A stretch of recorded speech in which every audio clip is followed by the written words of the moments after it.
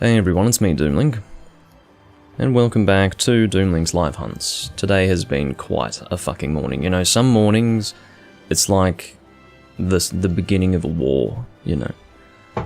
Some mornings are just normal, life is life, I guess, you know, goes on fairly normally, and then some mornings, it's like you've just gone into battle on horseback, and you're wondering, okay, why is there a battle even taking place? Anyway, yeah, I'm going live like 15 minutes later than I said I would because I had to deal with some sort of OBS related issue. It was saying that it was failing to authenticate the token for Restream, blah blah blah. Checked online to see how to fix that. The first solution was to add an exception in my firewall. That did fuck all. So then I eventually worked out to just disconnect Restream from OBS and reconnect it, and now it works. Hallelujah. It'd be nice if these things could just fucking work without needing additional steps to get them working, because, you know, it's like you're building a house and then your hammer just, I don't know, disintegrates in your hand. It's like, well, if my basic tools don't work, then what am I supposed to do? That's kind of what it feels like when you have issues like these. How am I doing today? Well, thank you for asking, Vernon. I'm not doing too terribly well, because again, I just had to deal with that, but that wasn't even the first thing that I had to deal with this morning. I've spent about an hour and a half to 2 hours on responding to some guy's response to me on my Rise videos. He's, and I didn't even go through with what I'd started writing because I realized that in, you know, spending about 2 hours on what I'd done at that point, I realized that I'd barely scratched the surface of what needed to be said, and it's too cumbersome to do it over text. You know, it's one of those things that needs to be done in a verbal conversation, and then on top of that I realized it was overall largely pointless because the guy's views are so fundamentally different to mine, and vice versa, that we'd never convince each other of our opinions, so it's kind of a pointless discussion. And there are a lot of other issues as well. I mean, it was kind of shocking to see how much he had written. It puts me in an awkward position because, you know, I'm actually at a point within myself where I care so little that I'm not going to play the game again, I'm not going to do any of that. It doesn't exist to me. I'd rather not even have it exist. But naturally, because it remains on YouTube, in other words, the recordings that I've done for Rise, because those remain on YouTube, people will obviously be there to interpret what I've said. And he decided to take it upon himself to take me point for point and expand heavily on each one, as far as his, I guess, counter-argument was concerned. Which again puts me in an awkward position, because if you were to see how much he had written, it's unbelievable. So I would have to write that much and more, really, to appropriately respond to him, and again, I don't really have that desire at this time. Having issues with Twitch? Well, for once it's saying that it's actually running smoothly, so there you go. That's pretty good, John. Some Doomlink before bed. Well, hope you enjoy. But yeah, I was going through what he had to say, and he started off on my last video that I recorded for Rise, which didn't quantify anything, and so he was trying to attack my points without me having quantified anything, which he admitted was difficult. And then he went and moved on to the video in which I actually kind of quantified things. But apparently that didn't quantify enough for him, because his viewpoint is so incredibly different to mine that he was unable to put two and two together based on what I was saying. So in other words, I would say something and he would take it purely at face value and not think about, he wouldn't put it in context, he wouldn't connect the dots with that. And maybe part of it is because I don't explain my points clearly enough, I don't know, I mean, shit, maybe I suck at that. But, you know, he just became increasingly angry as he went through this incredibly lengthy response to what I had said in that day 2 of Monster Hunter Rise video in the first 40 minutes. That I actually regret responding to him at all, to be completely honest. He had gotten to the point where he was typing in all caps, and not in all caps, but there were a few capital letters in there. And he was also, you know, going, is this a troll video? Is this a troll video? And I'm thinking, shit, man. I don't know what to say to you. It's not a troll. There's a reason why I'm not playing this game anymore.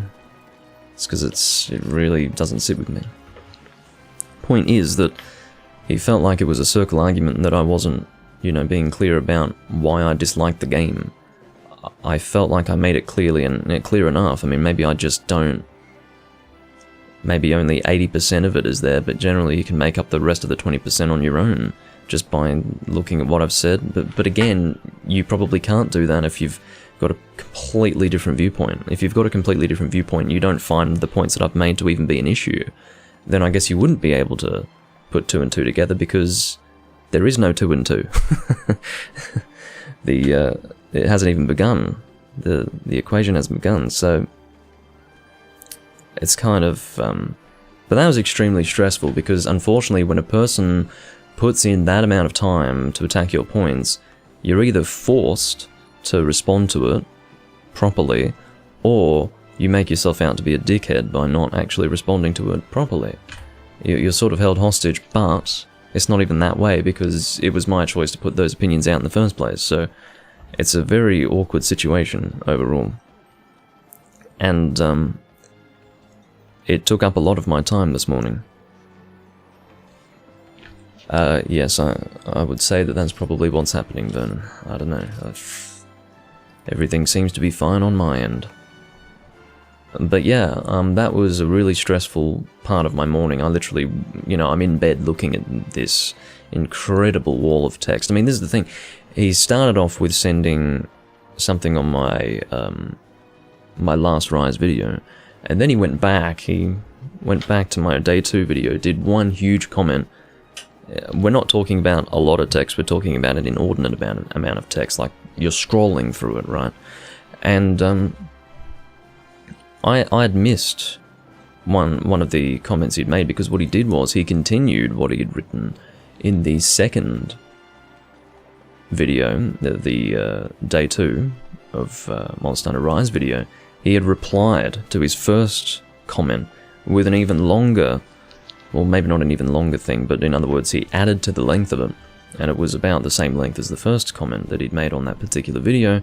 And at that point he was getting angry, because he was just, I don't know what he was wanting. You know, that was a 40-minute section of a 5-hour-long live stream where I was just sitting there venting, and I felt like I, you know, made my points fairly clear, but they weren't clear enough for him, and as a result he got so angry he was accusing me of trolling.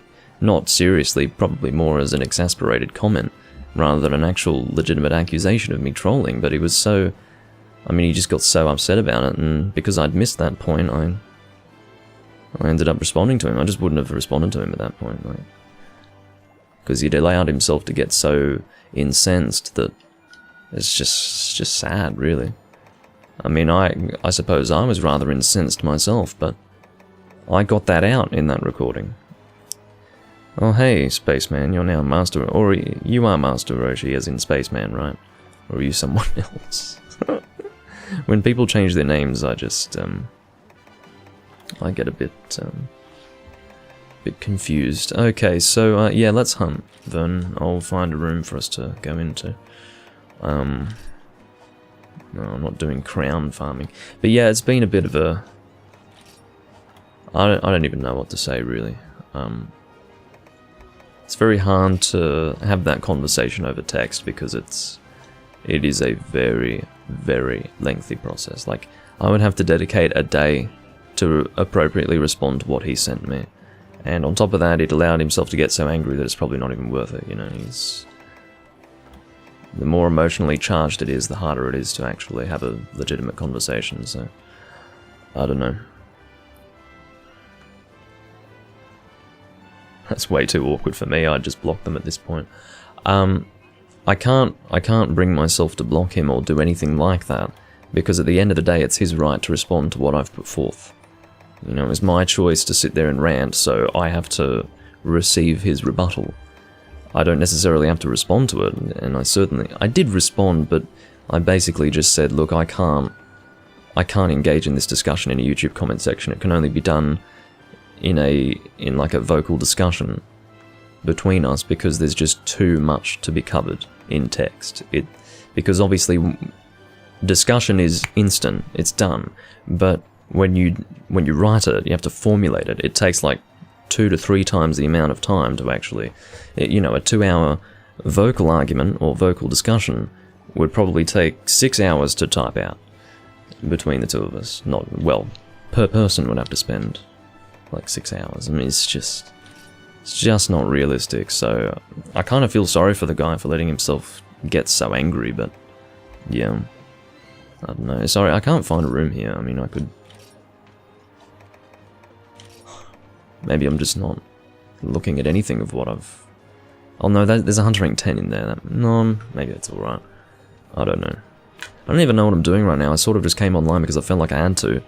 Just to, I don't know, maybe vent about my awful morning.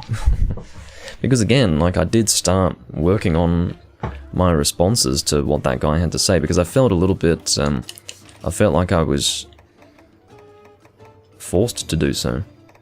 But then I realized that the amount of time I would have to spend, and then, you know, after having finally spent all that time, what would I have? I would have his response, and if he was willing to go that far and respond to what I'd said, I mean, imagine having to respond to the response of my response. I mean, that would be beyond time consuming. And again, what you have to do is you have to look at the bigger picture. The guy has a fundamentally different viewpoint. He values different things to me. So it's not a matter of anyone being convinced otherwise of what they believe to be true. It's just, you can't actually make any headway on that. It's just a pointless discussion. So what I will tell you is that I probably won't be discussing Rise anymore. That's a spooky thing to see. It's a spooky thing to wake up to. A guy who's gone and written that much. And also, it wasn't just that. It wasn't just the fact that he'd written that, it was also the fact that he really did misunderstand some of the things that I said. He had a fundamental misunderstanding of my point of view. He also would misinterpret some things that I said. So then you're also trying to clear up misunderstandings whilst also arguing your point, and it is just impossible over text. Impossible. So, yeah, and on top of that, he took it extremely seriously, just overall.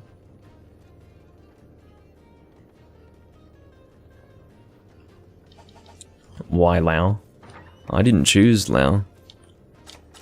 I mean, well, we don't have to do it then, it's fine. I don't care. Let's find something else. Live on Twitch. Thailand, let's join this guy. But yeah, it was, can't remember what I was saying now. I'm just very run down after that experience. And if I'm run down just by reading it, I don't even want to imagine how run down that guy became having written it. Because he went all out. So, I don't know. It's just one of those things. I just want to sit back and relax and play my old Monster Hunter games now. Sad, this is old Monster Hunter, but that's the way we are currently. But yeah, don't have too much energy at the moment. Quite drained. Want to warm up? No, just hunt. What do you mean warm up? He asked, do you want to warm up? I mean, no. I want to do what you want to do. Hello, Takashi. Again, that's what happens when you go into these explanations at the start of a recording, because some people won't tune in to hear it. And I'm not going to go over it again. So, there you go. I just wanted to lament a little bit. And, you know, if I get lots of people who want to do that, you know, that is the problem. That's the problem when you have the unpopular opinion, because if you have the unpopular opinion, then people of an extremely different viewpoint who will struggle to take on board what you've said will not be able to put two and two together. And as a result, you'll have a horde of people who don't understand your viewpoint. You're just being, or in this case, I'm just being super negative about nothing, at least in their eyes. And then, you know, either I have to just bend over backwards to try and clear up misunderstandings, or I just leave it alone and look like an idiot. I don't know. I'm not sure. I'd best shut up, to be honest, because otherwise I'll be sitting here lamenting the whole time and it'll only get worse. That was Juvenator again. What was he doing? I think he pissed me off or something. Or maybe he didn't piss me off. Generally, when a person's memorable, it's because they've pissed me off. Because I usually don't have such positive experiences in this community that a person would be memorable to me for a positive reason. But it's not guaranteed that I had a bad experience. I will gun for this. Let's just go heavy pierce. Something simple.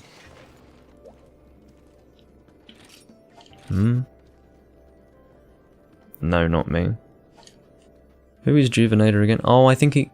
Oh, he might be a viewer. Yeah, maybe. Yeah, that might be why I remember him. Sorry if I've forgotten you, Juvenator. I'm also in a weird place at the moment, mentally. So do forgive me. You're probably confusing the hell out of Tyler. Yeah, I think I remember. Seem to remember you in the stream chat. Any particular reason why you're not typing in you had a mixed set? Oh, right, yeah. Well, I was pretty sure that it was you, yeah. Yeah, he's from the YouTube chat, but he's not typing in there. Yeah, Tyler's like, cool. He's clearly very confused. I sort of understand because there is obviously a delay on YouTube, but yeah, it's a bit confusing when he types in chat like that. Yeah, as in the in-game chat. How's it going, Maths? I've had better days, put it that way. I just need to put all that behind me. You remember him from... Well, I do remember him, I do remember him.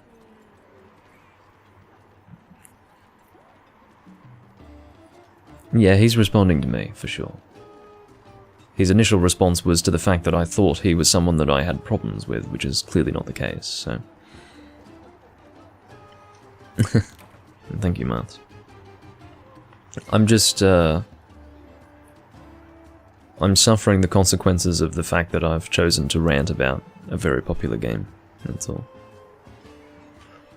I'll briefly go over it again. I basically had a very, very lengthy counter-argument to everything that I said in 2 videos written up by a person who, well, unfortunately, cannot be responded to because the length of his rebuttal was so extreme that I would have to spend like a whole day working on that. And even at that point, there would be no progress made. Oh, whoops, I didn't top up my Pierce level 3. There would be no progress made in the discussion for the reason that he is so fundamentally different, or his opinions are so fundamentally different to mine, that there would never be a positive outcome. There just never would be. Some of the things that he's said misunderstood my position. Sometimes he actually misunderstands entirely what I've said. Part of my presentation, which was totally off the cuff, by the way, it was in a live setting, it was never, you know, laid out and carefully presented, it was all very off the cuff. That presentation was very much predicated on the fact that I was expecting people to put 2 and 2 together, based on what I had said, but I came to realize that if a person has an incredibly different opinion to you, they can't put 2 and 2 together because they don't even view what you've put forth to be an issue, okay? So if they don't view what you've put forth to be an issue, they can't complete the thought in their mind. It cannot be done. And as a result, as he continued to watch that video and write his response, he became increasingly angry with me. And it's just a nasty situation. I'd started writing a response and then realized that there was no point, and just explained to him why it couldn't be done over YouTube chats. And then, yeah. Where's this dissertation?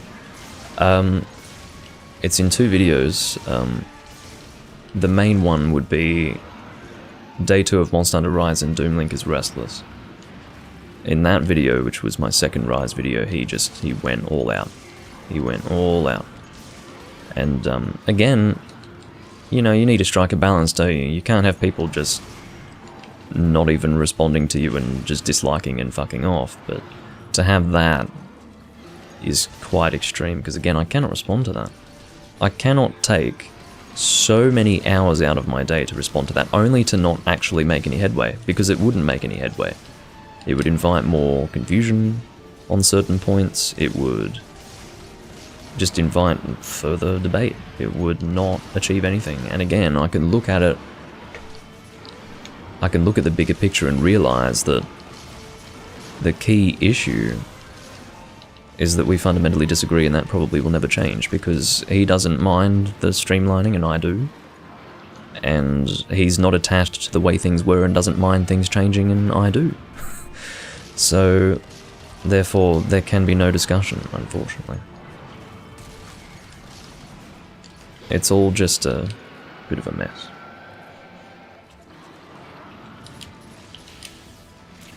But the reason, I suppose the main reason why I lament this fact is because I do bring it upon myself in choosing to rant about it, don't I? I mean, I do bring forth that sort of argument.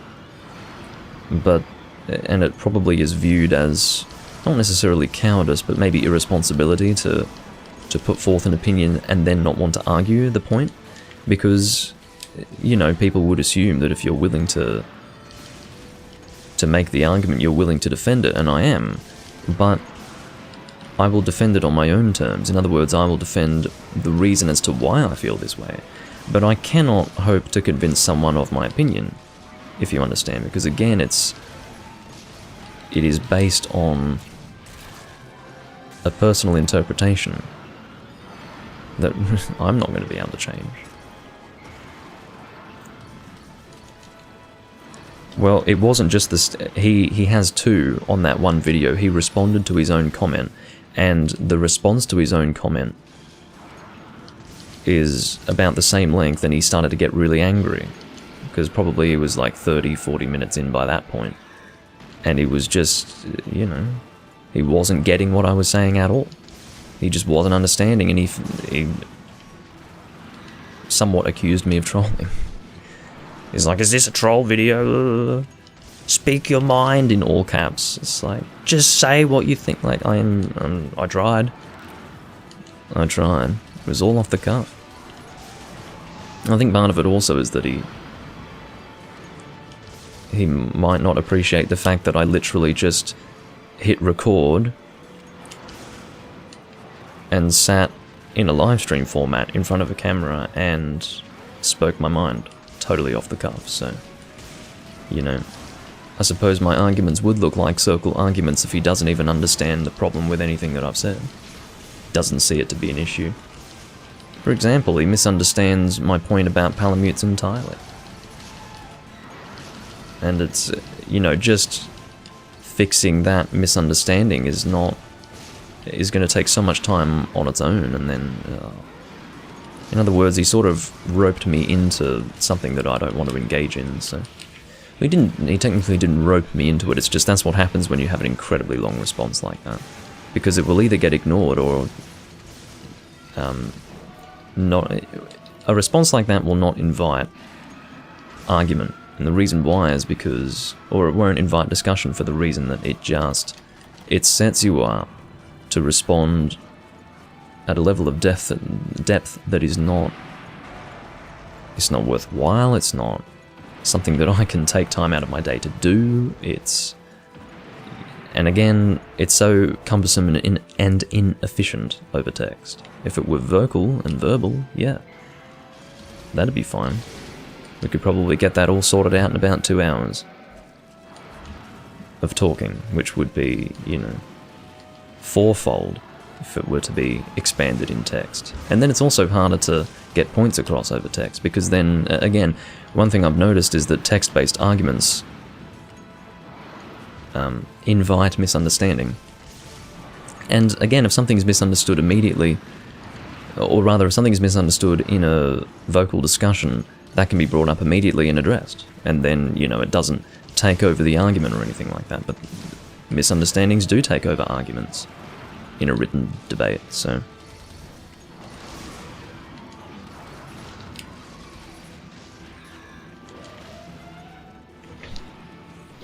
No, I think he had the patience to understand.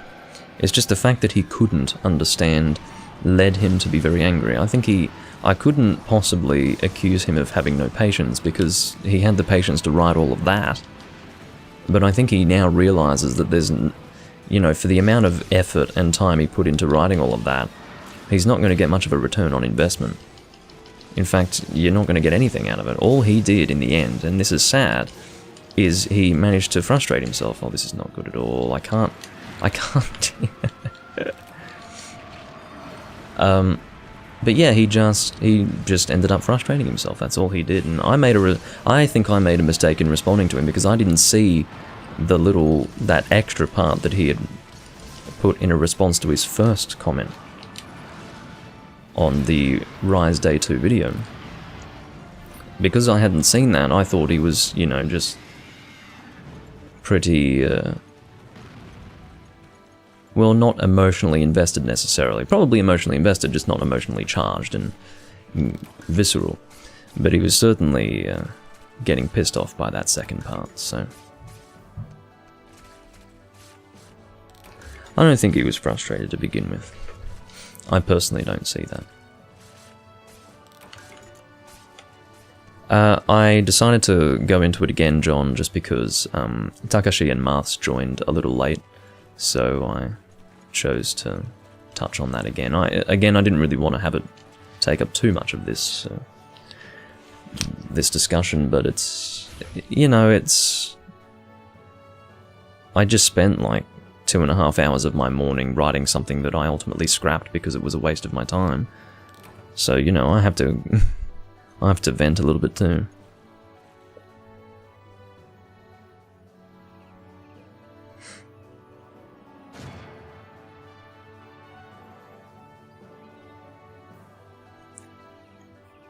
Anyway. No, that's pretty good. 2 Heavenly Dragon Gems. I've seen worse. Last time I fought Amatsu was in Portable Third just a few days ago, actually. Largely the same confrontation.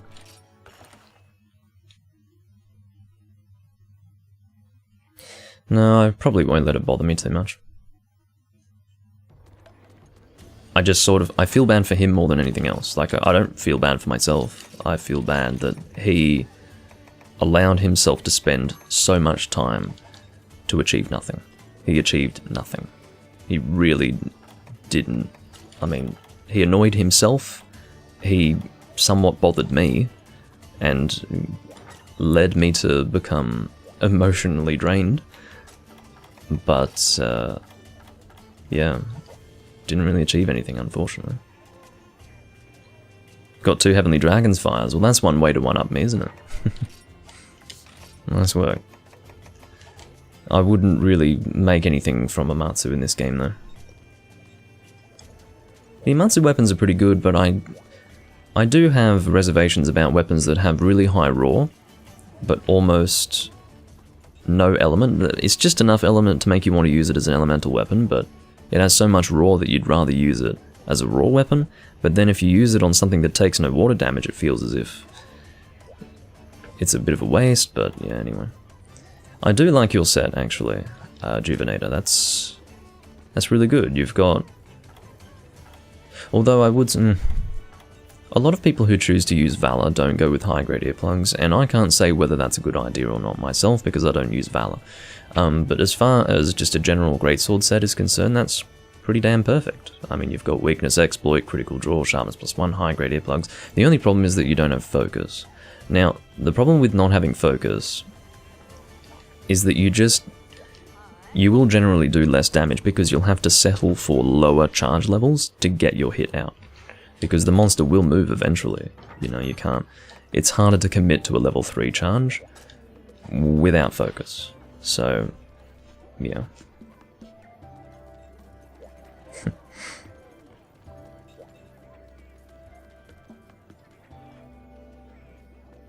Thank you, Takashi. That's exactly right. That was something that I had forgotten to mention here. I mentioned it in the response that I eventually gave him. You can read my response to him, Takashi, if you'd like to. In the last Rise video that I did, it was I'm done with Rise for now, or whatever I called it. The point is that you can't approach my viewpoint by attacking it point for point in the way that he did, and the reason why is because the points on their own don't really have deep significance. It's a cumulative thing. Small streamlining decisions create a large streamlining result, and that is my point of contention. But when he chooses to attack each individual point and act as if I'm, you know, each and every point is this golden spear that I'm lobbing, it's really not what it is. It's a point. It's, oh, can we do this? Says Juvenator. This is an interesting quest here. This is an on-site items only Brachydios hunt. This is actually for the Toyohisa sword, which is a really nice sword. And I'm not a fan of this quest, but I'm willing to do it if you'd like to. I would like to ask Tyler. Up to Tyler.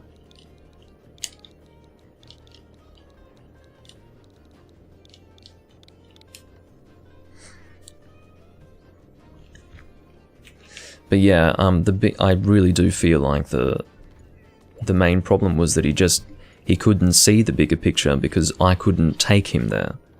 Because his viewpoint was so different to mine, what I said did not bring him to that bigger picture because he didn't see anything to be an issue that I outlined. Part of it is to do with the fact that he obviously really likes Rise, part of it's to do with the fact that he doesn't mind if things are streamlined, but it's good because at the very least I'd like to encourage thought. And he obviously thought about what he said, which is good. You know, it's the people who just hit dislike and shed a proverbial tear that bother me the most. Well, you guys can, for I need to do something, says Tyler. Well, yeah, Juvenator's a bit confused. No, I'm not, Juvenator, I'm not talking to you, or talking about you when I'm saying what I'm saying. If you can, please try to keep up with the conversation. And that is again assuming that that's even what you were referring to. It's very confusing when you type in game, that's super confusing. Anyway. I will wait for you all. Good luck. Really? No, but I don't particularly want a 3-man at Tyler. I don't really want a 3-man, a Hyper Brachydios with on-site items only. Shit. And then, of course, Juvenator's responding to me in chat. Tyler doesn't know what the fuck. It's enough to make me want to rip my hair out. Okay, so today's been a great day. I don't know. Look, Juvenator, what we'll do is we'll do a different quest. Because I don't want a 3-man and I don't want to relocate and Tyler can't be removed, obviously. I wouldn't want to remove him, but he is the host. Let's just do a different quest for now. We can do that in the future, but we'll wait until we have a 4-man team.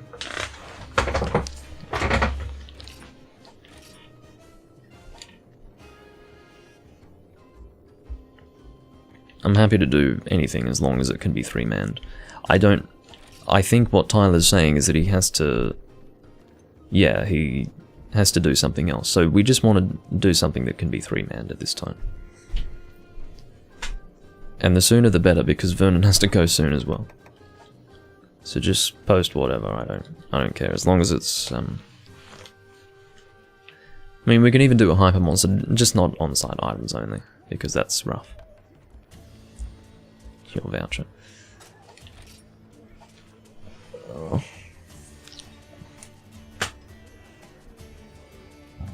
Excuse me.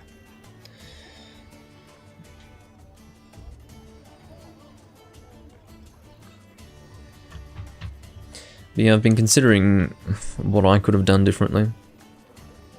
but I don't know if I could have done anything differently, you know, referring back to that whole subject. I can't leave it alone, I'm sorry, I just... But I feel as if, yeah, whatever, John. I feel as if I just had to get my impressions out, and I guess all I can do is just accept that some people will really take it very seriously. This is true. Well, that's right, Takashi. And that's what I said to him as well. And you know, that's nothing against him personally. What it means is that there's no reason to discuss it. That's what it means. Because in the end, it's a whole lot of effort for no result, unfortunately. Hold on, I need to change sets because I do not want to be pierce gunning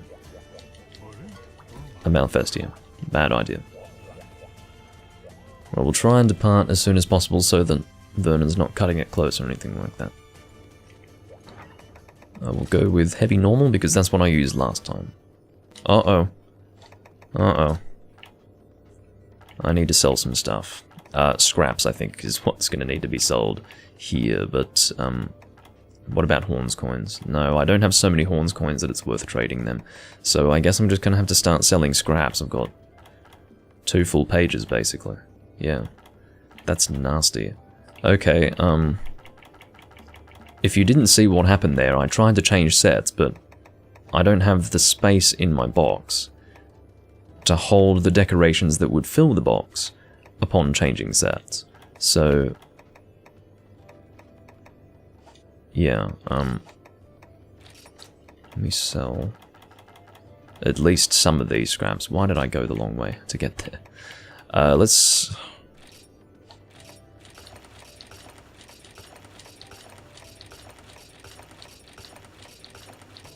I mean, I might regret selling some of these, I've got no idea, but I need space. So, I haven't a choice. Okay, there we go. I'll join, says Tyler. Cool. I apologize for having this take longer than it really should. It's just I really couldn't change sets at that point. Alright, I will bring huskberries and needleberries, and I probably won't even need them, but they are there in case they are needed. No, I don't think it's John. Juvenator is not John. Because Juvenator does actually have a YouTube name, but he's not typing in YouTube. Or on YouTube this time around.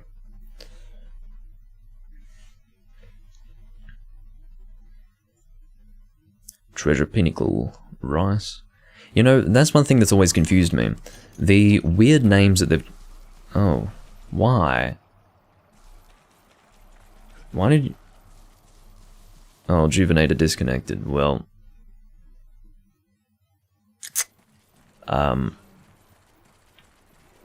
Look, I'm really sorry, Juvenator. We will continue to hunt with you, okay? It's just...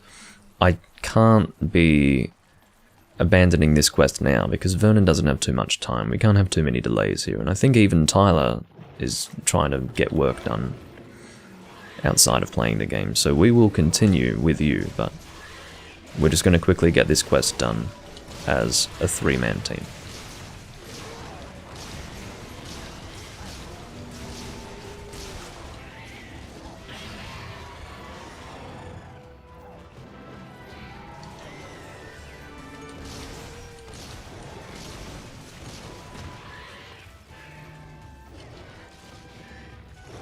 Of course, Vernon's got his usual lockdown set equipped, which is always enjoyable. Every hunt with Vernon is always going to be easy, because he's got that mounting paralysis set, because obviously it's not just the mounting and it's not just the paralysis, you have them both working together in tandem, and it's pretty damn good. Let's try and get gunpowder infusion there, helps a lot with normal shots. One thing I have to always stop myself from doing is going into a lengthy discussion about the benefits of normal shots and how they are rather underappreciated as a shot type, but I do it every time, so I'm just going to not do that this time. I feel like it's worth doing when I do it, knowing that I've said it before, because I realise that there are always people that are present who might not have heard the discussion before, but I actually can't bring myself to talk about it for once. So. For the sake of eliminating monotony, I will not do that. Oh dear. That's right, it's just a regular Malfestio as opposed to a Hyper, so I think we will be one-zoning this guy.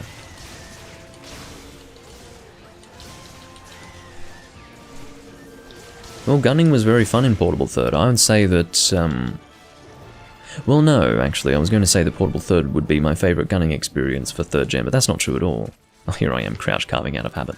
You can tell I've been playing the older games recently. Just as of the last 2 or 3 days, I've been playing a bit of Portable Third and Freedom Unite. But, yeah, I'm actually just not even holding down A.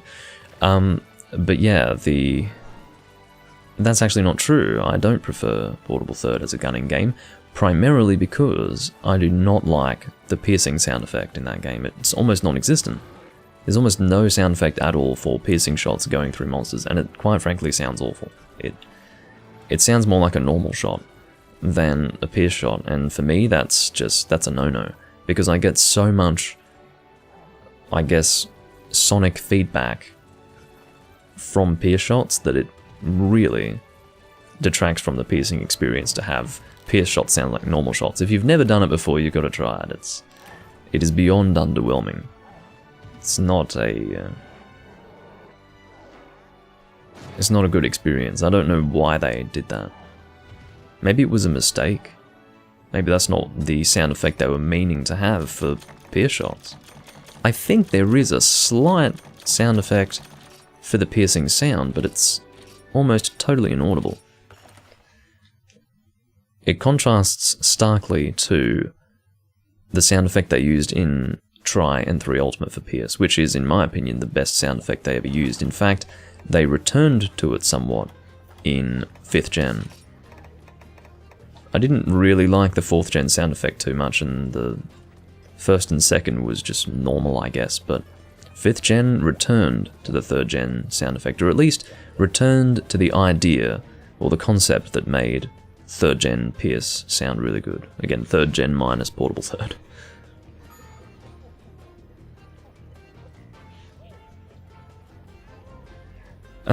I can't really remember the skills of Amatsu Takashi. All I can say is that the Amatsu light bowgun was very good, because it was basically your elemental bowgun. It was the equivalent to the absolute bowgun from Monster Hunter Freedom Unite. In other words, it's the gun that shoots all element rapid fire, and was also pretty high damage. It was rather similar to the Illuminator, I guess, from the game that came after, but it was actually both the Illuminator and the absolute bowgun mixed into one. But as far as the armor set, I don't know. You guys do your quests. Well, look, Tyler, I appreciate that you have things you need to do, but I'd like a 4-man team. I mean, I have nothing against you for having to do things outside of the game, but I don't really... Oh dear, what is his set? What's going on with this guy? He's Hunter rank 161 and look at his set. This is a bit of a shocker. More than a bit of a shocker. I don't know. Hyperkechuasha, okay. Well, what I'm going to do is leave this room if we don't get a 3rd in the next 2 minutes. I don't know, I've added conditions to my leaving of the room because even though I kind of want to leave, I almost feel bad for Tyler for abandoning him. Oh, there you go. Caveinator. That's kind of funny because if you were to listen to the name Caveinator, you would imagine C-A-V-E Nator, or Nader. But it's a C-A-Y-V-A-N-A-D-E-R. So it's probably a person named K, K being short for something else. Oh no, that wouldn't be right, it would be Kava. No, maybe that's not true at all, I don't know. It's a weird name, that's all I can tell you. Hi, I'm back, says Cavanator. Who are you? Oh, I guess you were playing with Tyler before, that's probably what's happening. Anyway, what is it again, Hypercatcher Archer? Let's use the same loadout. I'm in the mood for normal gunning right now.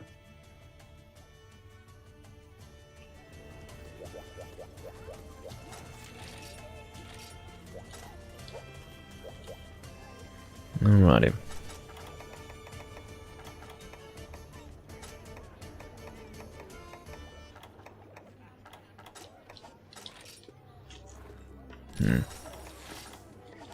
Yeah, this is not going to be a difficult quest to 3-man, because while it is hyper, it is still a tier 1 monster, so he's not going to have too much health.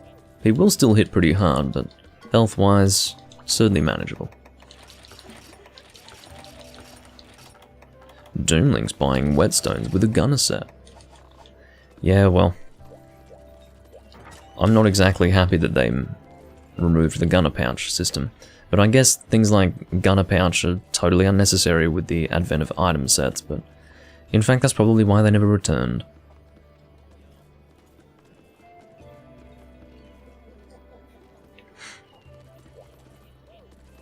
Well, I'm not leaving Tyler behind just yet. I think you're behind again, John.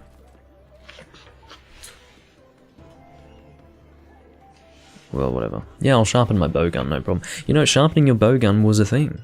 Don't forget Y-stones. That was your opportunity to witness the sharpening animation with bowguns, and it's kind of funny. Why do I have to fucking type this out? See what I mean? It's more trouble than it's worth. He said...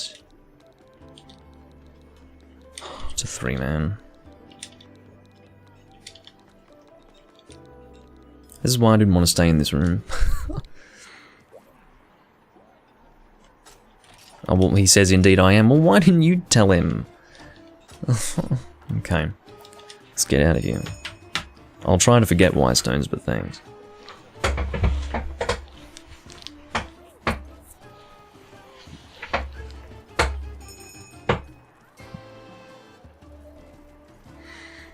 That's good, Vernon.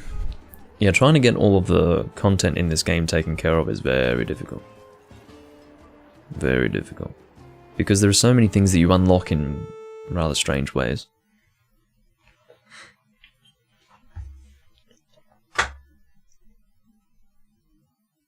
I suppose it's easier to get it all done than trying to get specific things done. If you're trying to get specific things done, it's almost bloody impossible. But if you just work to get everything done, you can usually make it happen.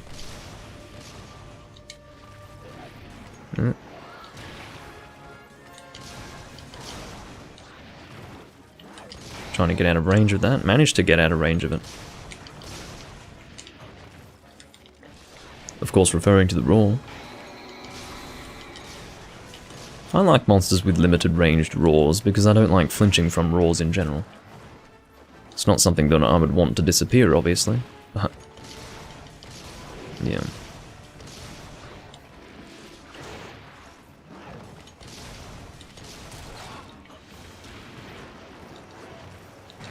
Oh dear. I mean, how was I supposed to get out of the way of that? That is with evade extender. Alright, the Nier remake came out, did it? I'm glad you're enjoying it. No, you don't. Bastard monkey-looking creature. Whoa! I don't think he was aiming for me, so I sort of ended up rolling into him, which is my least favourite thing to do in a hunt. Trying to avoid an attack that's not even being aimed at you, and then you end up putting yourself in danger as a result. Not a fan of that, one bit.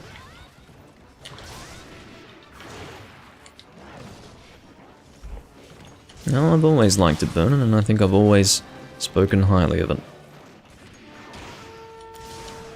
The results speak for themselves, that's all I can say.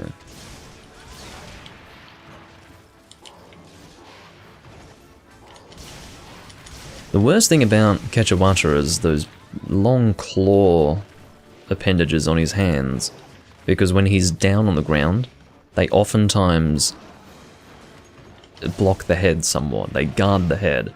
When I hammer Quechua, I do find that those stupid claws really do protect his head a little bit.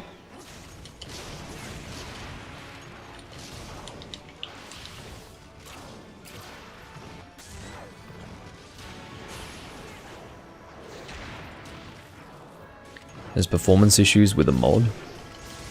What do you mean? Oh, without a mod, you said, I see. For a second I thought you were saying,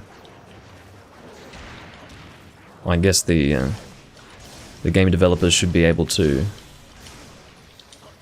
design the game based on how it would run on mods, you know, which would be unreasonable, but no, you meant the opposite. Come on.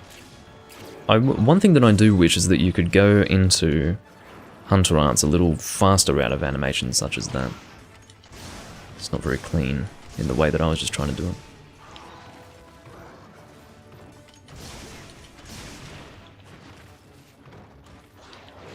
I haven't been eating for Sharpshooter, I don't think. I've been a bit lazy with that. I think I've got Defender High and Moxie for this particular quest, which is a bit overkill. Oh god, he's leaving the area.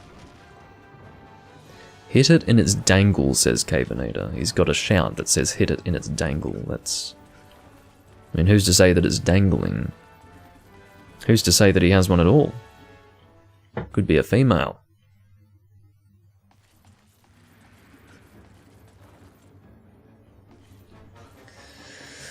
Oh, goodness.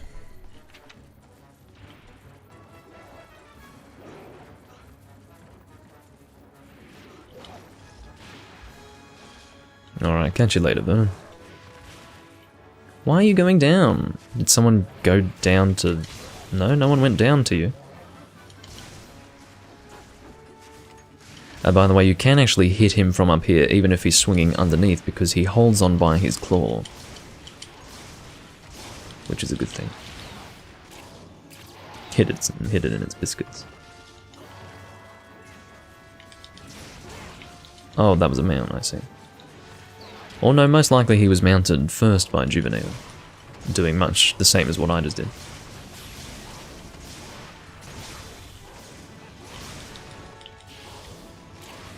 Alright, I'll leave Gunpowder Infusion alone for a while. You never want to go beyond like 50 because at that point it becomes overkill. At that point you're actually taking time out of time that could be spent shooting the monster to give yourself Gunpowder Infusion usages that you're never going to get through, so you want to strike a balance between preparing for future shots and also not wasting your Gunpowder Infusion. Wasting in the sense that you'd be wasting time in doing it. Did he go this way? I think he did. Yeah, he did. That's so stupid. But he goes back and forth like that, and I sort of understand why. Because he's making his way over to that area. But, oh, what's going on with you? Okay. That was awkward. Okay. You are doing some weird things over there, my friend. I'd like it if you just died or something. That's nasty, that. Because the way in which he repositioned there... No, no. I don't like what you're up to, my friend. Well, I guess I'll go to normal 3. He's about to die. No, no, no, no, no, no, no.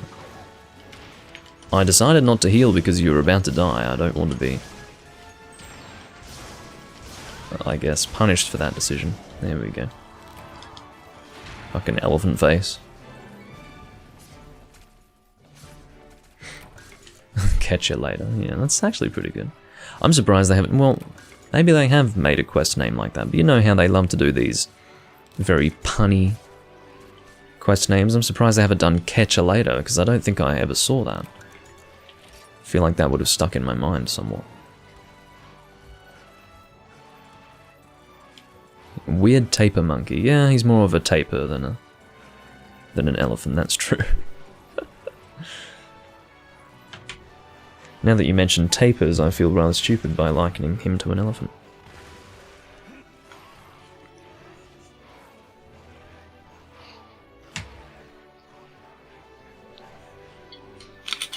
But that's really the way in which they design monsters. They take inspiration from actual animals in the world.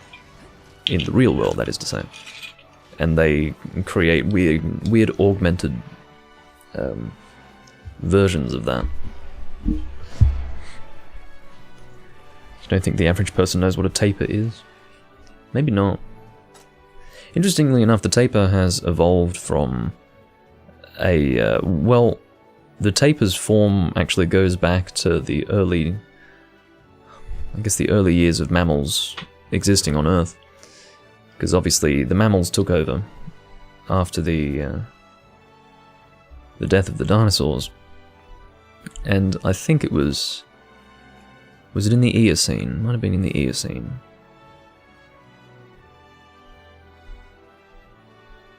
I think it was the Eocene. There was a mammal that I believe was the precursor to the tapir.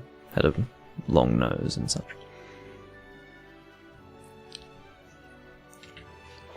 I've forgotten all my terminology. I used to be really interested in that stuff growing up, but I've since lost a bit of my knowledge.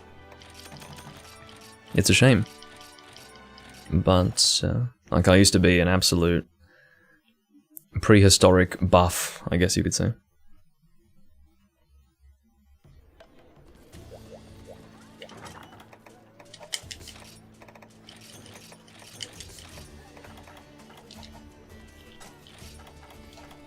And that was when I was a kid, I suppose. I always watched documentaries on that stuff. I was probably a weird kid, and well, I know I was a weird kid. I was never normal, but I'd spend my time watching documentaries when I was young. And old movies from before even my grandparents' time, so... Oh, what is this? Is this actually a low rank Caveinator? How do you get Helios? I actually don't know. I've forgotten how to get it in this game, because obviously it's not related. You know what, it's probably related to acquiring Ocean Pyrazine. It probably unlocks when you get Ocean Pyrazine from fighting Zinurga. That's probably what happens. Yeah, that's good maths.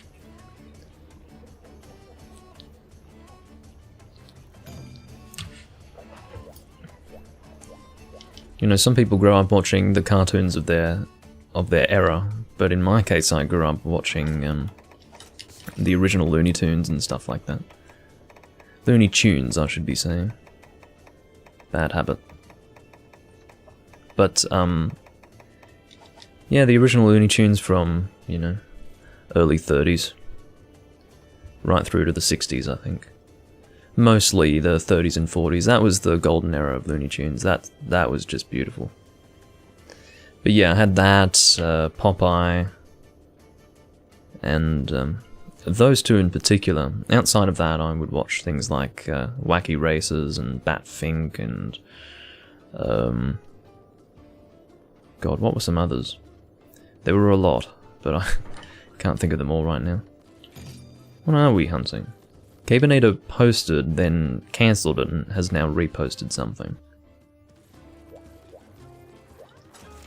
The Jungle VIP. Well, that's a bit of a step up in difficulty.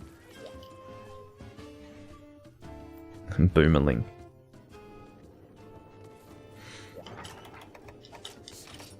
What else did I watch? I watched a bit of the old Donald Duck stuff as well. Not much old Mickey Mouse. Old Mickey Mouse never sat with me. That was always a bit creepy to me. Old Mickey Mouse was creepy. Never liked that. Part of me wants to continue with this loadout. I don't know what it is. I'm really in a normal gunning mood right now. I have to tell you, I don't know what it is. Something has come over me, but I'm in the mood. So I guess what we're going to do is try to free up a little bit. No, we probably don't need to free up space in our inventory. Let's just go and put those back in and we should be fine. We've got a field pouch. Wherever my berries are. But old movies were also very special to me, like the original King Kong and old Disney movies. And I felt like that really left an impression on me. What I found is that, for instance, old film scores, they just... nothing today compares emotionally, like those really epic orchestral pieces. They still use orchestras in... Oh, jinxed cat, that's not good. I didn't mean to eat for that. Okay, well, whatever. But yeah, those, like the old style of orchestral musical pieces for movies were just so much nicer. Very, very dated now. You wouldn't be able to do that and have it work because it would sound so dated, but I much prefer that. I loved old film. I loved the music. I loved the way in which they would act was just different and so much nicer. And I don't know, it was the golden age of cinema, I suppose you would say. And old silent films like The Lost World from 1925 and lots of old ones.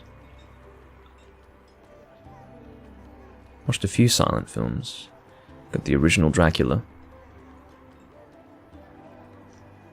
Yeah, some of it escapes me now, but that's what I grew up on.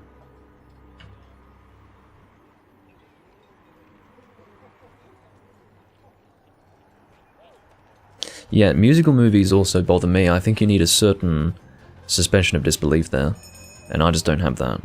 Musicals, it's so funny, my whole life I've always hated that, because I've always looked at it in a very logical sort of way.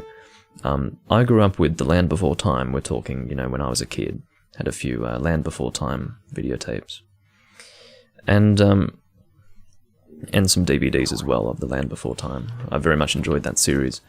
And of course, you know, that was pretty much that. It was a bit sing-song. I always skipped the songs. Always. I mean, we're talking... Uh-oh. I didn't bring normal 2, unfortunately. God, Jinxed Cat is garbage. But I really just, you know, from the age of... We're talking 6. I was skipping the songs because I hated them. I thought they were dumb. So, yeah, you can imagine my opinion on them now. Littlefoot was a bitch. How dare you? How dare you? Yeah, I'm one of the few people who actually watched the ones that came after the original movie. I thought they were quite good. Particularly the first 3 that came after the original. Or I guess the first 3 including the original. The original was very, very dark. Admittedly, it didn't stay that dark. But I very much enjoyed...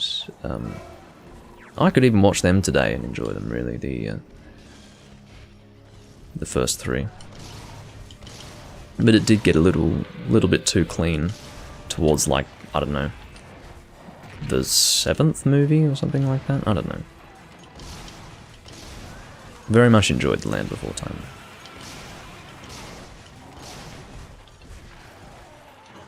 In fact, I feel like the inquisitive nature of Littlefoot would be... I would say that would have assisted in the formulation of my personality. So... But that's a subject I wouldn't really want to get into, it's a bit in-depth. Oh shit! That's nasty. Good thing I ate for Moxie, I mean, I got Jinxed Cat in the process, but you know.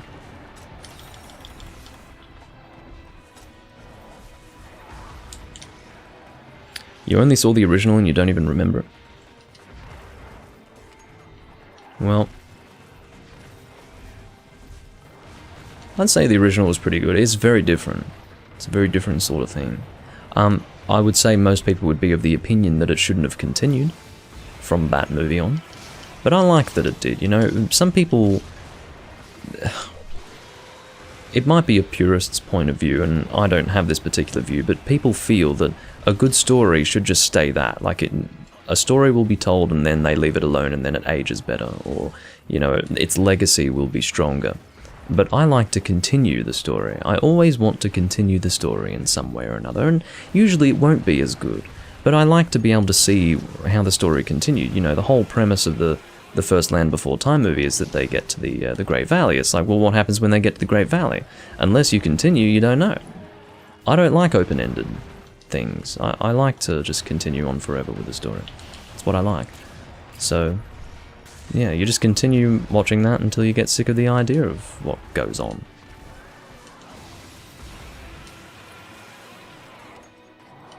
Oh, I think I know what that is, but I don't think that's too old, is it?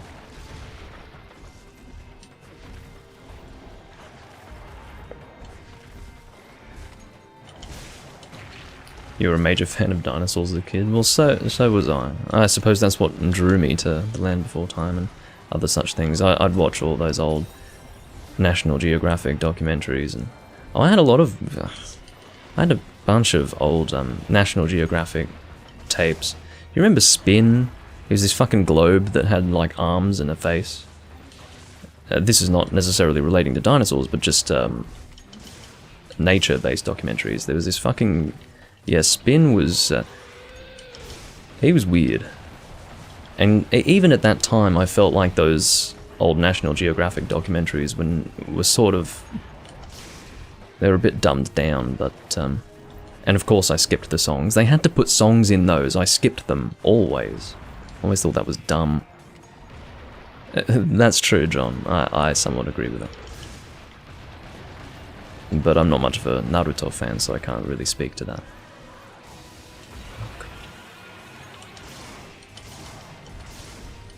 But I like continuing stories.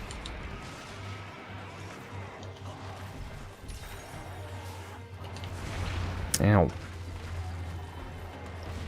Yeah, I would describe myself as a fan of music, but you know, if I'm watching a fucking documentary, well, I suppose you would call it a documentary. I mean, it's a bit...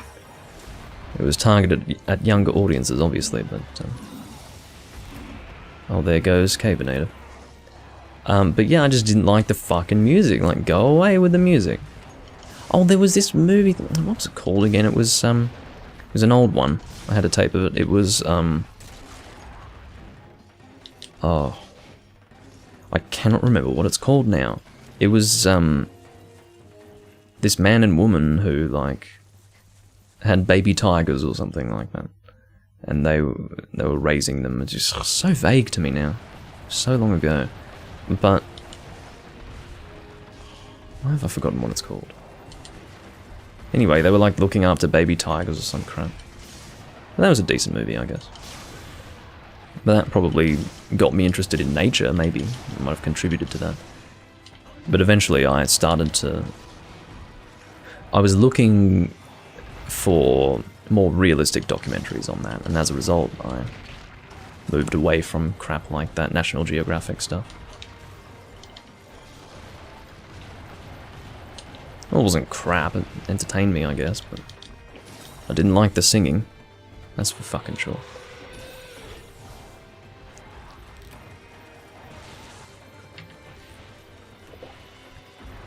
Yeah, the damage dealt by monsters is very easily sponged by other monsters. In other words, like, you can have a small monster take a hit and just seemingly not be affected at all.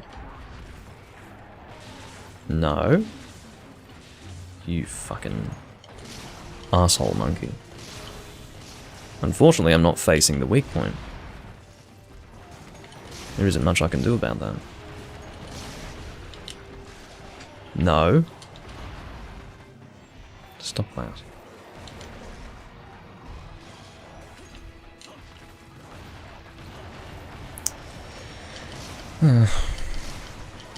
I don't mind normal gunning a Rajang, it's just, unfortunately, you have to be very head focused, and sometimes that head is not facing you. Rajang's good in the sense that he does give you a good opportunity to hit that head with his laser beams, but if he's not doing that, he's probably beating on you. He likes to beat on you, that's what he does. That's what he does best.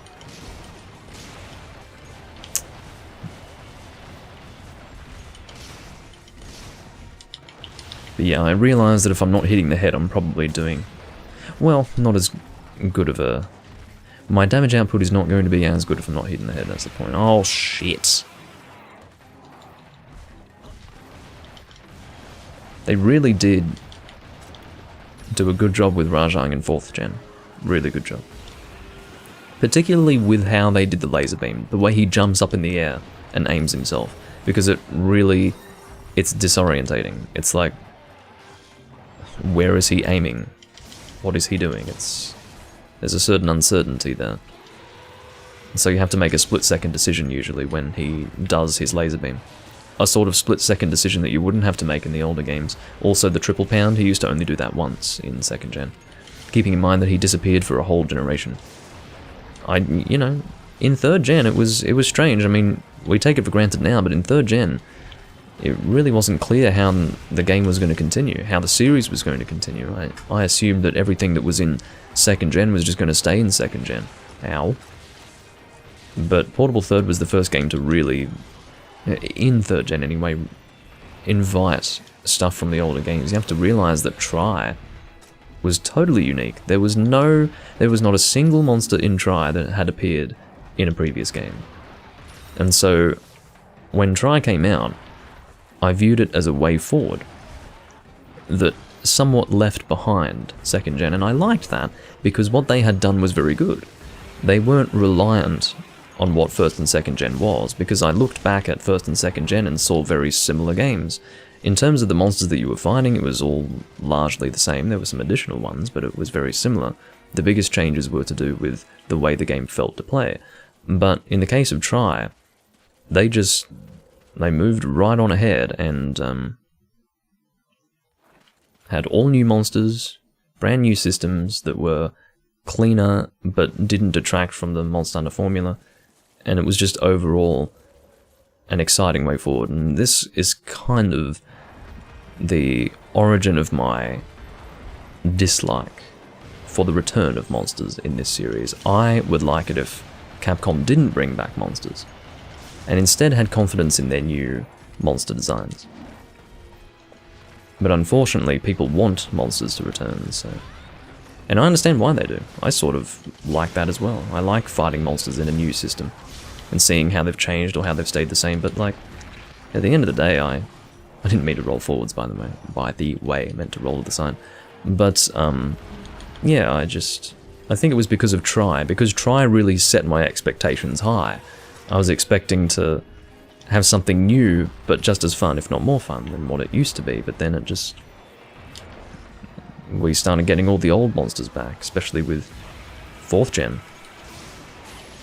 You know, the return of monsters like Lao Shan Lung, great, that's exactly what I wanted. Lao Shan Lung. Unbelievable.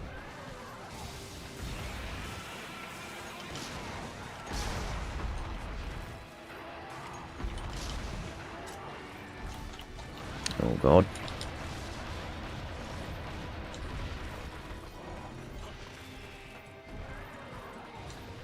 Oh shit!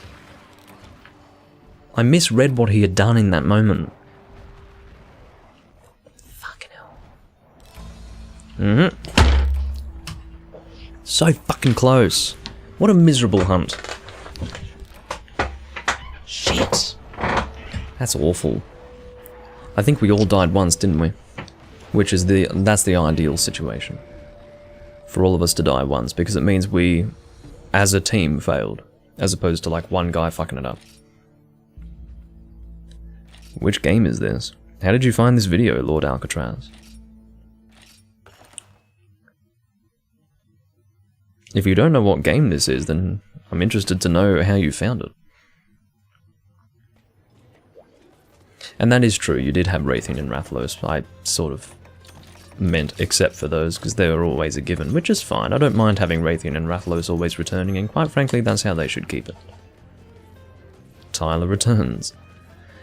I probably shouldn't have used normal. I don't think normal's a good choice with Rajang. It certainly was in 2nd gen, but I don't know about this. Because unfortunately, I can't get to that head frequently enough. And his giant arms always seem to block that general area.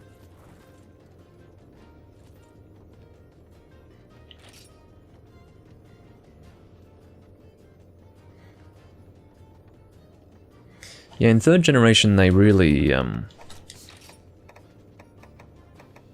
perfected the design. in first and second, they looked a little bit too skinny, a bit wiry. They didn't look quite right.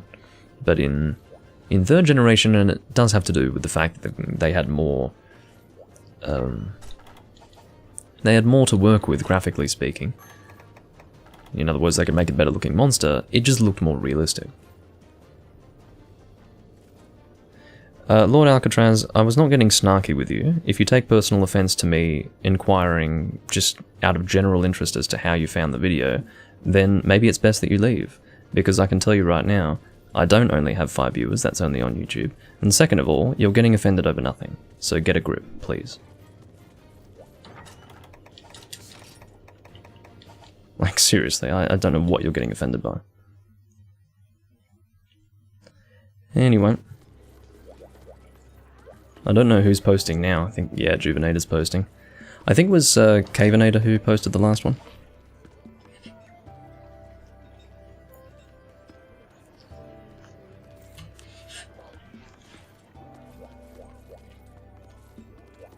Yes, I am playing this on the Nintendo Switch.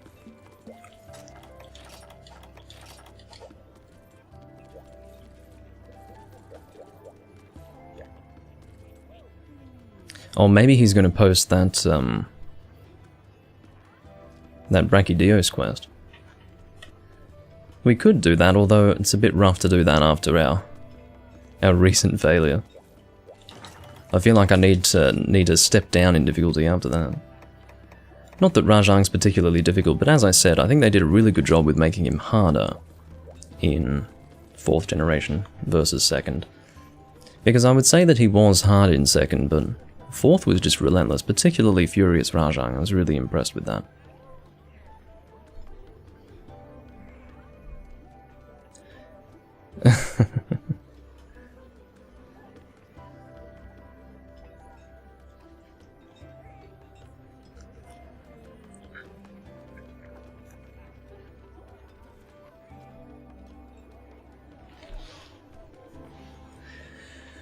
Oh, don't worry. The point wasn't that he didn't know what console it was on. The point was that he didn't know what the game was. He said, "What is this game?" And it wasn't like a big deal. I was just generally interested in.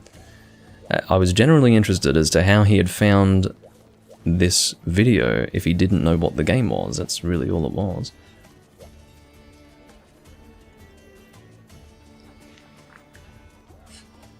I don't know what's pissed you off so terribly. My general advice to you, Lord Alcatraz, would be that if you are so easily offended, maybe it would be best to stay off the internet. I don't really know what else to say other than that. Because I can tell you right now, if I want to offend someone, I'll do it pretty easily, but in your case, I was trying to be quite light-hearted and nice about it. Alright, so I'm going to finally move away from normal gunning. That would be a good choice, because generally when it comes to recording in live hunts, I try to keep things varied. Yeah, Gunlands, let's do that. And I'll capitalize on element.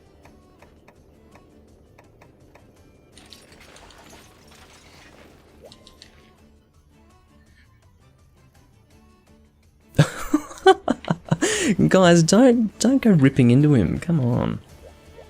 I'm not bothered by him, he let himself get offended over nothing, it's not a big deal. Bloody hell.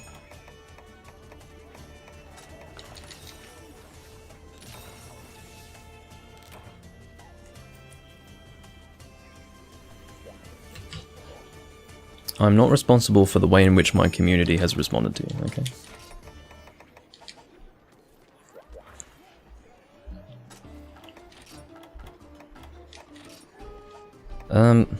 Yeah, I think I'm ready to go. My small following, yes, my small following.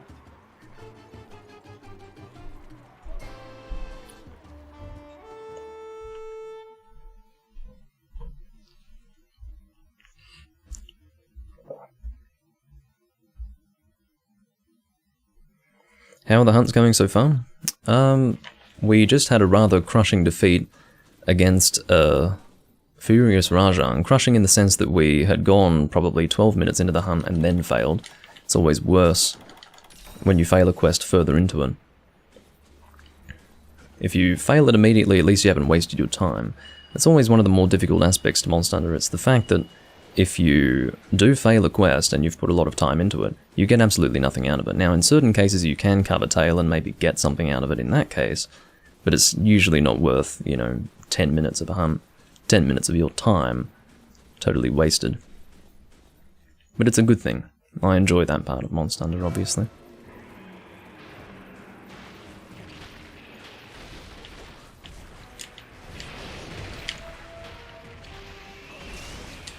I haven't done Gunlance on a Seregios in quite a while.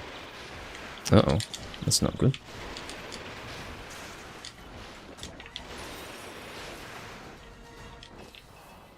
One thing that I did notice actually by playing For Ultimate somewhat recently was the fact that crouching is made slightly, or maybe it's not made slightly easier in this game. Because I was about to say that it took a little longer to crouch to be rid of bleed in For Ultimate, but that took about the same amount of time. I'm not sure. Still not 100% on that. I'll have to time it. I'll get out a stopwatch, how about that? One thing also is that it's getting a bit bright outside. Hopefully the lighting's still fine.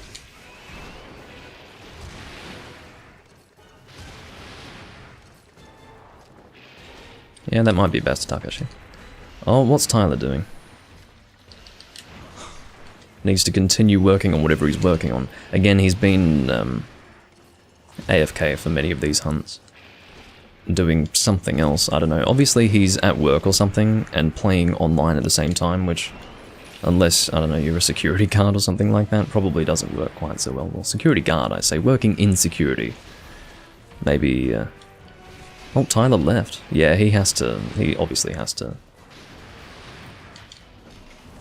disappear and actually work at his job.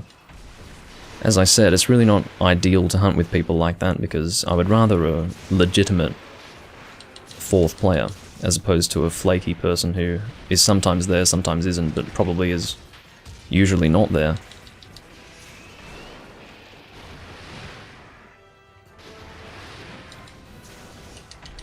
That's not good. Of course, Gunlance is usually not the sort of weapon type that I would use with the Seregios for the reason that Gunlance is not the most mobile weapon type, to be quite honest, and Seregios, the way he is designed is to constantly jump around and be chased after, at least as far as the hunter is concerned.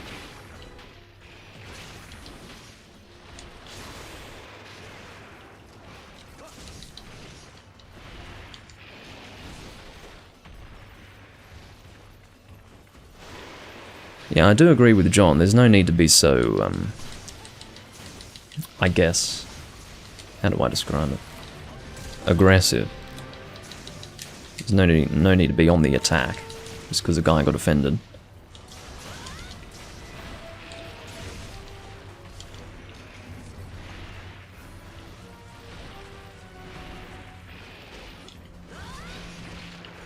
It was kind of odd, though.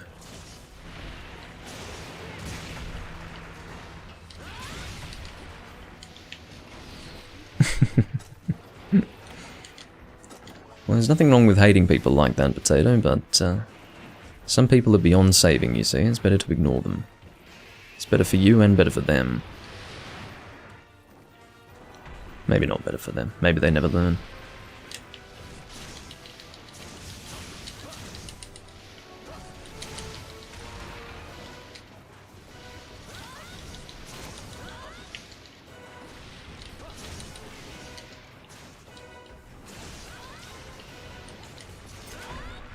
Hey, Jenny.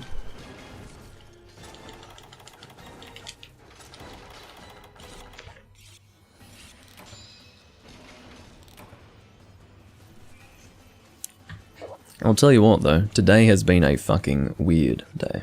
Very weird day. Hey, Matthew.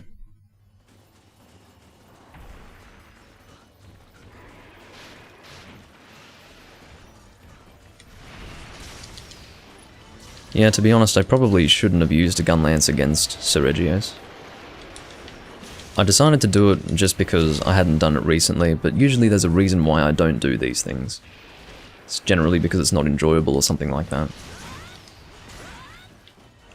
But you know, there is always the possibility that I just never tried it and it actually would be kind of fun, but no, as I clearly felt in the past, it would not be very fun, and I'm being shown why I normally wouldn't do that.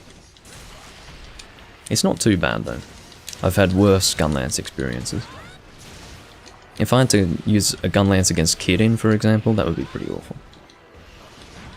No, I'm not going to do that, John. As you can tell, I am well out of that discussion at this point. I got off what I needed to get off from my chest, or off of my chest, there we go. So no, I'm not going to tell that again.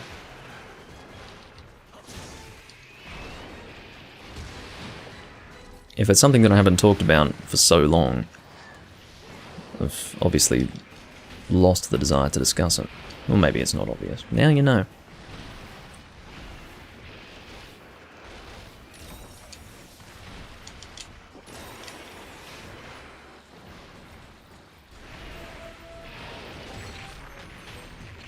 Oh.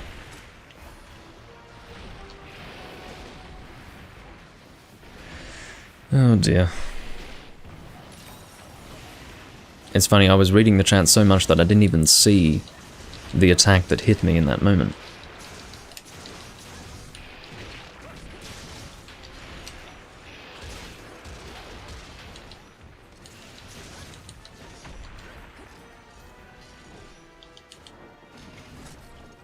Yes, finding a job is indeed important if you're in Japan. Fuck off! It's only once in a blue moon that you get paralyzed by a cephalos. But today is the day, apparently. Again, we've been forced to three-man this monster. I say again because Tyler has decided not to be a part of this hunt. This time around, however, he seemed to be forced to leave. Because his work duties called, no doubt.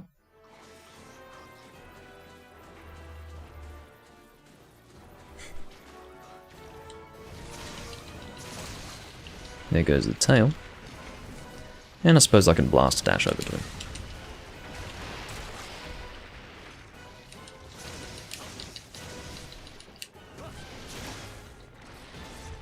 Oops.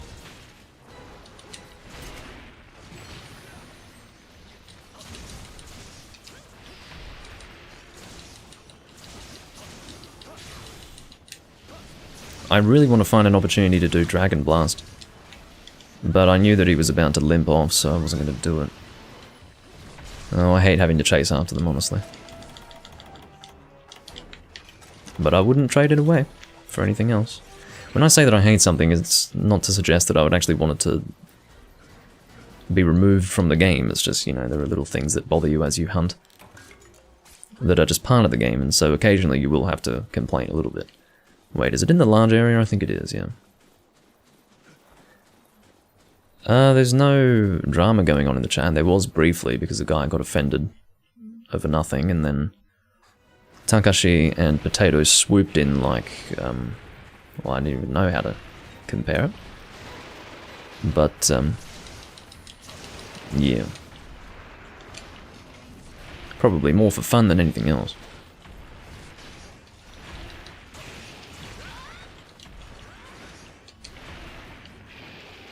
Oh, he's exhausted now. Whoops, no, I meant to do blast dash, shit. I don't think a single part of that hunter run actually did anything. Oh dear. We swooped in like he dropped the soap, yes, I suppose so.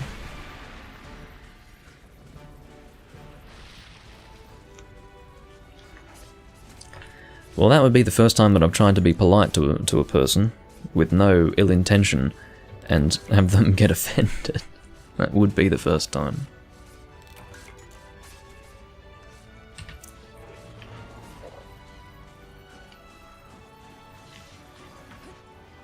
How did I feel about Monster Hunter Rise?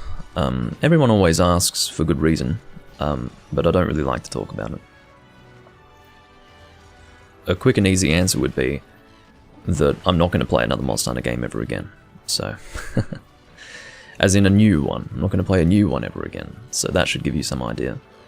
But, yeah, I have become I mean, anyone who's asked me that question over the last week or so, probably more, has gotten a similar response. That response being, I don't really have the energy to discuss it at this time. And, yeah, I'd rather just pretend that the game didn't exist.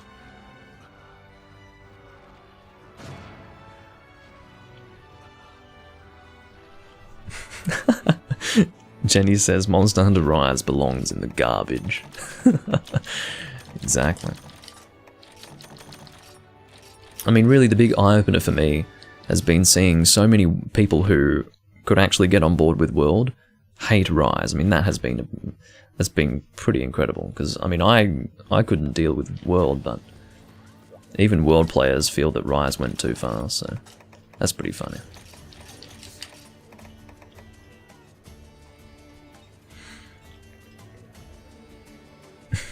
He loves Rise, yeah. Oh, it seems that Juvenator also doesn't like Rise. That's good to know. Well, I feel that any person playing this game right now instead of Rise would probably not have very high opinions of it.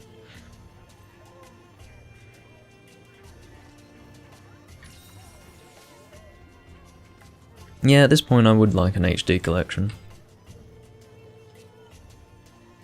I wouldn't mind that. The only thing that I wouldn't be happy with that, or the only part of that that I wouldn't be happy about, is that, let's say for example they did an HD re-release of Freedom Unite. Well, I'd have to play it again from scratch, and quite frankly I get a good enough experience playing it on my PC, so I don't think I would personally get much out of an HD re-release. The only thing that would be good, for example, would be maybe a release of 4 Ultimate on the Switch. I think that would be pretty cool. And if not on the Switch, then probably on the console that would come after the Switch. That'd be quite nice, I think, but outside of that, I don't think I'd want anything. Maybe DOS being released? You know what, DOS deserves some attention. Maybe a bit of a polished version of DOS, and by polished, I mean not using analog stick controls. That'd be pretty good.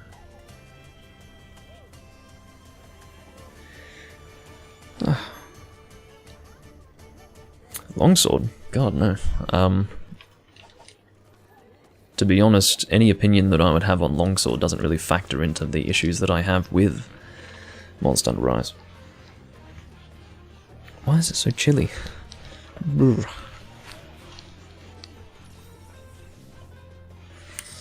Yeah, I heard that, well, from what I've heard with the Demon's Souls remake, they were extremely faithful to it, which is a rarity. Very rare to see that.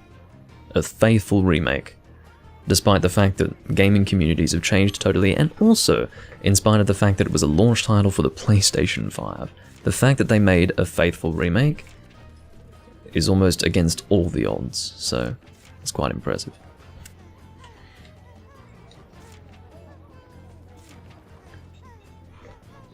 I don't know if I want to do Adult Car.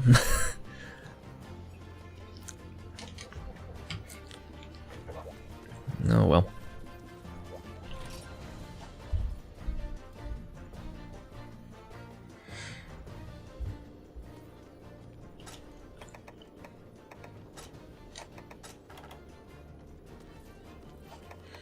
I'm not sure what you're referring to, Juvenator, in the chat.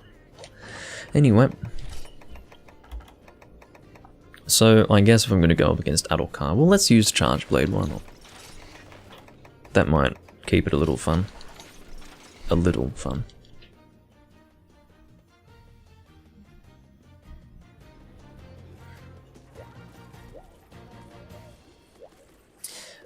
You didn't miss too much, Vernon. Actually, you did miss something. Some guy came into the YouTube chat, and this is probably going to end up being paraphrasing, but he said, "What is this game? Are you playing it on the Switch?"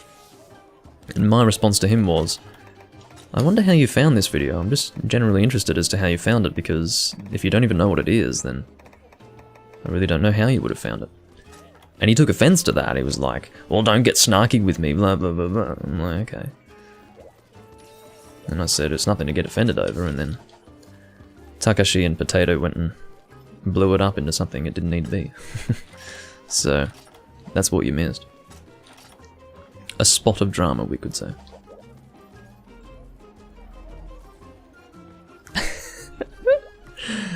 I don't know. It was just an odd thing to say. What is this game? Well.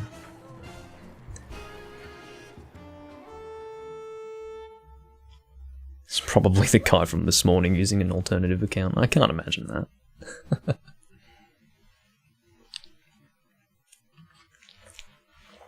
Yeah, it does serve as an event, we could say.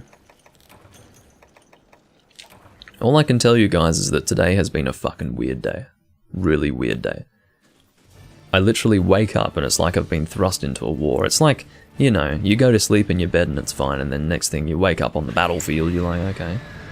And then, after going to battle for 2 hours, I went and tried to start this live stream and it just didn't work because Restream was shitting itself, and then we've got this guy getting offended over nothing. And then, yeah. What's in store for me next today?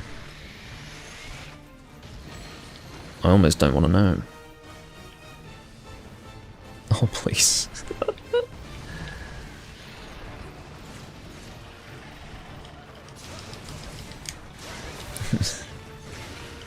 You miss all the good stuff. Well, yeah, you missed, Evil Daily yesterday, didn't you? God. Evil Daily, the sequel.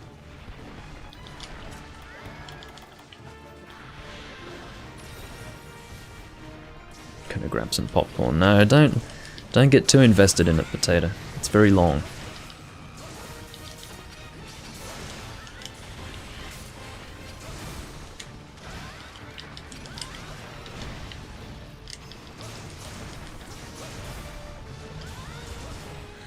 But yeah, I try not to hunt Atulkar too much. I really don't like him. Well, that's not true. I don't dislike him as a monster, but I don't particularly like him either. What ends up happening is that you fight him a lot to, I don't know, help people out, because a lot of people want Atulkar. I didn't actually make the Atulkar armor set until probably one of my last sets that I made in the game. And I did it as an alternative to my main greatsword set. But prior to that point, I was actually needing...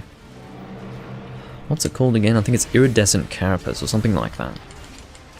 It's whatever you get from the abdomen drop when you break that. And those are pretty hard to get, so that requires you to hunt a number of Atulkar. The point is, he's one of those hunts that I don't like to do many, many times. I can do a little bit, but... for the most part, I'm pretty sick of hunting him. Here we go.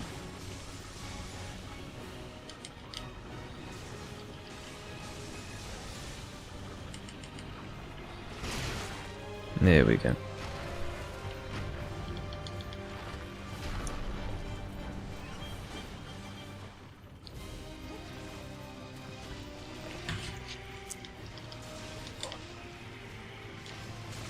Ah, damn.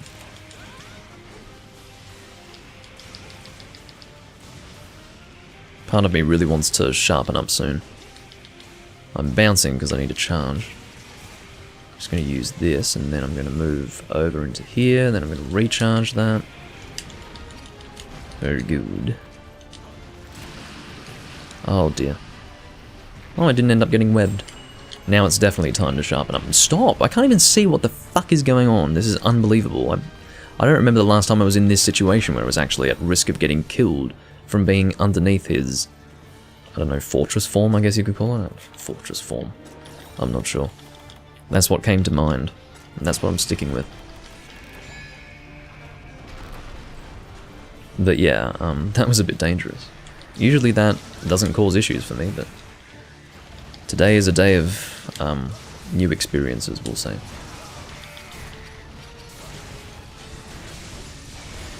Gonna try to roll out of there.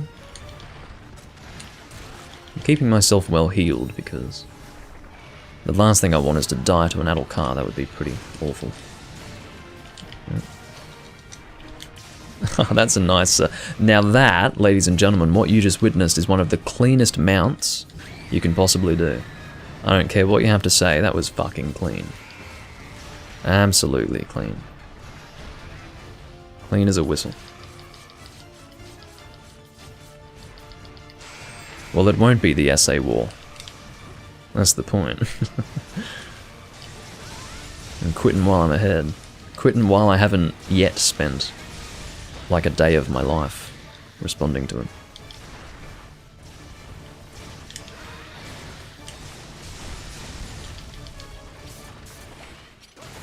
Now, why did I... I guess no, I didn't end up recharging that because I didn't have any files to charge into it. Well, that's alright. Let's try... No, I don't really... No, let's not even AED this. I'd like to energy blade this if I can. Is that close enough? No, I think I just, as they say, whiffed it. I definitely whiffed it. Ow.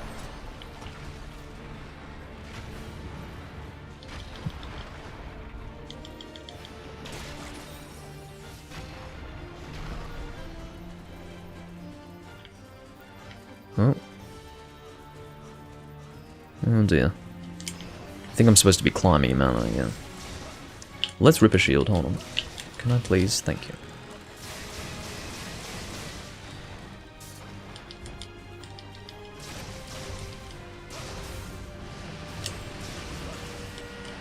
There we go. No! Okay, that was dangerously close. Now we can climb this time. I was just a little bit focused on getting my charge blade charged up again. That's why I didn't climb previously. I'm spending all this time getting through the rubble here. Not even hitting the weak points. There we go. What is that rocket that was just flying? That's ridiculous. Playing fucking Space Invaders.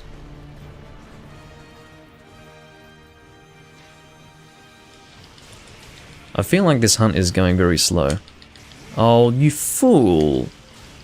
You know, any person who feels that it is appropriate to use the upswing... I can't even see what I'm doing. You know, I'm out of here. I can't see what I'm doing. Anyone who thinks it's appropriate to do an upswinging maneuver on greatsword users, when you're all packed in like that, I mean, seriously. I'm not sure what can be said other than pay attention to your surroundings, please. I really do hate it when they don't let you skip that. Of course, this is the dangerous part of the hunt. This is where he really hits you hard. Ah! I couldn't dive in time. I'm doing my best. No, stop. Bloody hell.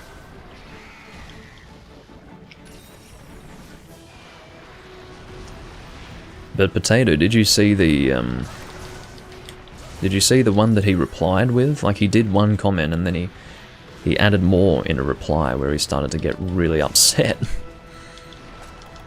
Like, he was pretty under control for a while and then he got quite upset. Anyway. There's not much I can do for him. Well, again, I don't really want to dwell on the issue, so I won't talk about it again, but if it's entertaining, then that's good enough, I guess. Ethan's playing Animal Crossing? What the fuck? Why would he be playing that? God, he must be running out of things to do. I thought he said to me that he didn't want to play that game anymore. Maybe I'm remembering wrong. But I thought there was something about the new Animal Crossing that bothered him. Can't remember it now. You know what? I think he said to me that every time there's a new Animal Crossing, I buy it and then I regret it. I think that's what he said to me. I don't know. Not sure. I could be remembering it entirely incorrectly, but... yeah, Animal Crossing's fun. Well, from what I've heard. But I think there was something about it he didn't like. Or maybe I'm just remembering something entirely different to that. Who knows?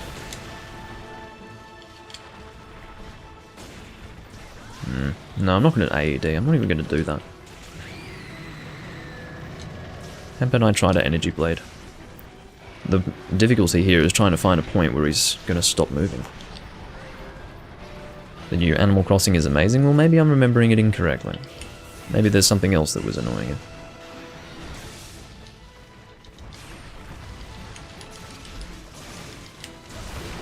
Although I don't think I'm remembering it incorrectly. I'll have to ask him about it tonight if I remember.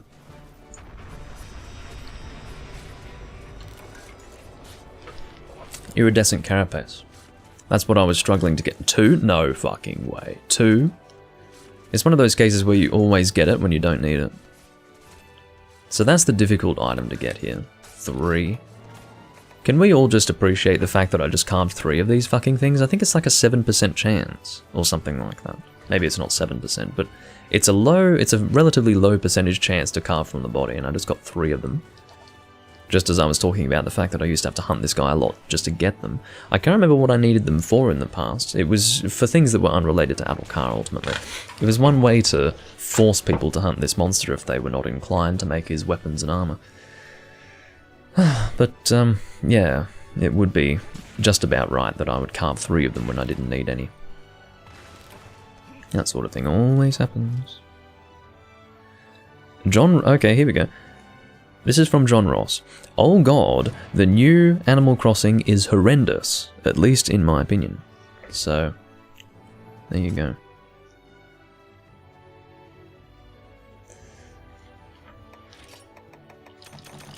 Vernon, yeah, again, part of it, a lot of it is also the fact that he misunderstands a lot of what I've said, and also about my general position on it.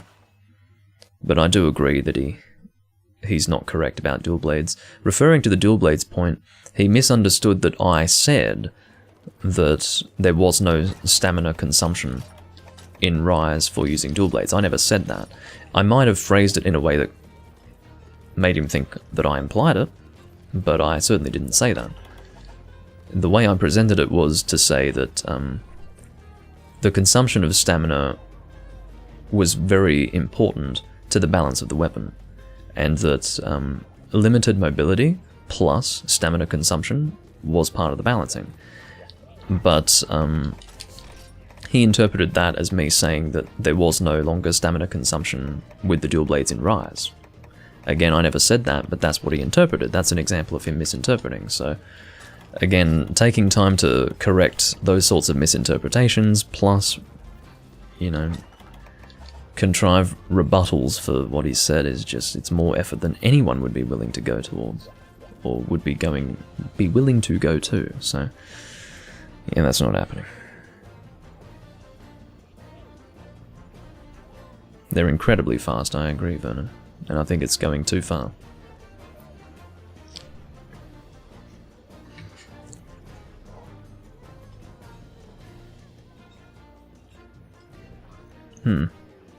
Not sure what we're going to do now.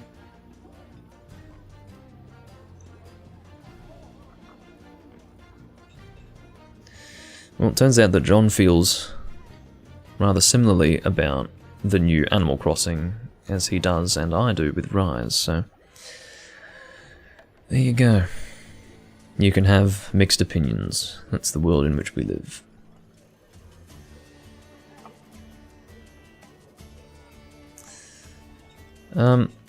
I don't know if I should be announcing who should be posting or what. You know what, I'm going to say Fatalis can post. Kick Switch Axe? Why? Oh. Yeah, I might. Sorry, Fatalis. He was the one who upswung us before. Remember, I took note of the fact that he had upswung people using Greatsword. I mean, that's pretty bad. You can maybe legitimize the fact that upswinging now can be cancelled out of if you are the recipient of an upswing by doing an aerial attack, but that's not much consolation when you're a... see? That's not of much consolation when you're a Greatsword user and you've just lost all the damage from your charge that was interrupted by an upswing. Kick, okay. If you say so.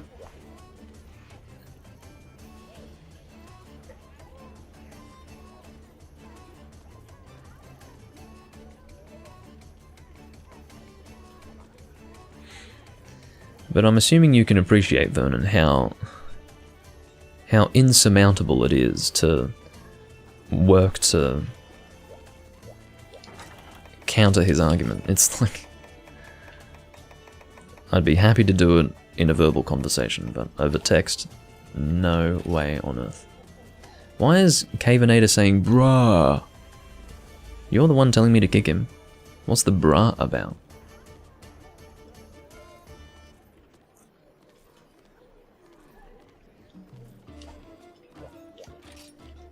Anyone posting? I hate having to type this shit. If I had my keyboard in, it wouldn't be an issue, but I don't. I have it plugged into my Wii U. I just forgot the question mark.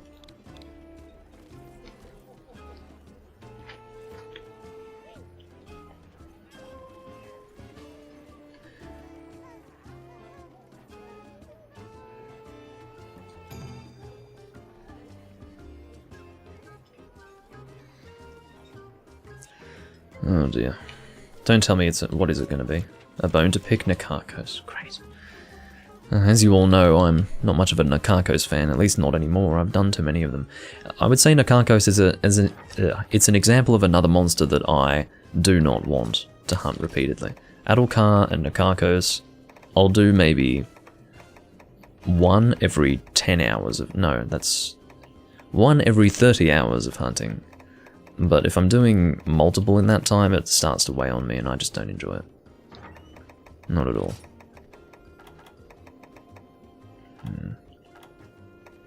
What should I use this time? Last time I think I used Insect Glaive just to make it interesting. What should I use? Maybe Gun Lance? No, maybe Lance. I guess I haven't used Lance recently, have I? Against an Akakos. We could try that. I kicked the Fatalis, yeah.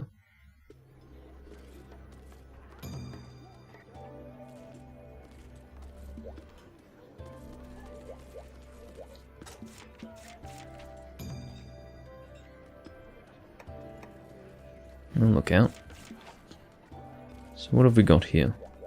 Okay. Plesioth now. Alright. What does Cavenator have to say about that?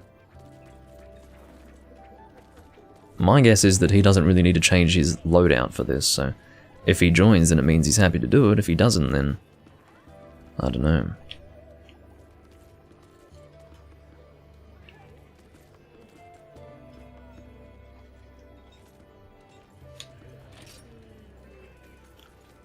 Bruh, says Cavenator. I mean, what's with all the bruh? It's like you've got brain damage or something.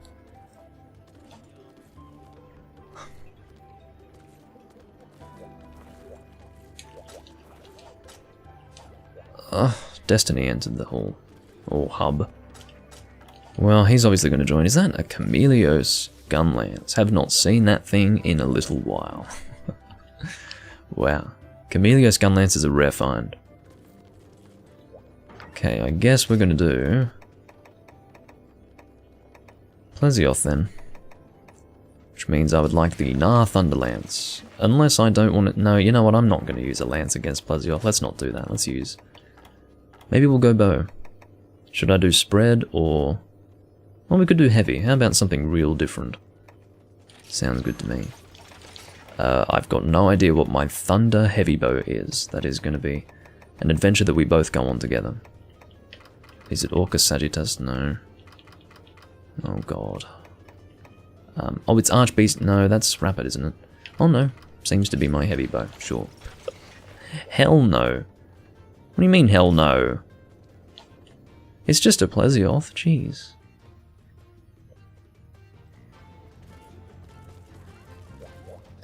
Alright, catch you later, Potato.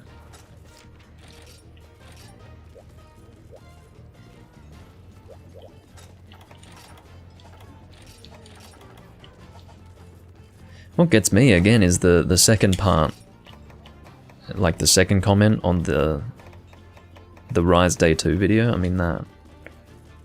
He loses it. He actually loses it. And you know why? It's because he invested too heavily in it. He invested so heavily into it that he allowed himself to just lose his mind. So, yeah. That's the rough part, and that's the part where I kind of feel sorry for him. Because he actually allowed himself to get that upset. I can only use power level 2 with this bow, apparently. Which is fine, I think it's a pretty strong bow. Power level 2. Can't remember the last time I used... Well, I need to stop saying that. I mentioned this in a previous recording. I said that I too often speak the phrase, I don't remember the last time I used this weapon against this monster, or, you know, words to that effect. It's really asinine at this point. But it's true. I mean, that's what I'm doing lately. I'm trying to use weird weapon types on monsters that I haven't used before. Or, well, weird combinations that I haven't used before. As in, weapon type versus monster. Sorry, Destiny. That was not a troll attempt. I do very much love this bow design though, look at that thing. That is pretty cool.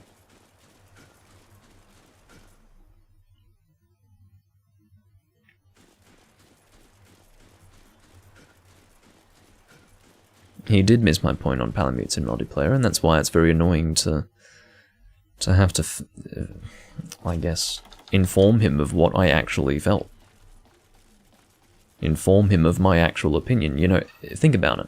If a person's gone to all that effort, and I say to him, you've missed the point, that's going to be more than annoying to him. That's going to be like, if anything, that's going to look like I'm, I don't know, intentionally trying to shut him down in the most uncreative way possible. But it's true, it's just what it is. Like, I didn't ask for you to totally misunderstand my point. Anyway.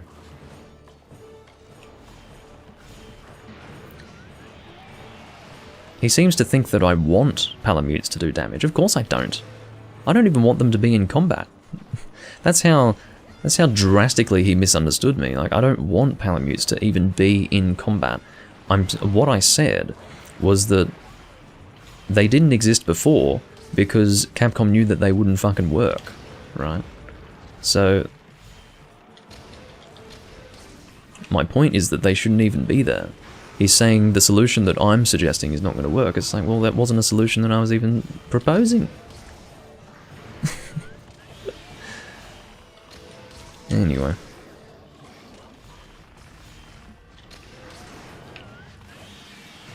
Oh dear.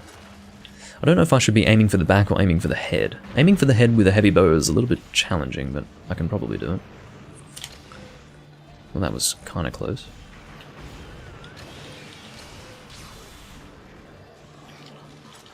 I'm definitely going to have to use... I mean, unless I... You know what? I'll probably just use Mega Dash Juice. That way I don't have to worry about the blind.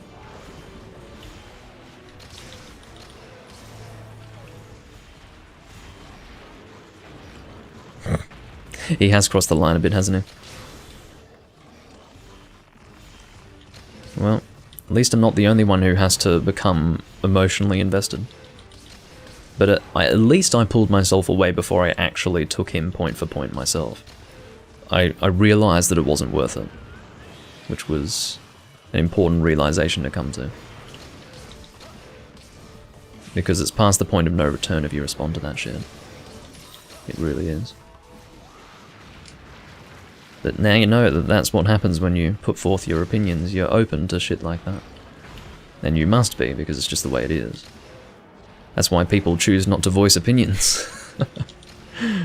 But I can't help myself.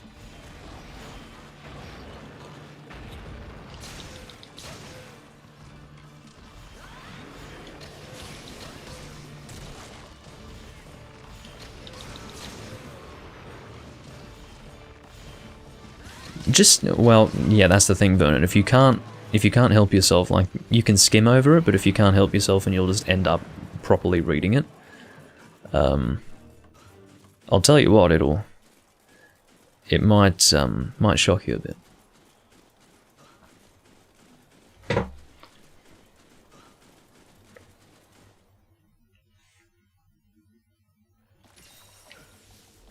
Thanks for the help, says Juvenator. Oh, I love it. That looked really funny.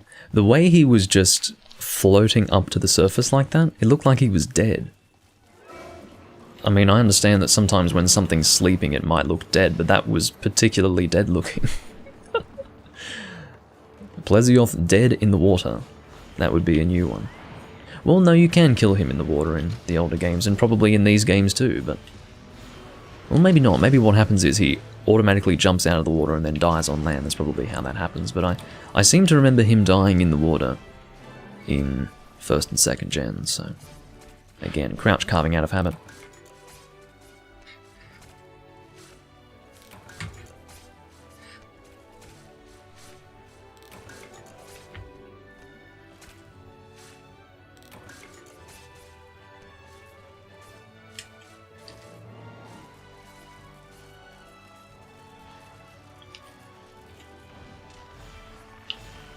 I'd like to do triple volley into his mouth. Put that on a shirt. Triple volley into his mouth. I'm getting kicked by Cabernet. Physically kicked, not like kicked from the hub. Physically kicked.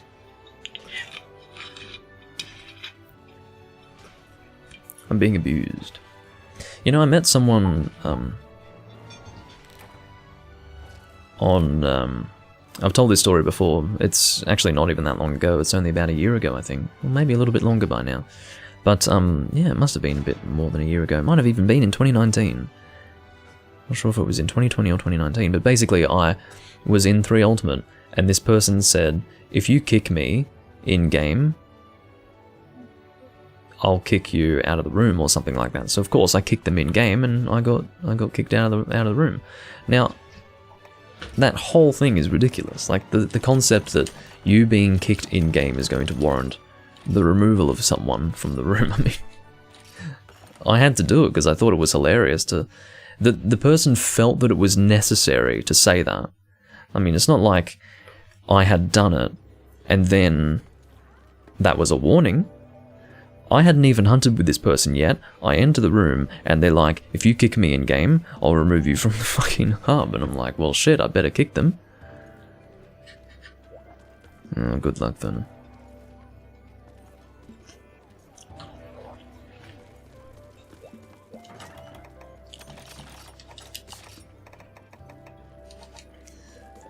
But yeah.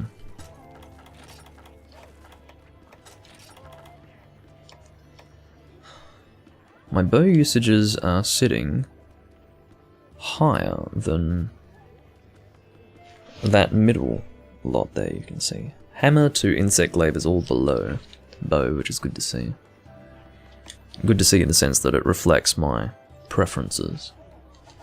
One thing that doesn't necessarily reflect my preferences are, you know, hammer having less uses than hunting horn in 3 Ultimate, things like that.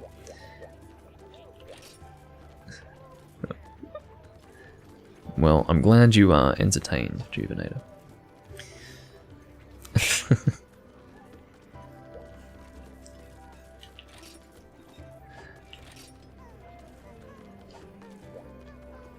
I do really love the design of that gun lance. I think I want to make it.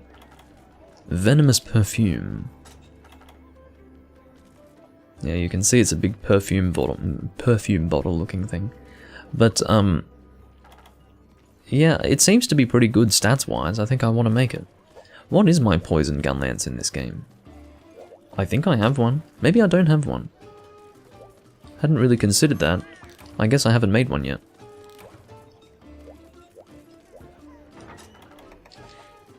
But, yeah.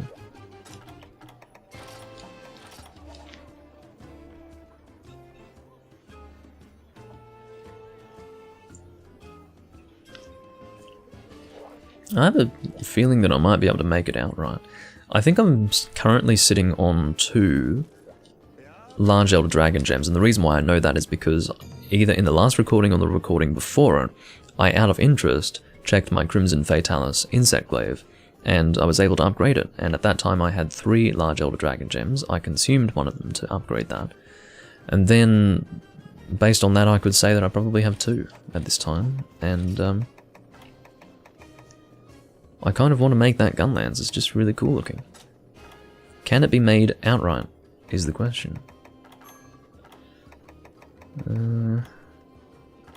Could start off at rarity 7. No, it's not looking too hopeful.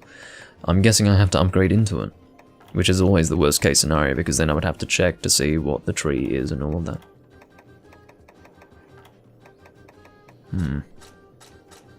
Well, hell no, says Cavenator. God, he doesn't like a lot of these quests that are being posted. I mean, you never know, I might agree.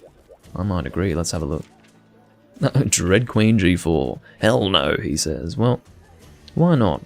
Let's do it. No, old Destiny's gonna... No, don't remove it, Destiny. I'm happy to do it. See? He's fucking left now. I mean, all it took was one hell no, and Destiny was out. He was like, fine. I'll take my Raytheon G4 somewhere else. Or Dread Queen Raytheon G4 someone else. You know, he packed up his toys and went home. Meanwhile, I was willing to do the damn quest. Anyway.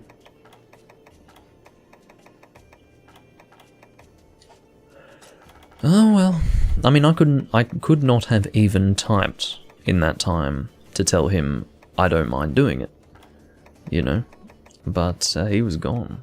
I was going to do it. But when I saw him removing the quest,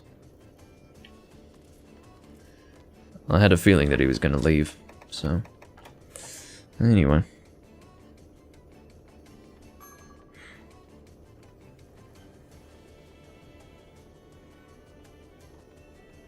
Oh, we'll keep going, Vernon. It's not just feeling the anger, it's kind of obvious. Because he starts pressing caps lock. Well, I'm glad that I make you laugh, Cavenator, seriously. I'm not sure what we're going to do now. Who wants to post? Whoever posts first will do your quest. God. At this point, I don't really care. Again, I was happy to do G4 with Dread Queen, but that didn't eventuate. Alright, what have we got here?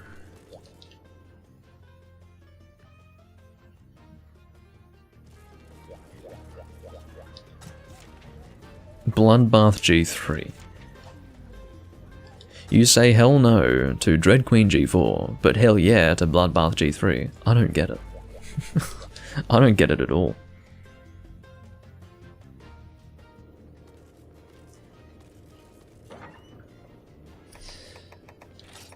What would I like to use then? What I think I was using for all of my Bloodbath hunts was Ice Light Bowgun, so I'm going to continue doing that because I got good results from that.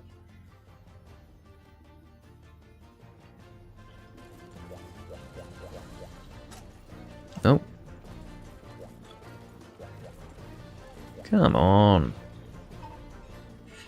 I don't mind. Post what you like. Okay, seriously, if it's between a capture quest and that? No. If it has to be between one of these two, or if it has to be between these two, I'm not doing the capture quest. That's something that I don't want to do. Just post the Bloodbath G4, please. Oh man.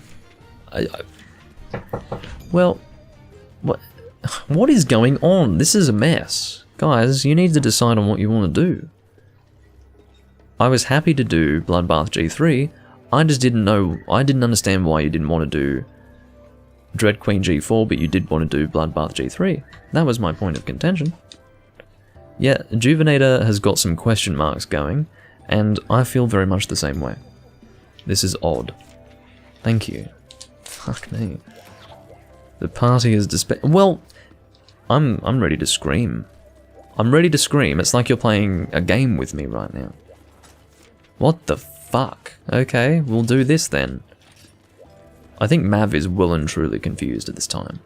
No, Cavenator, you are fucking putting away— no, stop it. Stop it, you are behind. You are clearly behind on this stream. Stop that. Fuck. It's like a game of hot potato. Unbelievable, what a dysfunctional system. That was like Dumb and Dumber. That was like a skit. You could make a fucking TV show out of that. Unbelievable.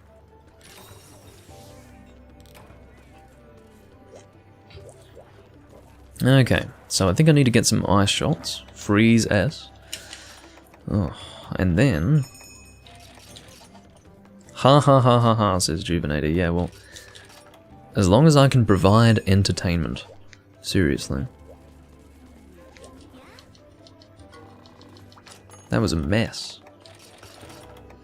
Okay. Just gonna get some normal shots and I guess some pierce shots as well, why not? And we should be good for this hunt, hopefully. I haven't brought combination materials. Maybe I could do that, although I don't think I have many ice crystals here. No. Oh no, I do have some. Yeah, let's bring those. Hold on, let's put away. No, didn't mean to put that away. Shit, what was that? I think that was normal 3. Normal 3? Yeah. And there was normal 2 that I'd put away. That's even worse. Okay, so I would like to put away Thunder level 1, and then we're going to get Huskberries. That's less than 99. It's 82. Oh, that's enough. I thought it was an actual low number. It was not. Okay, I think we're finally ready to depart. That was a shit show. A royal shit show.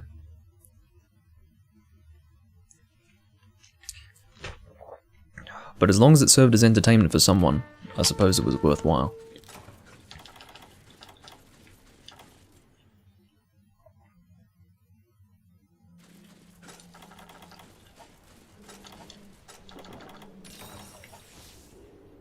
So I think going this way would be better.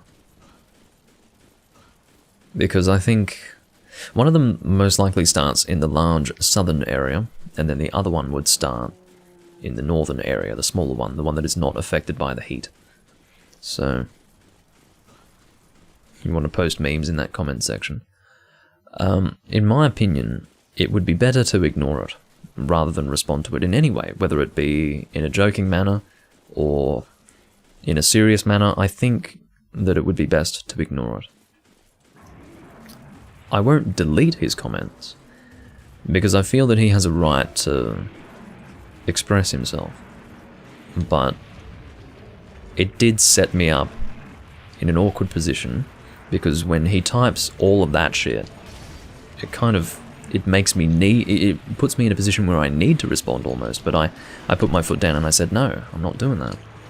Because obviously, the cynical minded would, you know, interpret that as me having no argument, therefore I choose not to make an argument, but that's definitely not what it is. It's a waste of time to argue the point. And I know better than to do that.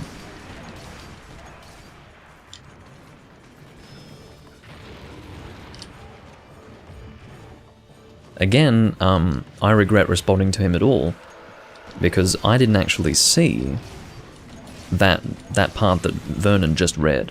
I had not seen that, because I didn't realize that he had posted a reply to his first comment. It wasn't until after I had responded to him that I found that. Had I read that before responding to him, I'll tell you one thing, I would not have wasted the breath. Figuratively speaking. Well, that's what I'm saying, Vernon. Because he has such a violently different perspective to me, he feels as if I made no point. He's wondering what I'm saying. You know, he thinks that I've said nothing, and then I'm going on about how it's a bad game. If he wants me to qualify it more than I already have, then the vast majority of people on this earth would not be able to do that off the cuff. Second of all, obviously, I did pretty sensibly make those points, and therefore, I was not just saying, oh, the game's bad. Really, it was just a case of putting 2 and 2 together, but he was unable to do that because the points that I made did not register in his mind as problems at all. Like, he didn't... It's just because he has a violently different opinion. I don't think he's dumb. I just think he looks at it differently. And that's fine, it's just that he's far too invested. far too invested. And it's a little frightening. So...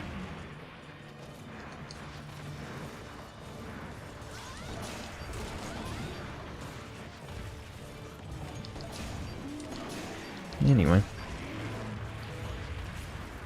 I think what I'll do here is save the rest of my freeze for Bloodbath. That might be the best way to approach this. Because I do want to save most of my damage for that. So we'll just go with Pierce for now. That's a good thing about this gun, is the fact that it does shoot Pierce. It's a bit of a slow reload on level 3, but that's usually how it is if you're dealing with a gun that doesn't have fast reload, because of course Pierce level 3 has pretty high recoil and pretty high reload speed. Well, pretty low reload speed, I guess is what you would say.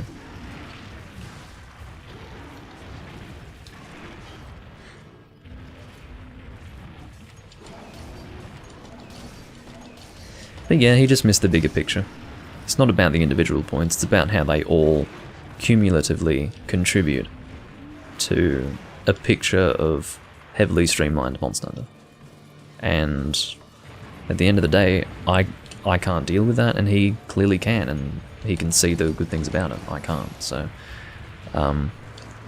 that's just where we differ, and it's really as simple as that.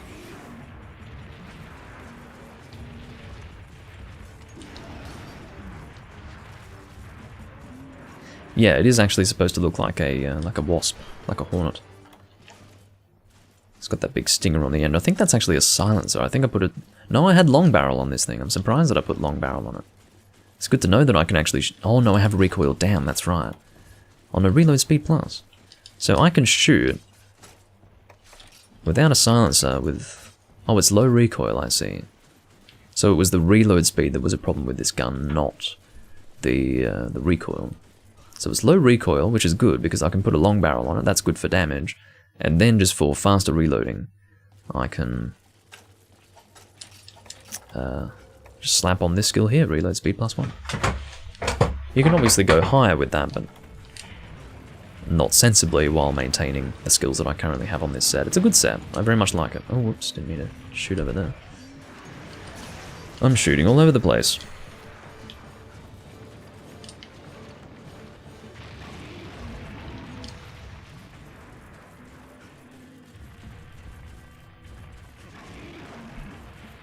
It is a very good gun.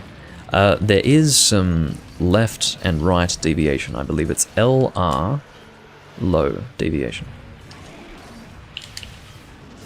But that's really not a problem at all. It's technically less accurate, yes. But for the damage that this is dealing, it is a perfectly fine compromise to make.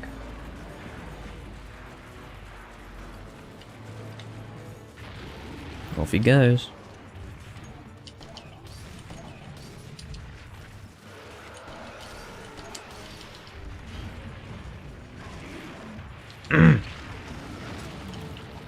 I do enjoy the twins from Rise, actually. Particularly the one in the online hub. Very dignified. I like her. Although I don't like the singing in the village area. I feel like it just doesn't sit well with me. It's not like it's a bad song. I just mean that I'm used to my village music not having vocals, you see. It's almost distracting when there's vocals there. Doesn't feel quite right. I'm well outside of critical distance, but I'm hoping for a flinch. Oh dear. I wonder if long barrel increases that sort of range. I don't think it does. I think it's purely damage, but you never know. Logically speaking, long barrel should do something in that. Oh no, that wouldn't make sense. I don't think a long barrel increases... Well, I don't understand rifle physics, so... Actually, I'd best not comment. Let's try to break those horns. Don't know what the bomb's for. Well, probably for the horns, I guess. Which is great, but... Oh, do we have a sonic bomb? Oh, we do. Thank you, Cavenator. At least you've got the foresight to bring that. it's not even foresight necessarily, it's more like attention to detail. There we go.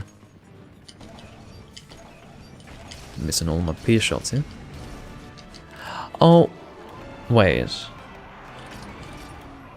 Oh, we did it. See, that's how confused I am. That is how confused I am. I thought we were doing the Bloodbath quest. We were going back and forth so many times that I actually thought we were doing the fucking Bloodbath quest. Unbelievable. Oh my god. Oh dear. So actually we just did single Diablos. Okay, great. I can't believe it. That whole time I thought we were doing a Bloodbath quest.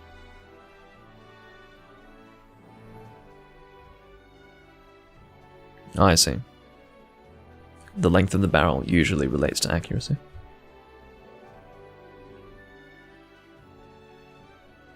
Rightio. It's good to know. It seems the weight of the barrel also has some sort of role to play.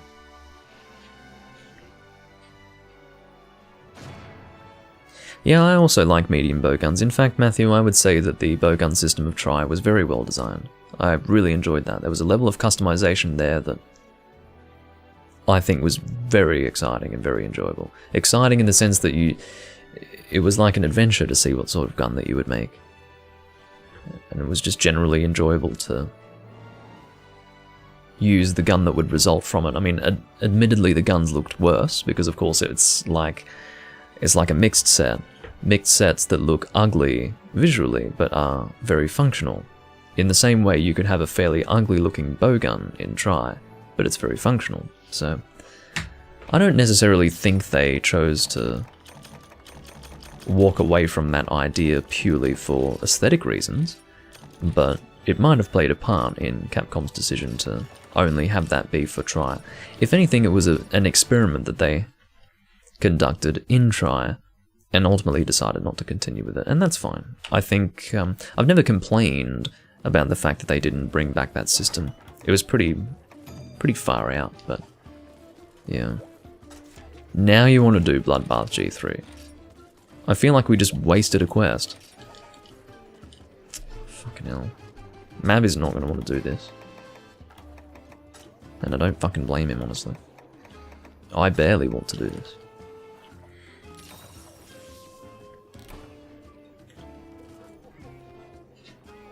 Still isn't as strong as the Kelby bow. This is true. To hell with that thing.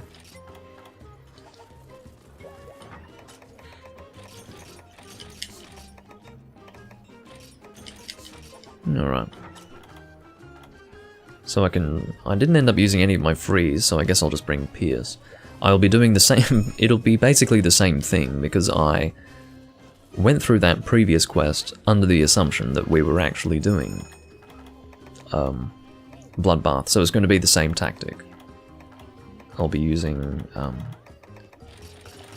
Pierce shots for part of the hunt, just so that I actually don't expend all of my elemental shots on one single monster. That is the plan going forward. I have Exchanger this time, so guess we'll get some HRP. What fun. Outside of Juvenated, do the other two even have decent armor sets for Bloodbath? I don't know. But at this point, I don't even care. I just want to get this Bloodbath over and done with. What I'm going to do is I'm actually going to... Oh, no, I probably won't farcast. It's probably unnecessary. It's not going to be that much faster than just going here and then making my way up to where Diablo starts. The regular Diablos, I would imagine. So one of them's there. Interesting. That must be for rotation purposes. I thought that one would start down there, but I guess the one in this area up here would probably move down there. So, alright. Should we start with Bloodbath or Diablos? It's looking like it would be best to start with Bloodbath, so... because more of us are here. Not that I want Juvenator to solo that one. I really wouldn't want that. But yeah, Juvenator, make your way back over here. It's just because we ended up being closer to Bloodbath, so we'll deal with Diablos later, I think. Oops.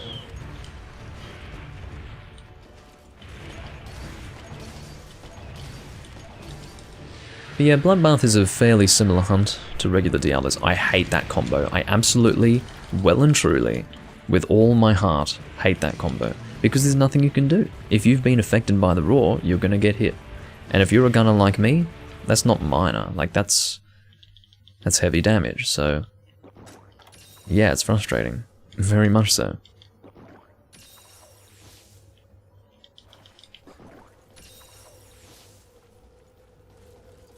Bloody hell. Not to leave those guys two-manning, but shit. That was no fun. No fun at all. In the words of Sid Vicious, I'm not having any fun at all. Which is probably a bad attempt at his accent, but... and maybe the joke's in poor taste. Anyway. No! Or maybe the quote is in poor taste. It wasn't necessarily intended to be a joke. Although, I guess it was more lighthearted than it should be. What are you doing? Oh god, that's scary. The little things that Bloodbath does scares me slightly.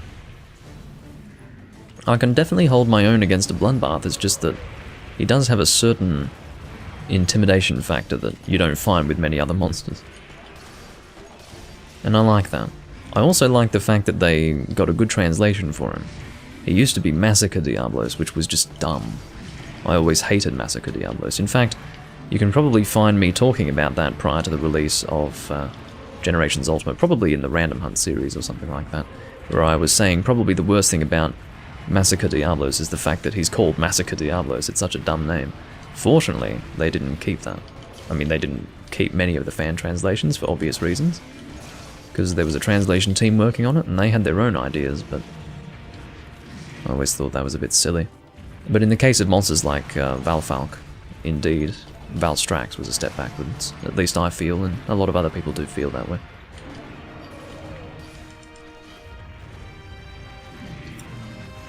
Yeah, I also like the weird-looking horn. It's pretty cool.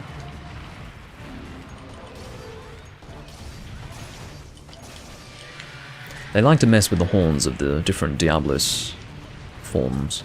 You know what, I'm going to use Rapid Fire Freeze, level 1, and I'm going to save Freeze level 2 for regular Diablos. Oh, the weird looking horn just broke. Oh dear. Sorry if this flinches anyone. Oh, that was pretty cool.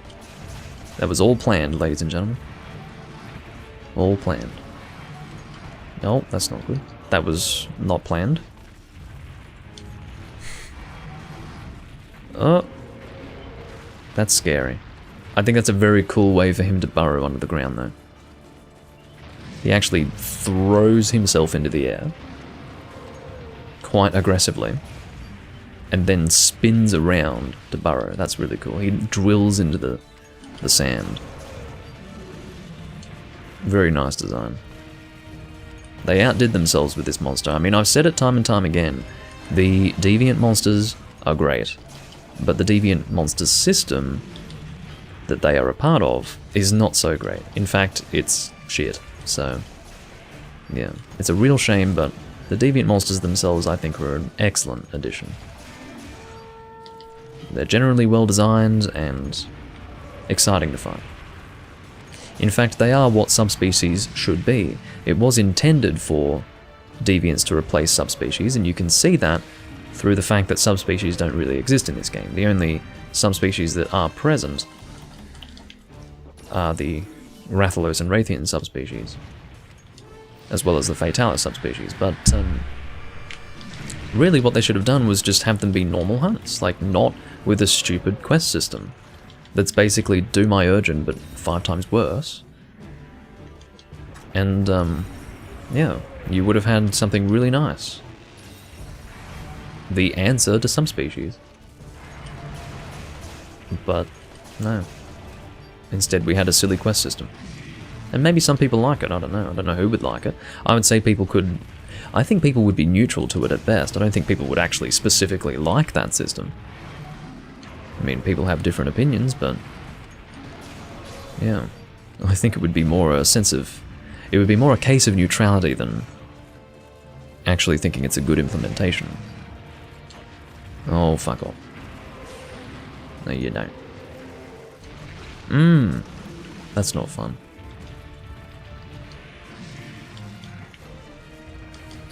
The Diablos you're talking about, Riley, is... or Riley, I don't know how to say your name. You're talking about Demon King Diablos, who was a one-horned Diablos. He was no different from a regular Black Diablos, except for the... oh no, he wasn't a Black Diablos, he was a regular Diablos. He was no different from a typical Diablos, except for the fact that he hit harder and had more health. Outside of that, he didn't look any different, he just had one horn, I guess. And there was an equivalent for Yian Garuga also. He was like one eye Yian Garuga. I mean, Dead-Eye Yian Garuga is basically an equivalent, spiritually, of the one-eyed Yian Garuga. And I feel that Bloodbath Diablos also intends to harken back to Demon King Diablos. This is basically what Demon King Diablos would have been if Capcom weren't so lazy. Or perhaps, maybe that's unfair. Maybe if they had more to work with, this is what Demon King Diablos would have been. Well, welcome back, Potato. I guess the catch there is that you going to sleep would not be a reasonable thing to expect. We've got 2 deaths and we haven't actually reached Diablos yet, but that's not too bad because this is the harder of the 2 fights, obviously.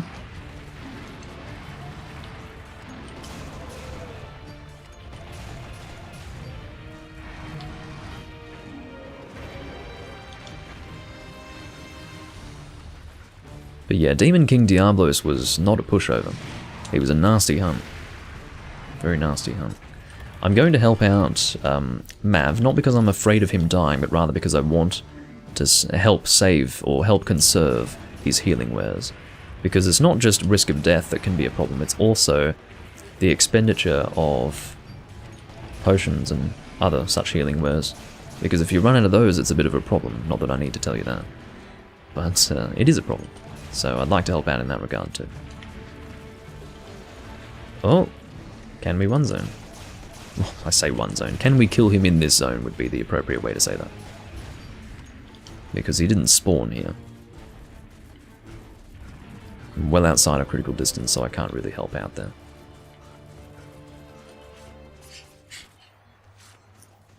Good night, John.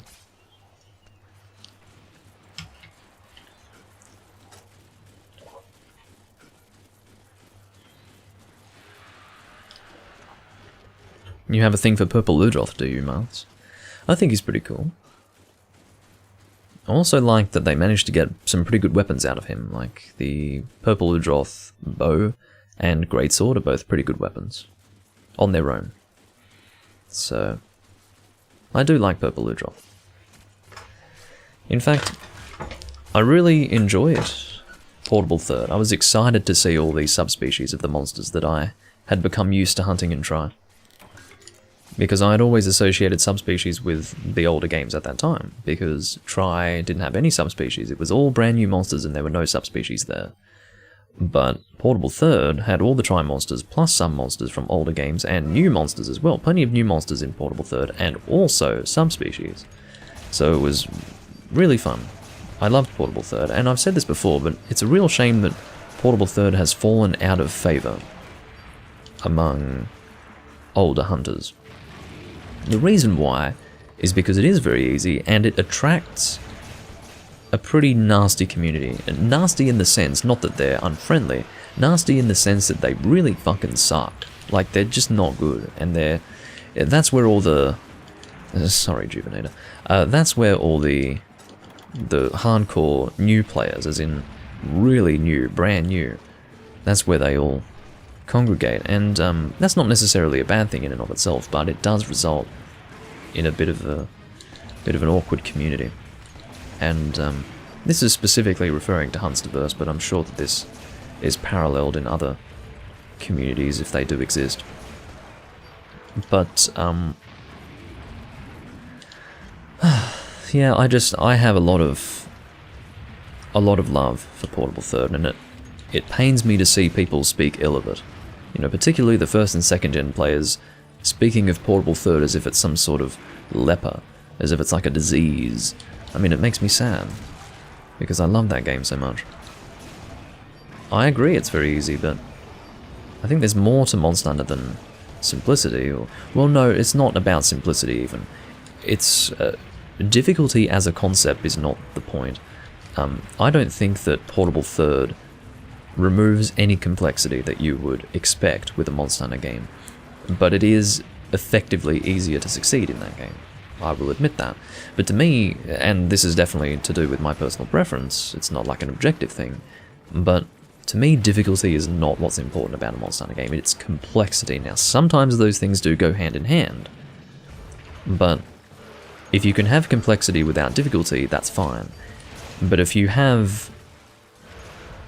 if complexity disappears and as a result you have an easier game, the issue is not that it's an easy game, for me. It's the fact that it is now lacking complexity. And that takes us to 5th gen.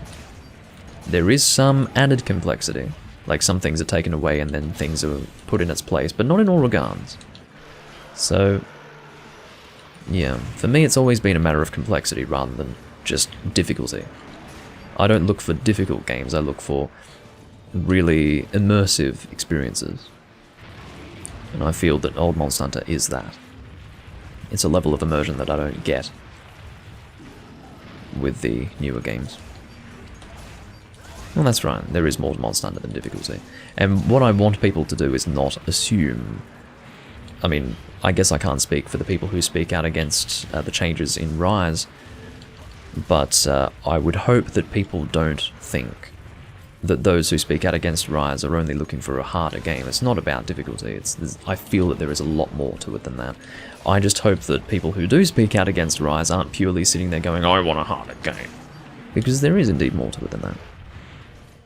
A lot more to it than that.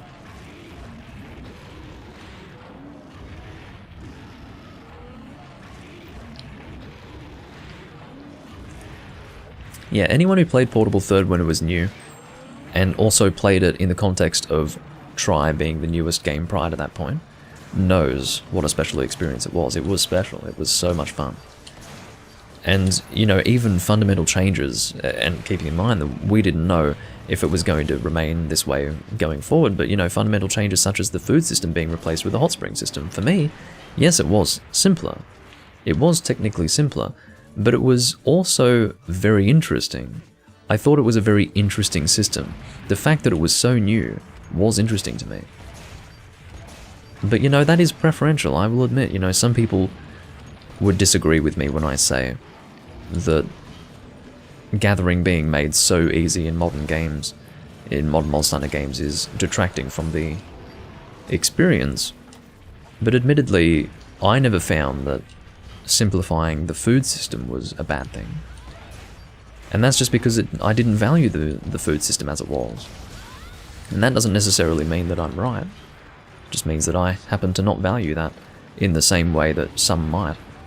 So as a result, oh, that's not good. I actually have to help Cavenate around here. I think we had 2 people on the life powders there. It is very important that we succeed here. It would be just awful if we failed at this time. Alright, I have to make sure that I don't heal twice here. This is very, very dangerous. Oh, no, no, no, no, no. Fortunately, Mav was targeted and not me. What does immersive mean to me? It has to do with, like, the complexity of the system. For example, if I start off very, very confused when I'm playing a game and I don't know what the fuck is going on, but then, as I play over a period of years, I amass this lexicon of knowledge that is that you can never communicate to a person in, like, even a 5-hour sit down. You know, if I've accumulated all of that knowledge, and something that was previously very rigid and difficult and just generally unforgiving is now very comfortable and like second nature. That's a form of immersion. That's the Monster Hunter immersion for me, is the fact that something can go from being so confusing and almost unintuitive, it can go from that to being like second nature. I love that. And to me, that's a form of complexity, that's a form of immersion, and that's what immersion means for me when it comes to Monster Hunter games. Aiming for the horns here to try and break them. And then I'll move on to the chest, or the stomach, whatever you want to call it. I would say World was immersive in that regard, in the way that you're referring to, yeah, definitely. But the things that I had come to enjoy about Monster Hunter, in terms of how the game mechanics were, the way that they were left behind and just left out, for me was kind of painful. And so, definitely there are different types of immersion. So, I see what you're saying, though, but... and really, I will admit that there were parts of World that were immersive in the way that you're saying. And I did feel immersed at first, definitely. I enjoyed World when it first came out. But when the dust settled, I realised that it's not what I wanted out of a Monster Hunter game. I think on its own it's a good game, but not for Monster Hunter. And much of my concern about World at that time, even, just a few months after it came out, much of my concern, as I had vocalised at that point, was that it was setting a negative precedent. It was setting the precedent that we can streamline the Monster Hunter system, and not only get away with it, but succeed incredibly well. And as a result, we have Rise, something that's even further streamlined, and it has done an Olympic long jump over the line for me. It is way too streamlined at this time, and it's only going to get worse, I think, because not enough people are taking issue with it. And you know what? It doesn't matter to me, and I'll tell you why. Because I've now reached the point where I'm not going to play the newer games anymore, unless they do a 180 and choose to stop streamlining. I'm just going to stop playing the newer games, and so therefore it doesn't affect me anymore. I'm not concerned that Monster Hunter has changed in this way, and the reason why is because I get so much enjoyment out of the older games, and quite frankly, the replayability of the traditional games is at a point where I can just play these forever. Like, I don't care. I have enough games to play in the traditional series, in what I deem to be real Monster Hunter as opposed to pseudo Monster Hunter, which is what I feel it has become, that I don't feel like I'm missing out. I feel like some people, not that they would have a conscious thought process like this, but I feel that people do really want to force themselves to enjoy the newer Monster Hunter because they're afraid to not like it. They're afraid to have their new Monster Hunter experience be bad, so they actually are willfully turn a blind eye to the things that are worse. And I'm not saying that's like a conscious thought process, or even that it's this way for everyone. It probably isn't, but that's definitely there, and it's definitely one of the reasons why people are so accepting of the way in which Rise has changed, I feel. A lot of people didn't like the world, or didn't like World's story. I never really cared too much. Again, Monster Hunter has never been story-driven for me. It's always been about the game experience rather than engaging in a story. It wasn't until Monster Hunter 4 that they really tried to get you involved in a story for the first time. Of course, there were stories prior to that point, but they were never very immersive. But 4 was the first attempt at... that was their way of appealing to a larger audience at that time. It was, how can we make this more interesting for people starting off? People who don't know how to play the game. What is going to get them to continue to try and get better at the game? That, for Capcom at that time, was to make an immersive story. And I think they largely succeeded in that, but it still wasn't good enough, because at the end of the day, it's a niche. It's a niche. And what's happening is they are slowly stripping away the parts of Monster Hunter that can be classified as a niche, or at the very least that would appeal to a limited audience, thus making it a niche.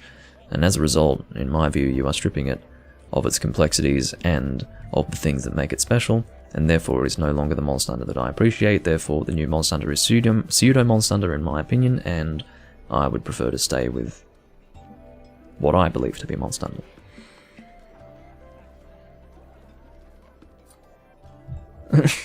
People who've never played Poka Poka Idol Village are, simply put, uncultured swine.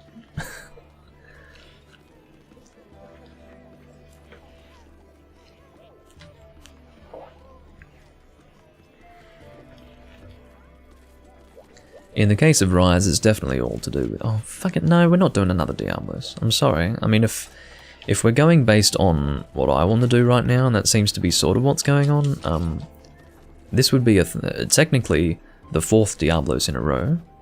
Excuse me, the 3rd Diablos in a row. And I think I've done enough for now. So, something different would be in order, I feel. Oh, look at this! Oh, never... I'm such an idiot. I thought I had gone and selected Chubbs to check out his equipment, but I had actually selected myself, and I looked at the set and I'm like, oh, look at this! It's exactly the same as my set! Turns out I'm looking at my own set. I keep hearing people bring up Poka Poka Idol Village. It's a side game. It's like a... I don't know, spin-off. It came out around the time Portable 3rd did, I believe. I still haven't looked into it. I mean, I would probably remember bits and pieces of it if I were to look. But technically it is the 4th Diablo as well. Yeah, that's true, isn't it? That would be the 4th. What a nightmare. I had a logic error in my mind. I wasn't sure if I was referring to that being the 4th, or referring to the fact that I had already done 3. So I thought, was I saying that I had referred to the previous ones as 4 or 3? Anyway. I'm happy to do whatever, just not Diablos at this time. Might buy that game, sounds amazing. I don't know what you've heard that is so intriguing or alluring, but Poka Poka Idol Village is what Rise should have been. You know what? Potato and I are in 2 separate camps.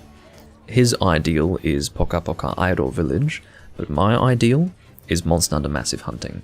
And that's okay, because just because we disagree on that point doesn't mean that we can't be friends. Monster Hunter Massive Hunting is where Capcom peaked, quite frankly.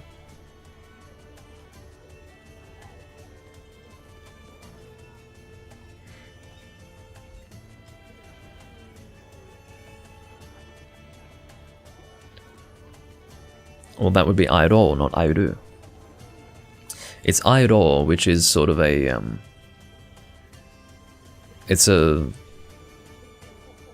basically in Japanese you've got a word which is Aibo, which is like partner, and they've gone with Idol, which is like an augmented version of that, I guess. The implications of it I'm not sure of, because, I mean, you would imagine that it would relate to the fact that they're cats, but I don't know.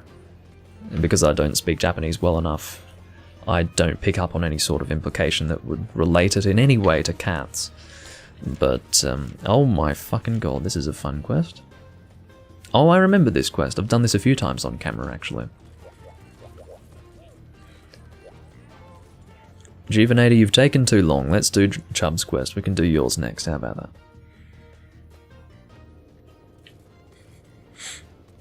You wanted to play Massive Hunting or Dynamic Hunting? Juvenator, come on. Well, you see, I don't want to go and set up for Chubb's quest, only for him to remove it and leave, and then I have to set up for your quest, which by that point you will have cancelled, by which point Cavenator will have posted one, by which point he will remove his one because he realises that I don't want to do it, by which point you post one, and then you cancel it. I mean, seriously. It's enough to make me want to put a needle in my eye. Anyway. Beautiful. Let's do his quest. Now.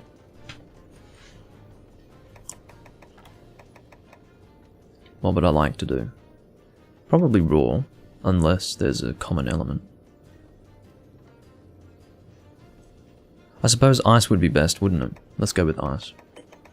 Because I would imagine that Basarius would take decent ice damage. It's probably his secondary weakness. Let's go Greatsword for a change. Take control and just do a turns room with the guys you have. Oh, I'm not here to take control. I'm pretty easy. Let me just make sure the chroma key's alright. Oh, it's alright. That's not too bad at all. I be back, says Juvenator. I'll be back. Well, hopefully Chums doesn't think that we don't want to do his quest, because I do. Do I want to do this set or... Hold on. What is my ice greatsword? I don't even know what it is. But yeah, it's almost more entertaining to not take control, so I'm just leaving it to do what it is. Okay, I've only got to do whatever it wants to do. I only have one ice greatsword, so I'll go Sharp GS and Daora's Deathmaker, which is a very interesting greatsword design that obviously has its origins in 2nd gen. It is basically unchanged visually, and it's, by the way, the coolest weapon design for, well, I guess the coolest greatsword design for, what's it called again? Moonbreaker? Something like that? Yeah, Moonbreaker. It's the coolest weapon design for Moonbreaker, and I'll show you. It's because the design of it works perfectly with the visual effect that's created by the Moonbreaker Hunter art. It looks really cool. So, I hope you will enjoy it with me. Let's rock and roll. That would be rock and roll without the E on EN, because it's short for end, and E does not appear in the AND conjunction. Can't wait to play Poka Massive Idol. Massive Idol. Yeah, Massive Idol would be Naviru in the Stories anime, where he became super fat. I think it was like episode 68. Let's say 69 for the memes, ha ha ha. But he turned super fat, and I think he farted on an elder dragon and killed it or something like that. Now, if you think that that's probably stretching it, it's really not.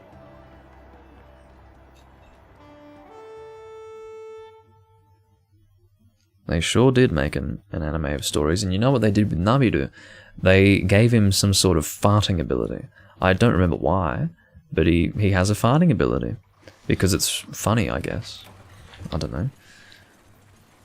It's definitely intended to be funny for the target audience. And that might give you an idea as to what the target audience is, but he had a farting ability. And it was pretty bad. Look, dynamic hunting is absolute shit, Vernon. I played it when it came out, and it was so uninspiring that I was almost sick when playing. Okay, maybe that's going a bit far, but it wasn't worth playing.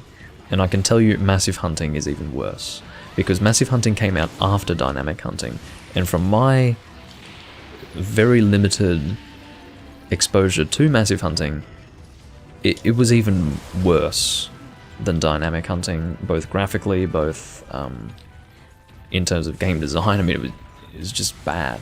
Just a terrible fucking game. Obviously a cash-in, just a straight-up cash-in, and it was only for the Japanese audience.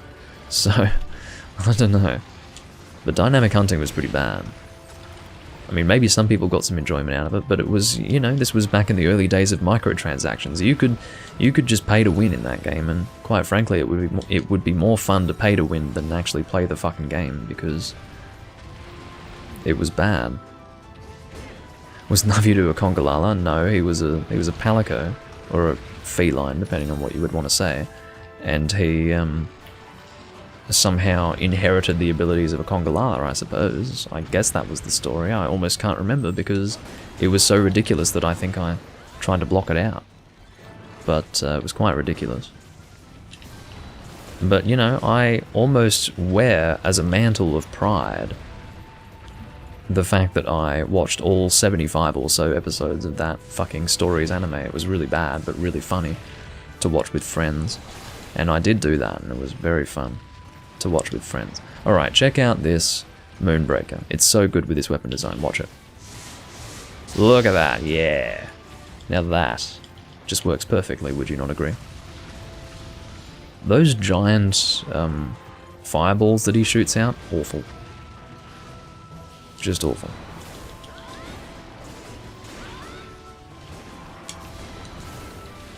Can't wait for stories too.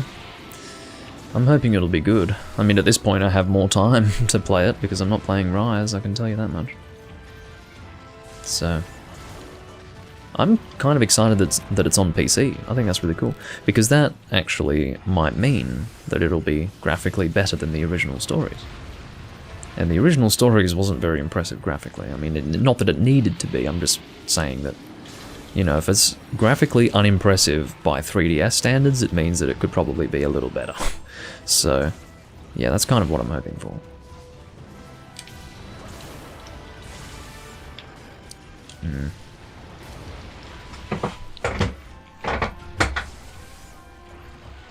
Need to get in there with a Moonbreaker again. Let's do it. For those who missed it last time. Yeah. And that's a mount. Why is this guy still alive? I guess because we're only 3-manning it. Did Chubbs die? Was he here before, or has he just not been here the whole time? I'm gonna check. Oh, he fucking died alright. I didn't even notice. My god. Actually, this is a good opportunity to do... Oh, what a fucking... No, this is bad. This is not going to do anything. Oh no, he's walking towards me! Thank you very much, Visarius. Thank you for that. It was very nice of you.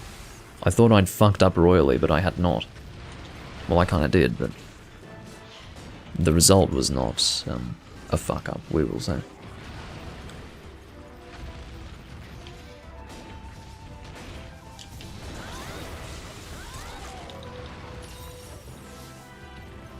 Yeah, the first Stories was a low-resolution mess.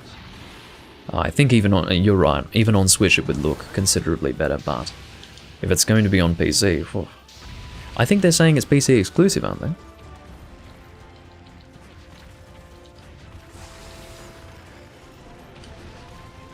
Oh, I'm reading way up the chat now. Marth says that the Locklack servers was an inside job.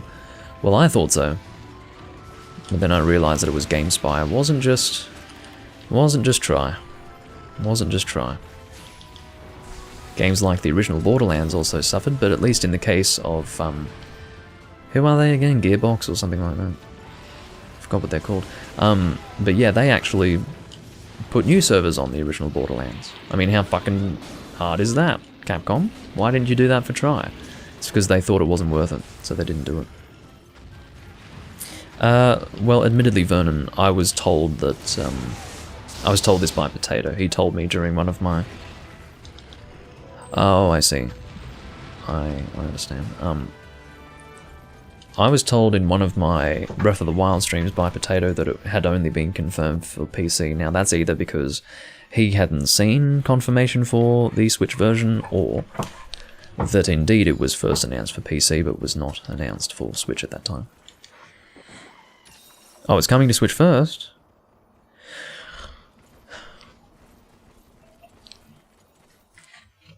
Well, I was incredulous when Potato first mentioned that. He said during one of my Breath of the Wild streams that there was going to only be a PC release, at least initially, and I thought that was a bit weird for a game like Stories. Jeez.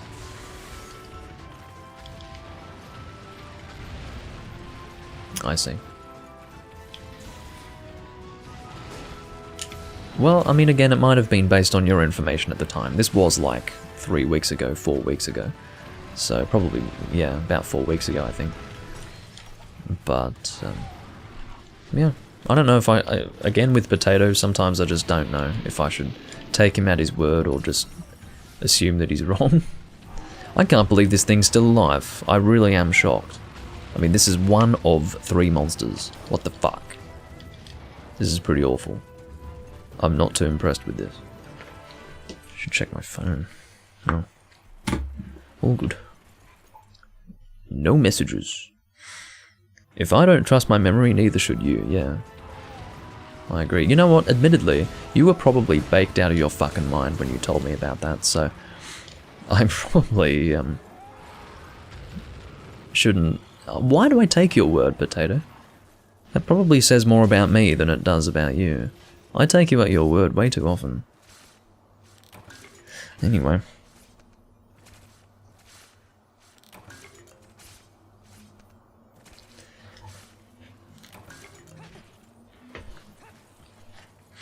Well, at least it's not a rumour, the fact that it's gone on PC. Also, I haven't properly said hello to you, Neos. Hello, welcome, and thanks for sticking around. But yeah, the fact that it's on PC is really good. I'm happy that it's on PC. I don't know where the fuck we're going next. Has the next monster spawned? I don't think so. No. Okay, I'll kick you back, mate. See, I don't even need to aim towards you. You'll just walk straight into my foot. Kick battle. I think the next one's an ogre, so he should be spawning up over here. That's what I believe to be the case. No, I'm going the wrong ass way. We want to go this way. Silly me. Again, I keep forgetting the way this map works. Whatever.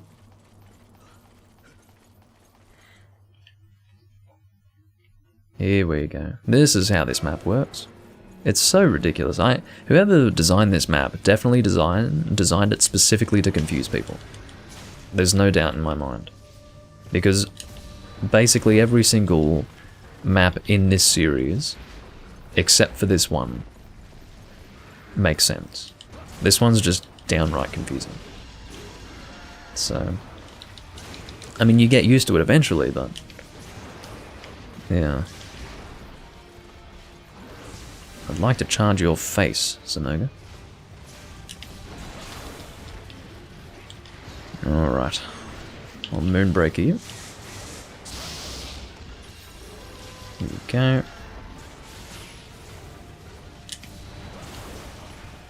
Sanoga is neither a Zin nor an ogre. Well, I don't know what a Zin is. What is a Zin? I mean, maybe you know more than I do.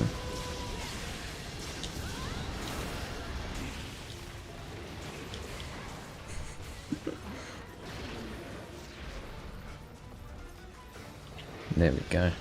I love my face opportunities here.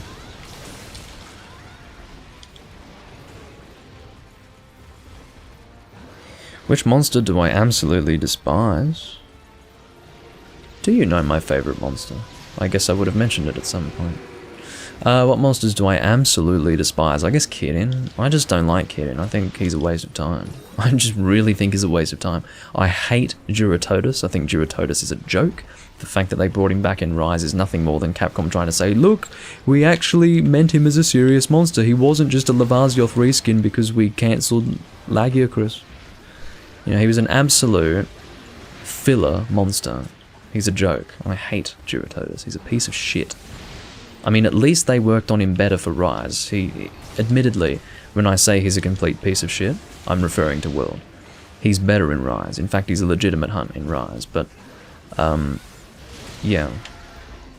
Duratotus, just for what I had to endure, fighting him so much in World, because again, if you wanted to make, water weapons in base World, guess what you were fighting? Fucking Duratotus. You should. I wish you knew how many fucking Duratotus investigations I was doing in World. It was miserable. Absolutely miserable. So, and that monster fucking sucks. It wouldn't be miserable if it were a good hunt, but it's not a good hunt. It's a snooze. I hate Duratotus. In fact, he might be my least favourite monster in the series. Outside of him, I guess I don't like Lao Shanlung. I think he's also a joke. I can live with him being in 2 generations of Monster Hunter, but not 3. Why they brought him back in 4th, I will never know. That is an absolute mystery to me. Bringing him back should have been done in a much better way. In other words, if they were to bring him back, they should have had him be a legitimate hunt, not one of those stupid siege confrontations. It's not a better hunt because you've got better siege weaponry. Sorry. It's still boring as hell. Yeah, I don't like Lao Shanlung at all. I think he's a fucking shit stain. In concept, I guess he's cool. He's running away from Fatalis. Great. Oh, really? The Duratotus light bowgun was broken in World and Iceborne. I don't know if I ever used it in base World. I might have. I probably did, but I don't remember it for some reason. I am going to raise the brightness of my room light soon, by the way. I do realise I'm a bit dark at this point. Haven't been using Moonbreaker. One moment.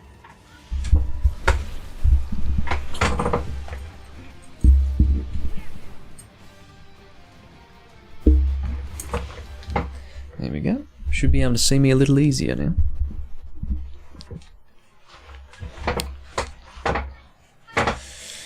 Alright, where are we going? Not over there, apparently. Where did he go? Well, maybe he is over that way somewhere, but I'd like to see where he went. Oh, he went over there. Hope you guys are going the right way. Yes, you are. Very good. Oh, I also don't like Gravios. Gravios is pretty bad. I like Tigrex. I think he's pretty cool. I've always liked Tigrex. He scared the shit out of me back when I was starting in Monster Hunter and Freedom Unite. I mean, he scared the shit out of me. I was quaking in my boots. But Gravios I've always hated. He's a fucking joke of a monster. I hate Gravios.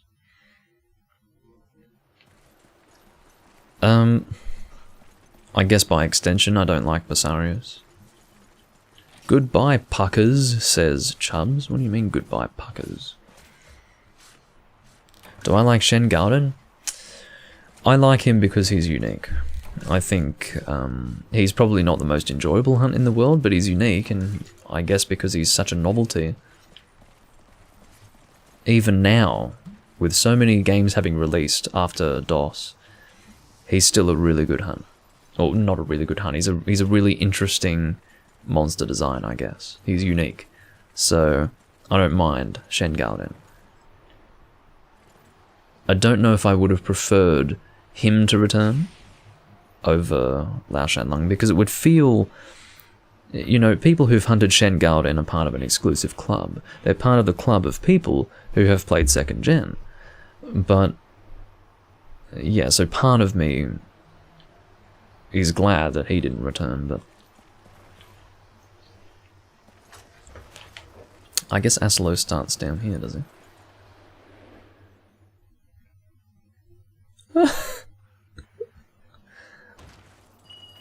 So, your friend was doing a Popo slaying quest, and found Tigrex, and thought Tigrex was the Popo he was supposed to kill.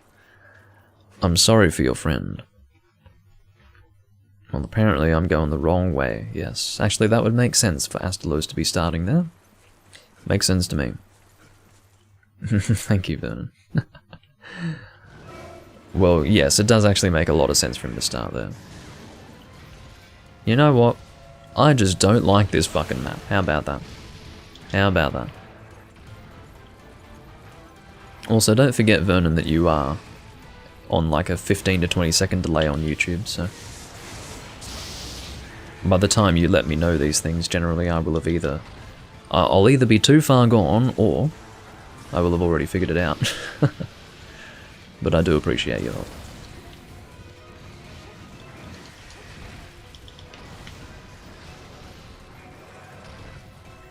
You think Lao Shanlung's cooler than a giant crab? I guess so. Maybe, in a sense, but I feel that a giant crab is more unique. In terms of coolness factor, I couldn't say, but because that's extremely subjective, but I feel like in terms of uniqueness, I mean, there are a lot of nondescript dragon monsters in the series, but crabs? There aren't too many of them. And a giant crab, there's only one giant crab. There's plenty of giant dragons. So, in the context of the whole series, I feel like Shen Garden would be the most unique and therefore the most interesting. Oh, no fucking way. No fucking way. What was that, 15 minutes? Just to fail? This was a terrible hunt. This hunt was actually like pulling teeth out. That was bad. You love Garden? Well, that's good. That makes two of us. Well, I don't know if I love him, but I think he's interesting. Hey Ron, wow. It's good to see you here. Is it like, do you just wake up early, Ron, or are you just waking up in the middle of the night? What's happening? It's good to see you though. But yeah, that's a fucking sad and difficult quest failure. It felt like 20 minutes. It sort of felt like 20 minutes for me as well. I would say it was probably sitting at about 16 or 17 minutes. I should have checked. But, yeah, that was a fucking slow-going hunt, only to fail. I got to go, says Juvenator. Well, I'm not surprised. That was like at least 15 minutes just to achieve nothing, so... You know what I'm going to do? Cavenator, you're welcome to follow me if you're watching live.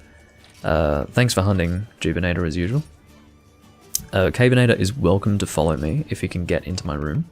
I'm going to try and join a room that doesn't have many people in it. Hyper Joe. Oh. Oh. Well. This guy's definitely the highest hunter rank I've ever seen. Must take a while to get to 12,000. Yeah. He's probably got a lot of hours in this game. My respect to him.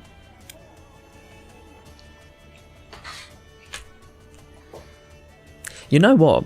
It could possibly be a glitch in the search system. It's possible, because if you see, message 1 is glitched.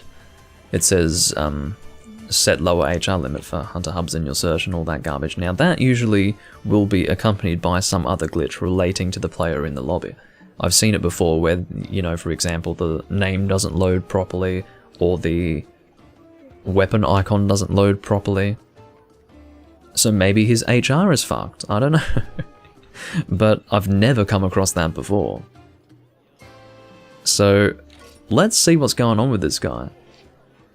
I mean, he couldn't fuck with my character. I mean, I use my FPS game experience to come to a rather hesitant conclusion. Well, no, a conclusion of hesitation that relates to a feeling. Let's say that a little more convolutedly, shall we, Doomlink? The point is that from having played FPS games, I'm worried that he might be able to somehow negatively affect my character from a distance. See what I mean? See what I mean? That actually was not him hacking. That was the game shooting itself. So it was as I thought. Admittedly, I have never come across that before, but that was pretty weird. And definitely had me thinking that he was hacking or something. Hell yeah, says triple question mark. He probably wasn't expecting to get anyone. I guess I'm stuck doing Hyper Devil Joe after doing that fucking quest I did before. Hyper Devil Joe obviously being one of those hunts that can team wipe, but his name was G and now it's triple question mark. I mean, I've got no fucking idea what's going on. My guess is that he's got a weird name that is not recognized by the system. I don't know if it couldn't handle question marks. Usually question marks appear... I mean, he's probably got unknown characters in his name, that's my guess. And it's causing confusion. But yeah. An HR of 12,000 is pretty impressive. So, there you go. Hello, Christian Jordan, welcome. He's making a weird face now. What would I like to use? I guess we'll go Rapid Thunder. I'd like to, at least as best I can, ensure victory here.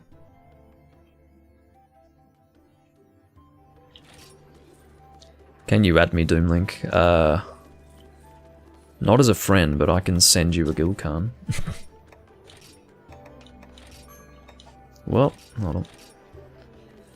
And then the question mark guy's going to be like, who's Doomlink? Which is inevitably what happens when a person talks to me in the in-game chat.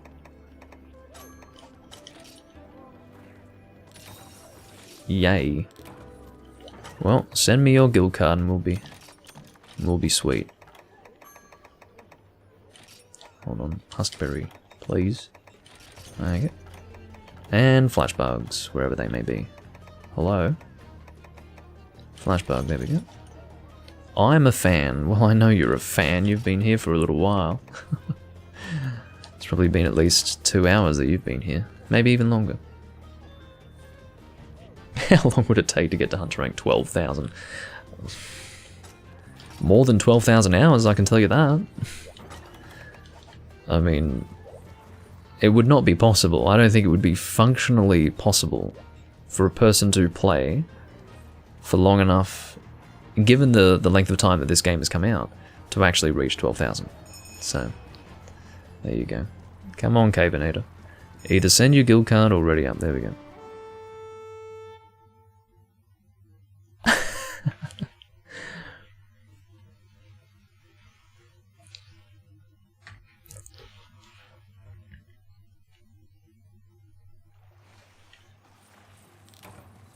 Okay. Let's try to have a successful hunt. I will do what I can. I will really do what I can. Isn't it so strange to think that from this position, I will reach the area where the red player is? You see what I mean? This is a strangely designed map. It's really weird. You just wouldn't logically expect to end up there, but that's what I mean. It's a bizarrely designed location. And I don't think I like it at all.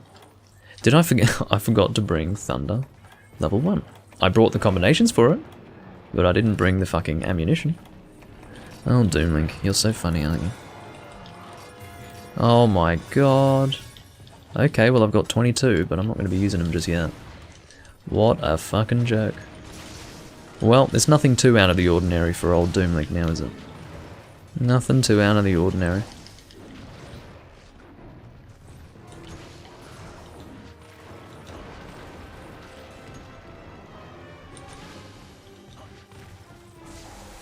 I don't know if it's... I actually can't say if it's similar to World. I actually don't know if the system is similar, because the highest Hunter rank I ever got to in World I think was 160 or so, and I haven't internalized how I ranked up there at all. I don't really remember how I ranked up. I remember it not being very difficult, but yeah, you're probably right. Probably wouldn't take too long if you really tried. But I mean, it depends on how dedicated you are. I did say that it wouldn't be functionally possible in this length of time, so I guess maybe it is possible. This game has been out for almost 3 years, yeah. So, uh-oh.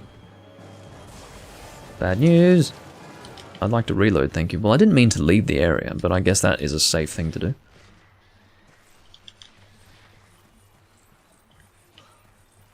Oh, I see.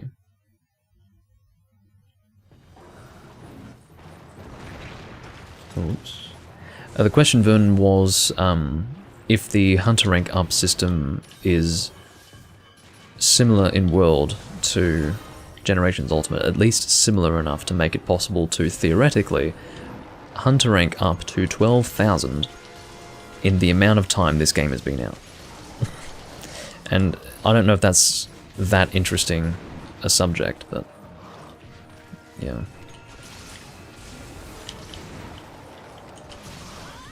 I do, of course, have Ruthlessness here, but I don't think I'll be making use of it at all.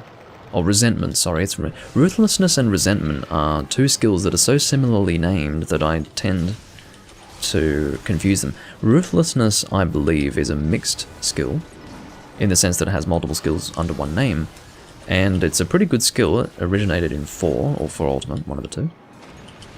And I think it includes Weakness Exploit. I can't remember the other skill, but yeah, I have Resentment, which is indeed a Generations skill.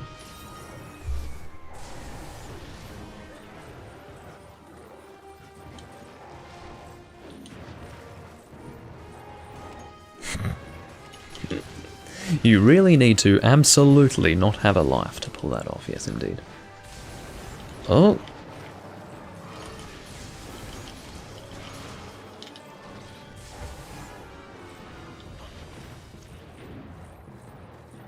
What's my favourite village? Asks Christian Jordan. That's a great question.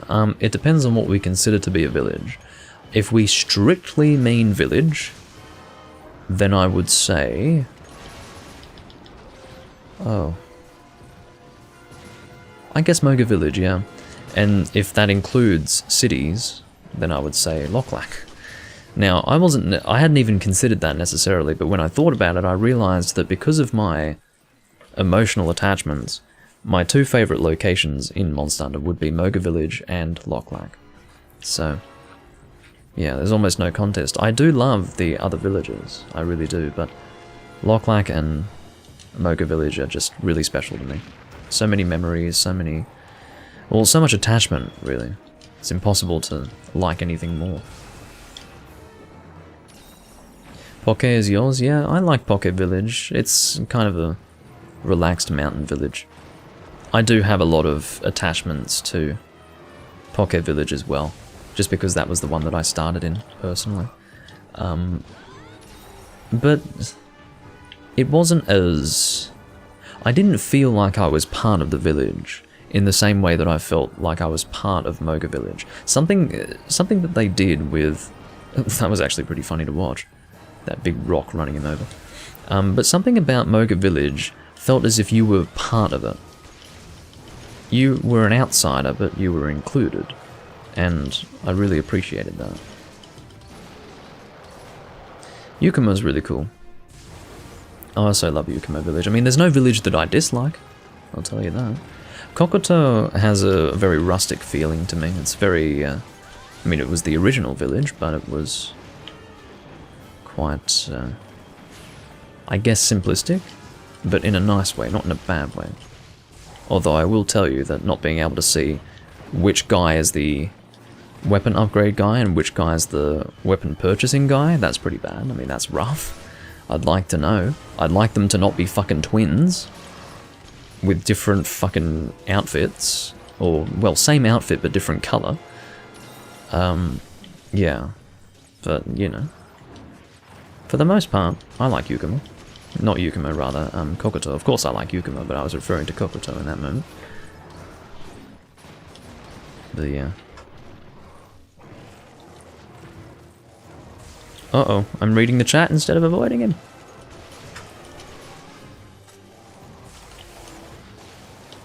I've got my small number of thunder shots.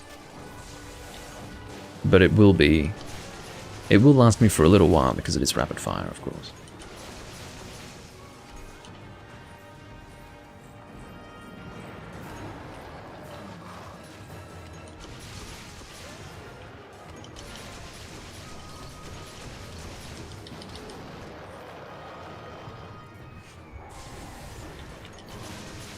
Okay. Now, you know what I was about to talk about? I was really struggling in my mind. The reason why I was silent in that moment was because I was struggling mentally as to whether or not to even discuss our current progress in this hunt. Because, you know, you always jinx it, and as a result, you end up doing worse. So I'm just going to shut up about our progress currently. Anyway. Oh yeah, I do love the fact that Yukumo is Japanese themed. I think they really nailed the Japanese theme there. Whoa. I'm actually going to have to take a hit to help these guys. I shouldn't have done it. I mean, how silly is that? You die while trying to help other people not die. So really, I would have been better off not helping them. How foolish is that? It's so funny, it's little things like that that stops me from playing support, but recently I've been trying to put more effort into supporting my teammates, as you may have noticed, and that's how I'm rewarded. I'm not happy about that. Oh well. At least I died for a good cause, I guess. For a moral cause, we'll say. I mean, it just goes to show how risky this is. I'm getting one shot. So, yeah, the key is not to get hit. And I've been able to manage that, at least until I decided to heal my teammates. I'm too scared to do it now. I've been... The hand of the Mondstander gods is... Oh, fuck me. Why is it... I mean, how impossible is it to fucking succeed in a goddamn hunt? Fuck me. This is... Okay, like, one I can live with, but two? Starting to piss me off. That's when you really start to piss me off. Come on. It's a waste of time, isn't it?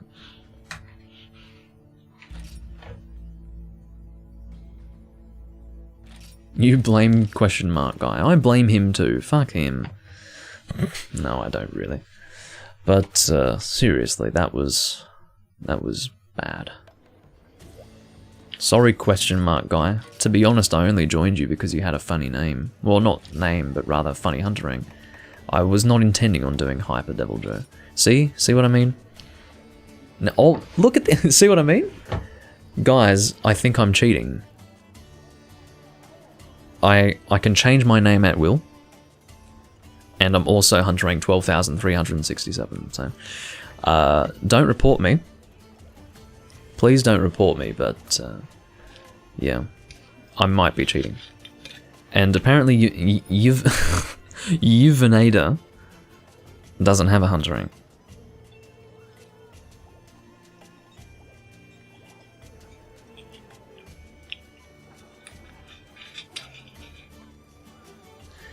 And Vernon is correct. I don't mind being distracted by the chat. It's good. If I ever complain about being distracted from the chat, don't take that negatively. It's just it is what it is. I will always read the chat, and I choose to do that. The reason why is because this is very casual, and I'm just here to have fun. Now, admittedly, it's not fun to fail, but I like reading what you guys have to say, and of course, I run my mouth no matter what.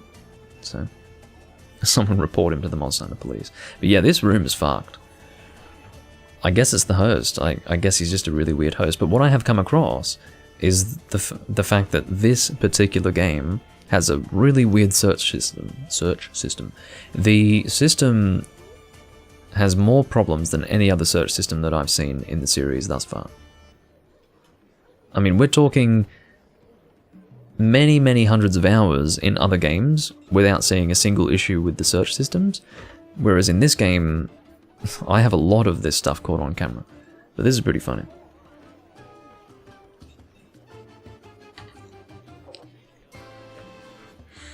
Yeah, okay. Evil Daily is not welcome to talk. That would be an exception.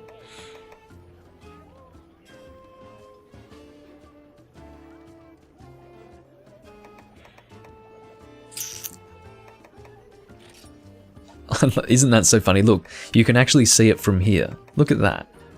You can see his hunter rank of 12,402. He's increasing his hunter rank. It was like 390 something before, now it's 402. You can see it from this list. That is so funny. And then it's different when you open. Oh, this room is fucked. That is really funny. Oh man. I'm so entertained by that. Here's Max. Banana God. He's screaming at me about the fact that he's a god. He is not Banana God, he's Banana God.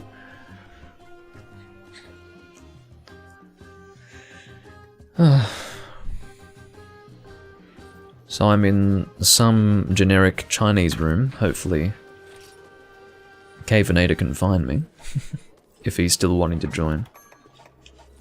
Oh, he's straight back on. He's not missing a beat, this guy. He knows exactly which generic Chinese room to join to find me. Oh dear. It might not be generic, it might be actually typed out. I've got no idea, but it looked like a standard message to me. Not that I speak Chinese.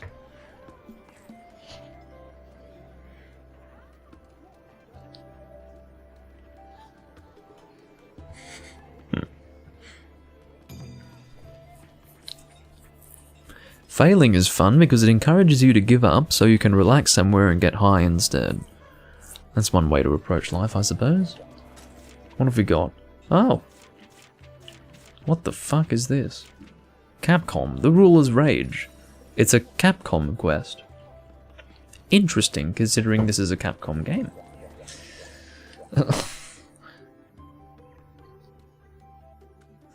Yeah, I mean, this is the Banana God. You know what, that's what it is. He wants to make it clear that he is the Banana God, and he's done so by putting God in uppercase, so... He's angrily asserting the fact that he is the Banana God. Which is fine, I suppose, but... What is your right? Can you follow me on... I'm not following your Twitch, Cavenator. Why would I follow your Twitch? Anyway, what are we doing? I can't even remember now. It is a Cantor, so I will go with this. It is a high ranker Cantor. It is a Capcom event quest, it seems. Yeah, at least one a Cantor per stream. Always, always, always. It's either a Cantor or Savage. You know, those are the two monsters that I seem to hunt the most of.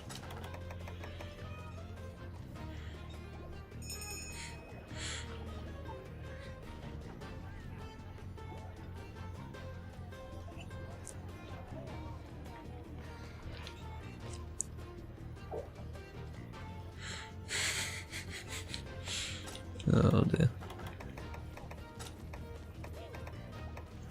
I took a Japanese class in high school, but they fucked it up so hard that I refused to attend the class, and I was left alone because I had a very good reason as to not attend the class, because it was actually a mess. That was my schooling.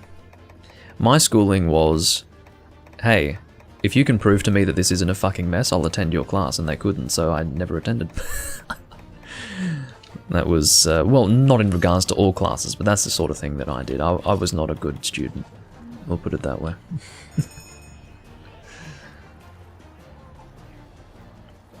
We had to learn both hiragana and katakana in 1 week, which was not fun. So, but there were a lot of issues with that.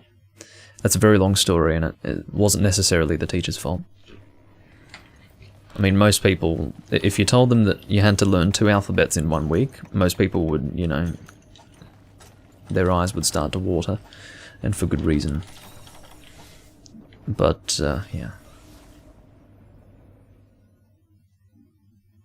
When you do a high rank quest just to get a win when feeling down, that's kind of what it is at this point.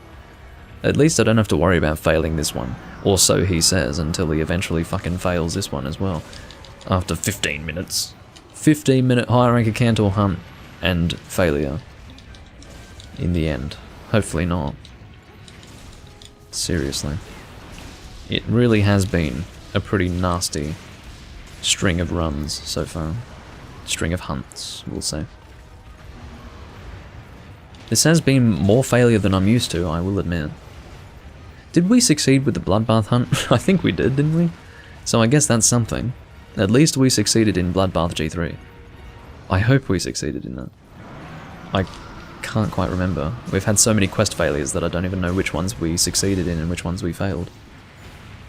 I would be ashamed if a high ranker Cantor took 15 minutes.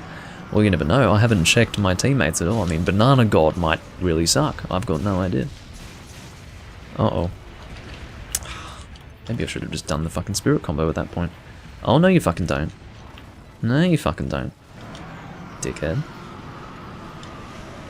Now, keeping in mind I do have defense down, and it doesn't matter if it's high rank or G rank or what. If you've got defense down, that's not good, so I do have to play carefully here. How could he suck? He's a god. Oh, that's a mount. Well, he's doing alright so far. I'd like to get up my charge if I can. There we go. Now, where would I like to attack? Probably the chest. For maximum damage. I'm gonna prolong my combo here with Unhinged Spirit. Or Spirit, as Michael Palin would say from Life of Brian.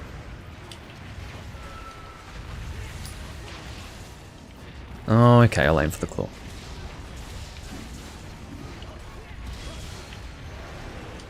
I don't think it's actually pronounced Palin, you know. I've always pronounced it Palin, but I think it's Palin, which is weird. I've always said Palin. Or maybe Palin was a joke. You never know with those guys sometimes. But to me, Palin would have to be double L. No. You've got to be kidding me.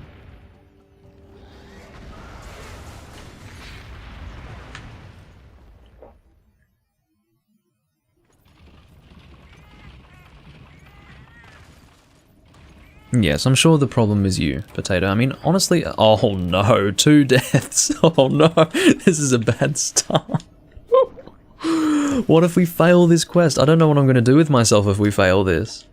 I actually don't... I mean, my self-esteem is going to hit rock bottom. I'll tell you what. I'm just going to... I'm going to have to sit in a corner and cry. No, stop. No, we're not talking about Sarah Palin, my god. I'm surprised you even know who she is. Well, by all rights, I shouldn't know who she is. I just recall, people started making fun of her back in 2011 or whatever that was. 2011, 2012. That's when she, like, really became a laughingstock. Oh, fuck off.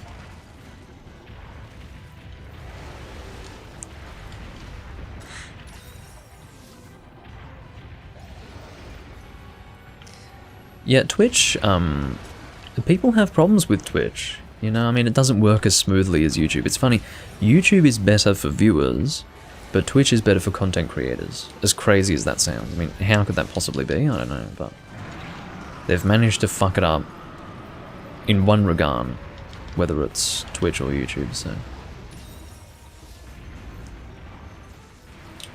Sarah Palin's a massive meme now, is she? Well, that's funny. She used to be, well, I suppose she's probably amassed a number of quotes now that's difficult to walk away from.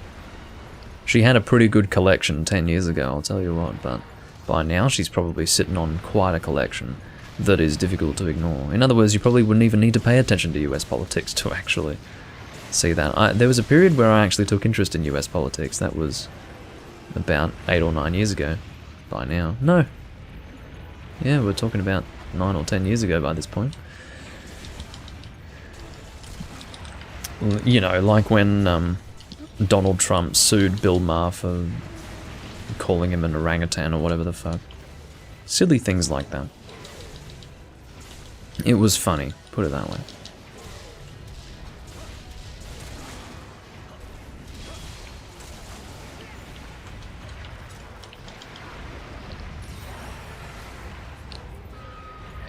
Well, Arexian, my guess is that she's probably never left politics, and has by this point just said so much stupid shit that she can't escape it now.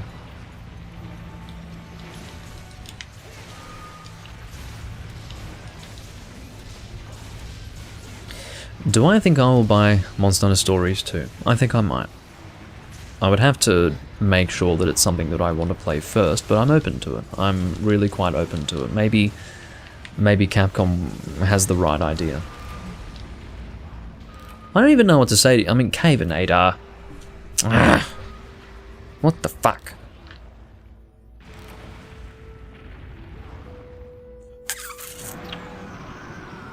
You know what the common denominator is here? It's the presence of Cavenator. He's been here this whole time. I've never had so many failures in a single recording, but there's someone here who has never been here before, and has been present for most hunts. Admittedly, I did die in the last hunt, but I don't know. Again, says Max. Well, fuck me.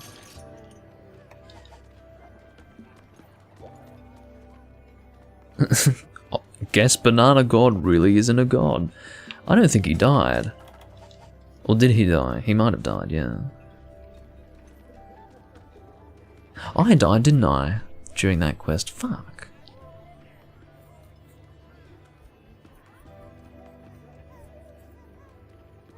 Why did I die again? I got caught in a dumb spot because I was reading the chat. But I don't want to use the chat as an excuse, because the thing is, it's my choice to read the chat, so it falls on me to take responsibility for my choices. So I don't want to use that as an excuse. Anyway. So actually, that had nothing to do with Banana God's performance. That had everything to do with the fact that I died and then Cavenator died twice. So, I don't know. And Cavenator's got like a serious sad face going on in the chat right now. I don't know. But, you know, I called it somewhat. Maybe it's because I lack confidence. Maybe it's because I was expecting to fail that we failed. I don't know, but that's pretty bad. This has been, I mean, for those who haven't tuned in for a stream before, this is not typical. I don't usually fail every hunt. Fuck me, says Cavenator. I'll pass on that one.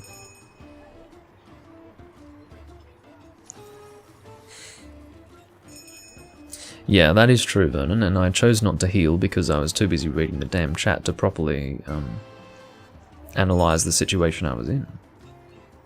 Stop bullying Cavenator. I'm not. He asked me to fuck him. I don't want to fuck him. Oh, Juvenator's back. Okay.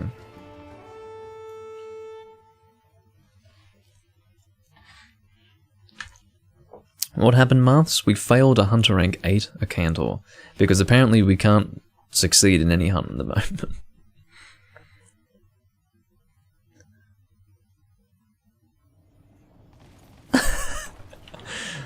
So Cavenator's your brother. Well, it's just not, I don't mind. Look, I died as well, so I contributed to the failure. It's alright. I mean, it was a dumb death, I will admit, but come on. I did contribute, so I can't be sitting here on my high horse saying, oh, Cavenator's dying. I mean, yes, he died twice, but, you know. It's just what it is. No, I meant to go to the side. Behave yourself, controller. I don't know why I wanted to go longsword again. Just had a feeling that it would be good to go longsword, I don't know. Again, I don't use longsword too often, so it feels like just something a little different.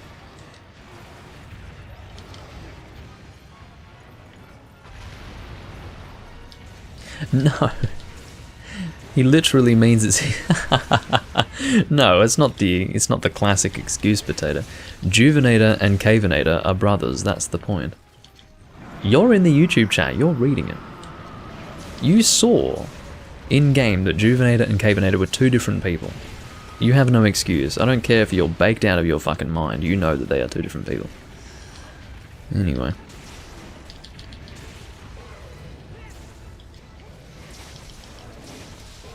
Let's get this face. Doing the full combo with the longsword this time. Yeah. Oh, very good. I think I have a good feeling about this hunt. That feeling's going to slowly drain away if a death occurs, but you know, I think we'll be alright.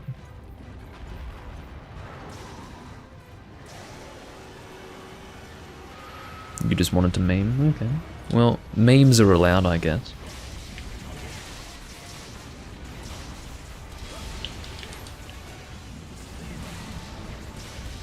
That's pretty cool, going into unhinged spirit after completing a spirit combo.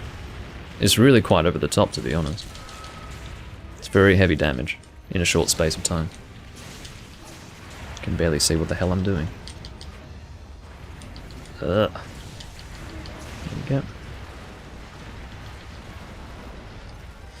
What is the inputs for all long blade combos? Well, I'm sorry, but I can't really outline that for you. I'd recommend checking online somewhere. I'm sure the information's there. But no, I couldn't really tell you that offhand. It probably relates to the buttons X and A. Yeah. X and A are probably involved.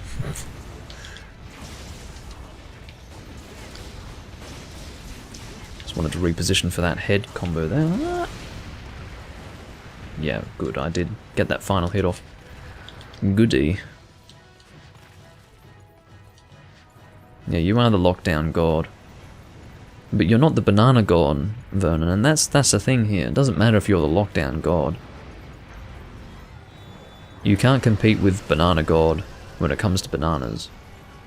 Now, what relevance does that have to the hunt? I couldn't say, but maybe it's beyond our reckoning for the reason that we are too inferior by comparison to truly understand it.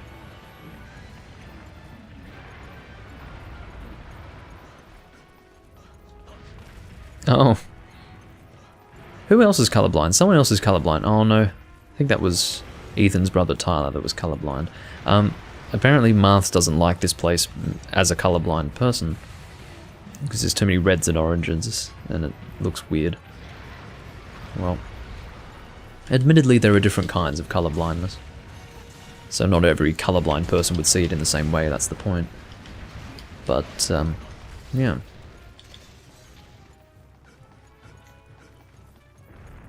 Oh, that's dangerous. But if you'd like to know, it's a very pretty location. It's a fairly pretty location if you're not colorblind. How about that?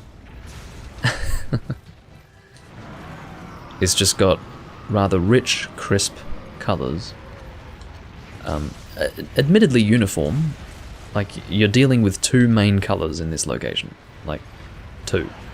But, it's pretty. It's a nice contrast, we'll say that. You can't see red or green. Oh, orange plays games with you, I see. Well, it's definitely pretty orange. So you're right about that. There's a lot of orange going on.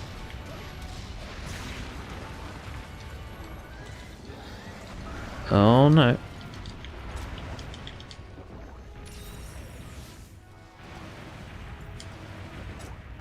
Yeah, there was no failure when you were there, that is true, but you know what, Vernon, when you were here, Cavenator wasn't here.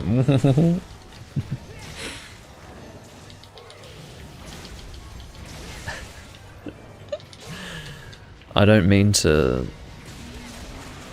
focus on him. I just mean to say that there's a common denominator here. If you know what I mean. I've probably only died maybe 3 times this recording. And we are, you know, almost 4 hours in. So, I mean, that's not too bad. And that's, of course, only including the most recent death, so I've done alright, I think. Probably. Main objective complete. Huh. I think my 3 deaths were the Rajang death, the Hyper Devil Joe death, and that pathetic death before. I think. I hope.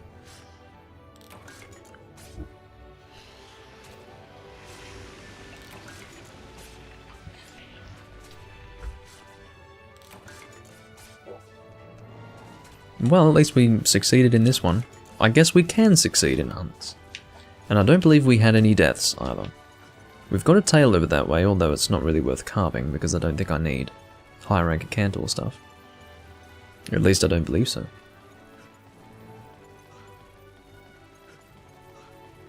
You know, it's 2:30 in the afternoon and I haven't eaten today. So, just thought I'd let you know. Eating does help. Eating does help. That's what I hear. Ah. So, 2 hours ago I received a response to what I said to, oh no. Here we go. So, what I said to, oh. Where is this? Here we go. So, what I said to this guy who had a go at me, I said, I'll read what I said. Oh no, that's too much to read. Never mind. Oh god. I'm just going to read what he said to me. You're somewhat right to a certain point. I wrote an insane amount to try to rebut your points in the other video, and I mean it was like almost an hour of you talking in the other video, so there was a lot to unpack. To sum up, what I was trying to say is I just want to know what you think is wrong with the game. So he wants to know what I think. Okay, a lot of it comes down to change and streamlining certain things, and to a point I understand.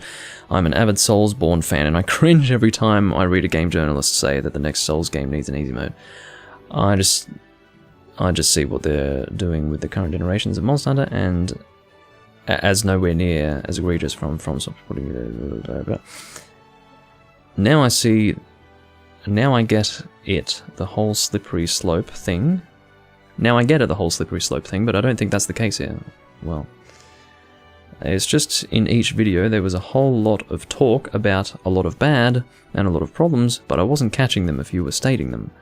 At this point, I think we need to agree to disagree on where the franchise is going, because we seem to be going off on 2 entirely divergent paths. I'm still trying to figure out the specific problems you have with the series currently, because I would like to hear what an opposing viewpoint has to say. It's the same thing I asked the guy who replied to me in the other video when he told me I just don't get it. It's like, well, explain it to me then. I'm trying to see it from the other side of the tracks here, but if all I'm getting is vague statements about how there's this or that, I can't really piece together the other side of the argument here. In the end, it will more than likely come down to a difference in vision or ideals, but it's good to hear what each side has to say in these sorts of situations. Well, I like this guy, you know? I like this guy. He's keeping it real. What he needs to realize is that, unfortunately, the reason why he can't take on board my opinions, in other words, the reason why he's not catching my points in the way that he's kind of expecting to, is because he does have such a different opinion generally from mine, that he doesn't see the problems that I'm outlining. He actually doesn't see it in the bigger picture, as Vernon said, as I've said. He doesn't see the bigger picture, therefore he's expecting to be shown what's wrong. But at the end of the day, if he doesn't see it, he doesn't see it. So I'm glad that he's not still really pissed off. I mean, he got really pissed off towards the end of his viewing of my last video and was going on about how I was trolling or whatever. At least he's not still pissed off. He's cooled off, and in the end, I'm glad he's taken it the way he has. Oh, I'm not doing fucking Hyper Raytheon, Gold Raytheon, no. Give us the TLDR. Well, I wasn't going to read what I said. What I said was longer, because what I said was to, I guess, compensate for the fact that I wasn't going to respond to him point by point, which would have been about 6 to 7 times longer than whatever I had written. But, yeah, I think that's a good way to end it. I think that's a positive conclusion. If there are, you know, that would probably be the most positive conclusion, which in my opinion speaks to his maturity, which is good. I think that's a great way to end it. He just allowed himself to get a little bit too worked up.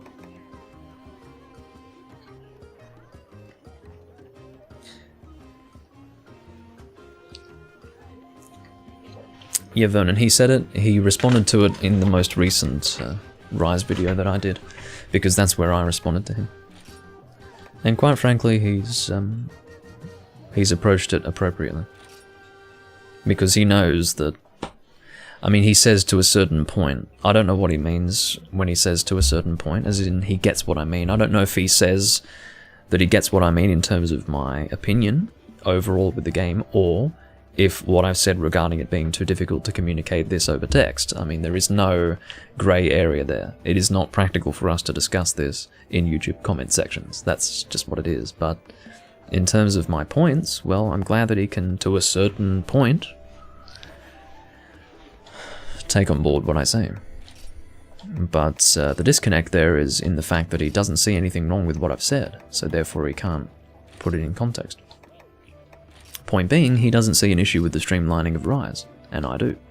So that's what it all comes down to.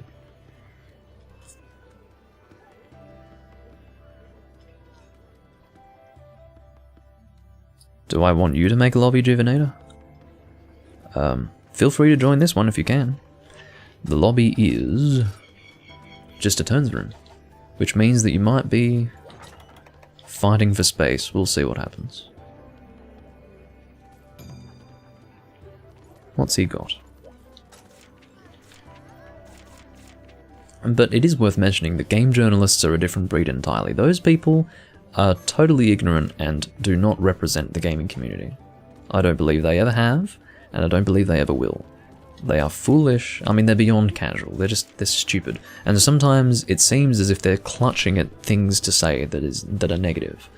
They're trying to, you know, either play devil's advocate or try not to speak too positively about a game, you know, they're clutching at negative aspects, but the problem is, when it comes to series such as Monster Hunter, which require, in my opinion, a wide scope of understanding to be able to comment on a game like Rise, you can really see that they don't know what the fuck they're talking about, because they're, you know, for example, one thing that was said was, by a game journalist, it was something along the lines of Rise fails to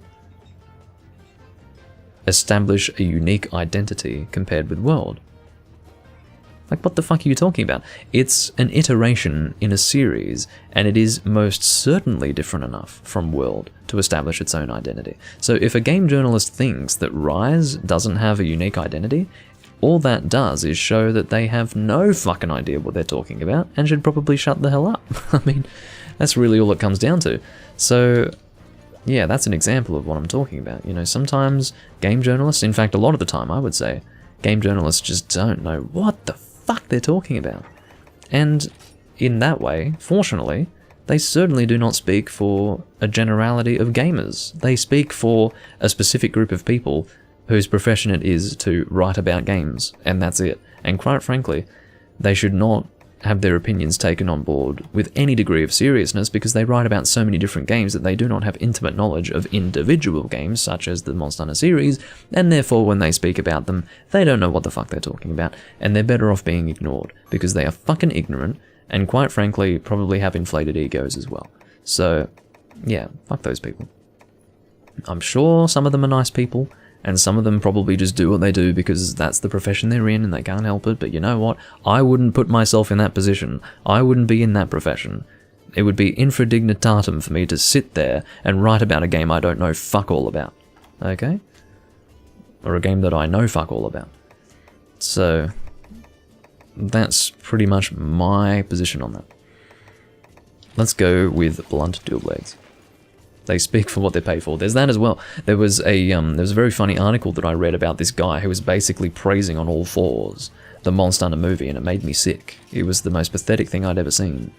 And I don't believe any individual could possibly have a genuine opinion that would reflect what he said. I don't believe that that was something he said from the heart. He basically said that it wasn't the best movie or the best action movie, but it was the best Monster Hunter movie. You know, like, in other words, as a Monster Hunter movie, it was perfect. It fucking was not. As a movie and as a Monster Hunter movie. In fact, as a movie, it was an embarrassment, and as a Monster Hunter movie, it was an insult. So, you tell me, my friend. You tell me. What a dick. I mean, I don't know. Game journalists, and I think everyone knows it, it's like an unspoken rule that game journalists don't know what the fuck they're talking about, so it begs the question as to why we even allow them to speak. Why do we even publish their thoughts? They're ignorant.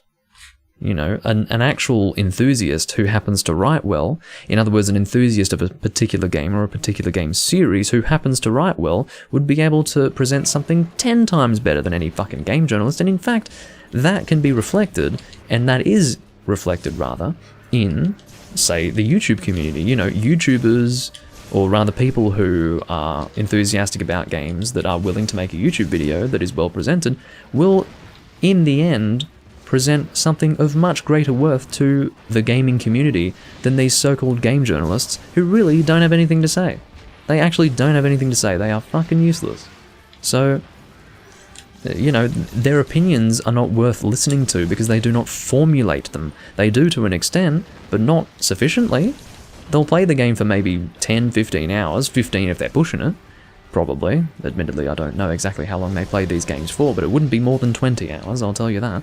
And certainly they, more often than not, don't have prior experience with series that they might be writing an article on.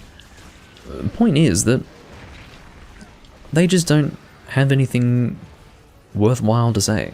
So, I don't know. I was told to go hammer by Juvenator. Well, maybe I should have, but I did not in the end.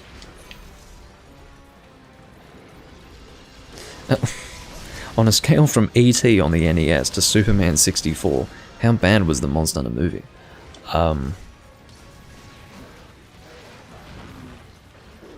Oh, I'd say about... If Superman 64 is 10 on that scale, I would say it's about an 8. In other words, it's not actually atrocious, it's just extremely uninspired. Your opinion on it really depends on your tolerance for something uninspired and generic and just overall average. In my opinion, the more time passes, the less something average and uninspired... No! Shit! Anyway, the more time passes, the less a person should be willing to forgive something that's average and uninspired, because there's no place for that in this world. You know, I mean, movies are... Making movies is not... Oh, what the fuck? Making movies is not a young art form. We do not deserve to pollute, or rather we should not be polluting the cinematic world with cash-in garbage. And that's all the Monster Hunter movie was. It was a fucking cash-in by a shit director who, quite frankly, shouldn't even be making movies anymore. So, I mean...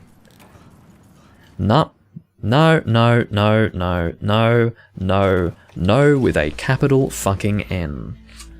What the fuck is going on? I mean, I know I died as well, I admit, but what the fuck? This has just been a mess of a anyway.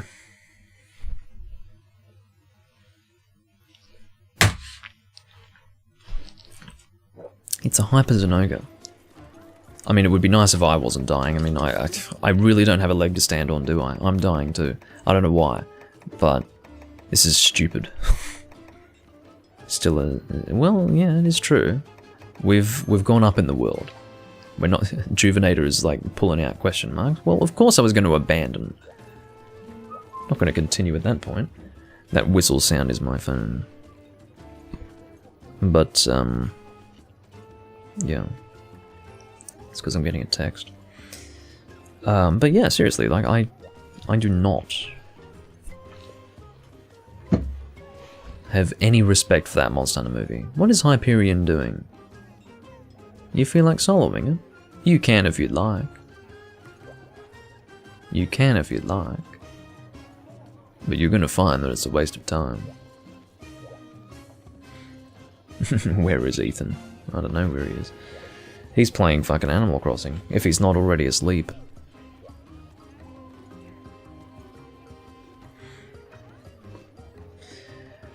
I don't really have much difficulty with Hyper Zenoga, mainly because he's a very comfortable monster for me to hunt. This Hyperion guy is a dork. What a dork. Like, he just doesn't even return after that. Why would you even bother trying to solo at that point? Crown? No. G4 keys? No. I would have to join a room with one person.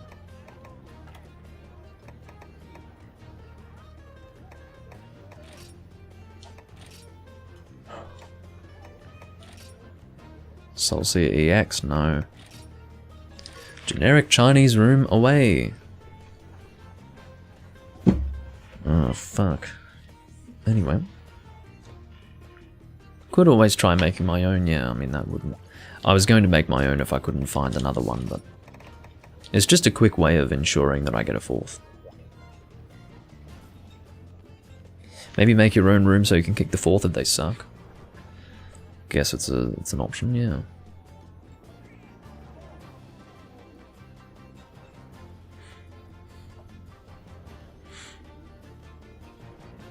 I just want to know why I keep fucking dying. It's not like I'm dying more than once, but the point is that I'm contributing to, like, several deaths. Which results in quest failure.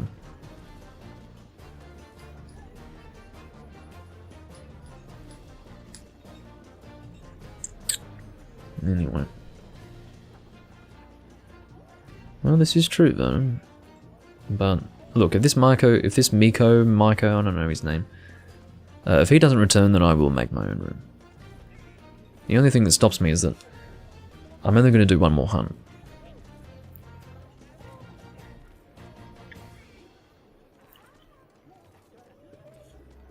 Happy Death Day. It does feel a bit like that, doesn't it?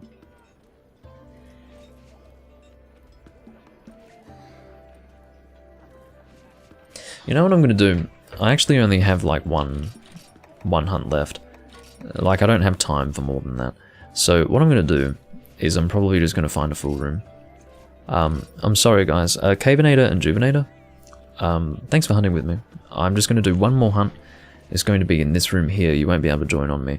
I just want to get into a hunt real quick just so that I can get that done. I'm expecting a call fairly soon. Oh no. What's this? Is this black? Yeah, it's black Fatalis. Okay. Well, I can do that. We'll just knock out this black Fatalis, and we will finish up. Just want to get in this hunt as quickly as possible. But yeah, thanks for hunting with me, guys. Seriously. I enjoy hunting with viewers. It's good fun.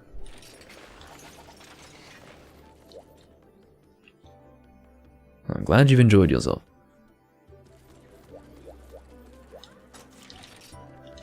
Okay, how are we going for ammo?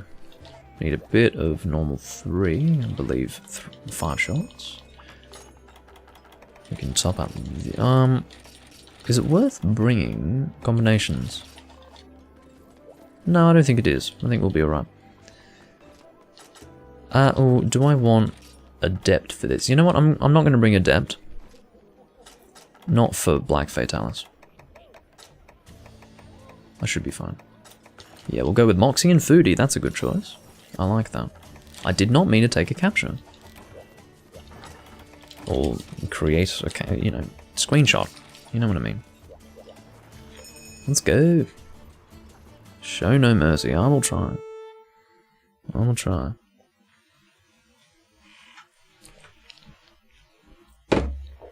Fatalis time.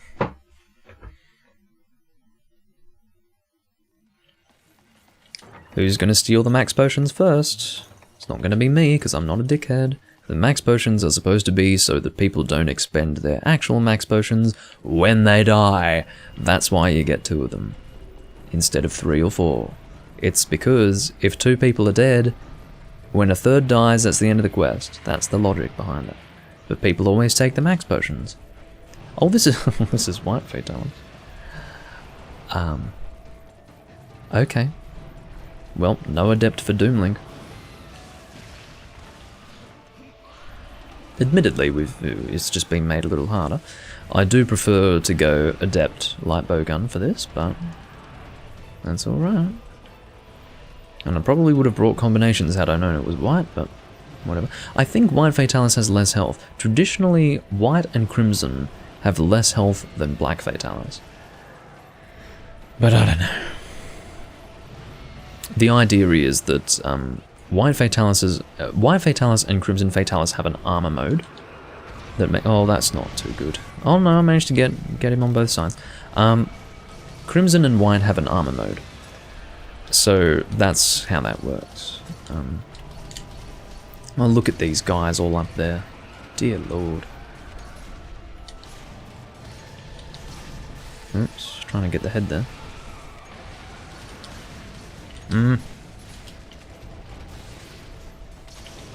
No.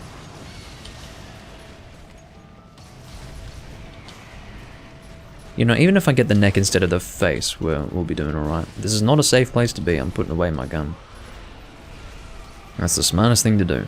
And you know, that's a strange thing that I've gotten out of the habit of doing. Strange in the sense that it's strange that I've gotten out of the habit of doing it. It's the fact that when you have the light bow... Oh no, don't put his head in the fucking wall! Okay, that actually worked out alright. Although my slicing shot... Oh, come on. My slicing shot hit the cannon. Well, I'm glad it didn't go in the wall anyway. But it was a bit dangerous there. I've gotten out of the habit of just putting away my light bow gun so that I can dive out of a dangerous situation. I find myself rolling even with a light bowgun, which is bad because the reason why you have light bowgun versus heavy bowgun is that light bowgun can be put away quickly and then you can dive out of a bad situation. And that's the reason why, like, that is the difference between those two as you use them. So, no. Tran is a bit intimidated by the falling thunder apparently. Doesn't even want to be here for it. The thing is, you're not going to have so many farcasters that you can farcast every single attack that he's doing here. I do love watching him fly down. He's going to take out that tower. That's pretty cool. I enjoy that. No, I don't want to be in front of you. Provided I remember to sheathe my bowgun, I will be alright. Also, that ledge there can be a problem if you're in the shit. Because if you know anything about accidentally jumping from a ledge when you're at risk, you can't do anything when you're mid-air, you'll just take the hit. Sometimes you might be gearing up to do a dive through something, and then next thing you know, you've just jumped from a ledge and you're in mid-air and you just take the hit because there is no invulnerability period at that point.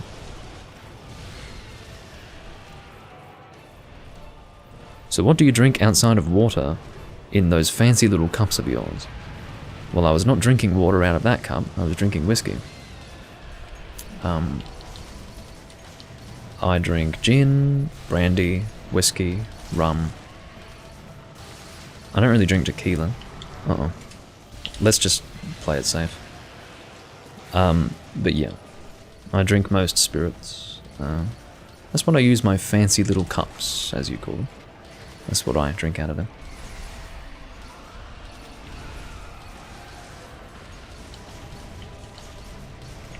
Ugh. Look out. Oh, he managed to avoid that. Haha, that was pretty cool. Did a little backdash through that tail swing.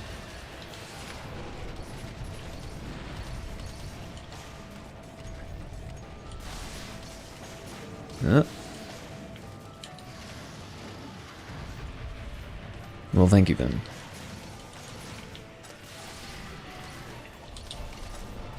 It's funny, I looked at Demon Affinity and I, for a very brief moment, thought, maybe I'll shoot that, and then I realised, well, no. Maybe you don't want to shoot Demon Affinity at a monster. No, no, no, no, no! Well, what was I to do in that situation? That was a terrible combo. Keep away. No. Bloody hell. Okay, so if I get hit by another one of those, it's game over, at least for that life. Alright, let's try to pierce through the body. Pierce is just okay for Fatalis. He's not the best piercing body. In other words, he doesn't have a great body to pierce through. He's a good body to pierce through when he's on all fours, but he's not often on all fours. But he's just good enough to not have Pierce be obsolete. And provided it's not obsolete, Pierce will do decent damage.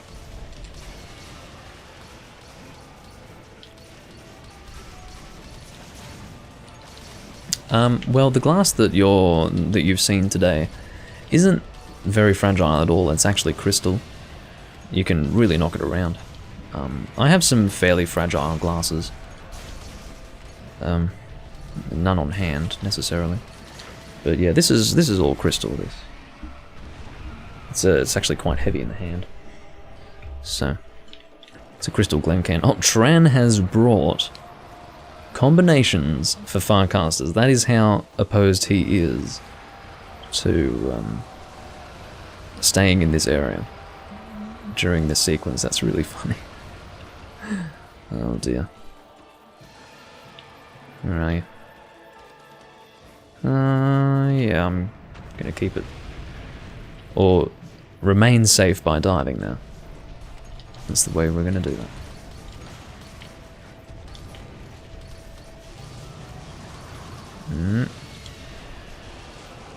Oh, he turned it towards me. Holy shit, did you see that?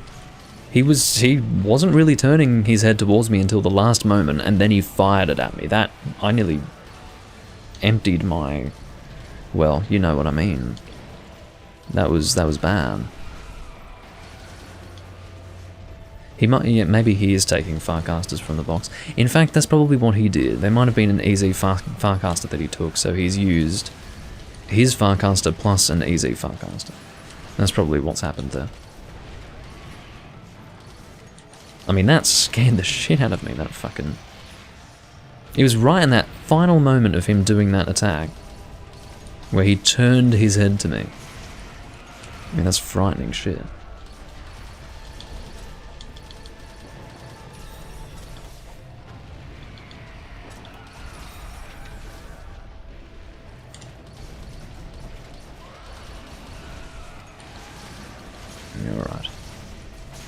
Alright.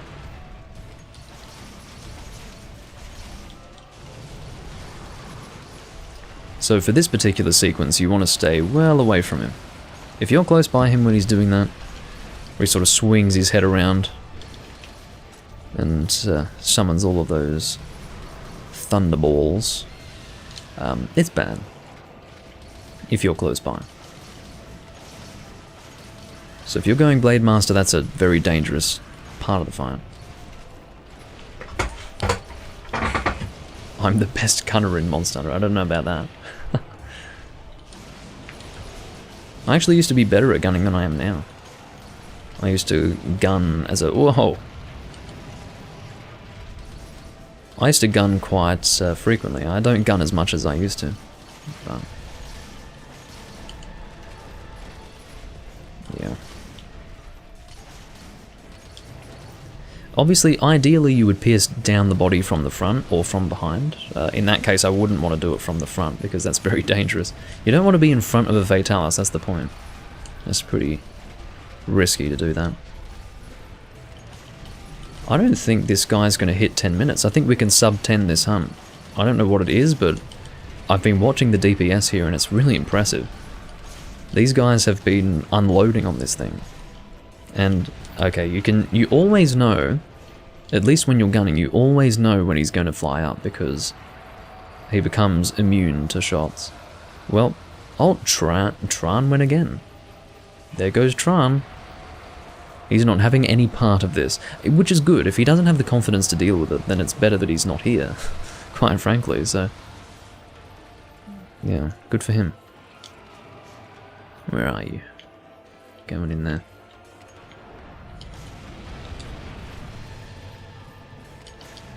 Oh shit, it's hitting the ledge.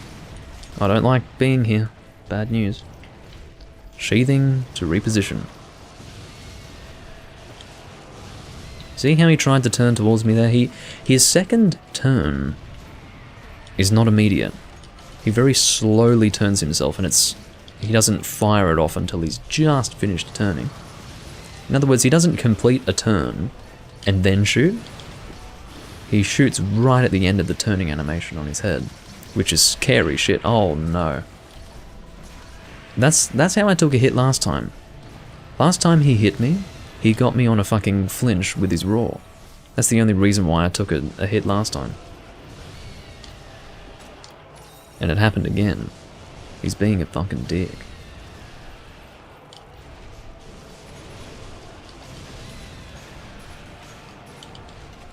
Come on, let's flinch him out. Oh, that's dangerous. Good luck, guys. Oh, they didn't manage to take a hit. Maybe they are actually able to avoid that. I don't know. And you can see they're all up there. They think they're safe up there, but it's because I'm willing to be down here in the danger zone that they are safe.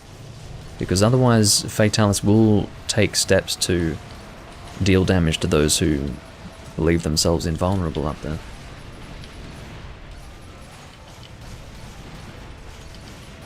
Now we're on to Rapid Fire PS1, which damage-wise isn't necessarily as good, but still good damage. Is the Dragonator... Uni, come on, go for it, go for it. Nice work. Oh, you king. I can't believe he's not dead. We've done very well. Well, they actually did, Vern. Which is good. I must have... I mean... I'm glad that he chose to do it. Because I wasn't going to go up there and do it. Put it that way. I'm the one who's decided to stay down.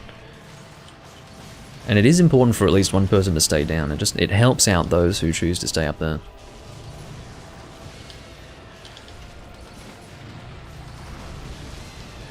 Yeah, I feel that way, Martz. I feel that way. And notice the common denominator? We've changed the equation. Anyway. Good hunt, guys. Very nicely done. Very nicely done. Very clean. Very professional. I don't think we had a single death. Not a single death. Nicely done. But yeah. That's a dead white Fatalis. And I believe everything on him is broken.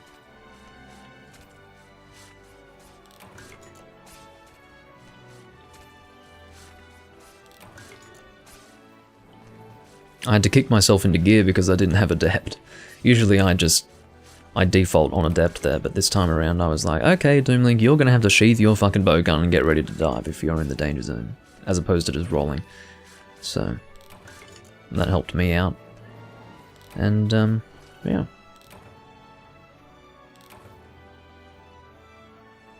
You funny. Oh dear.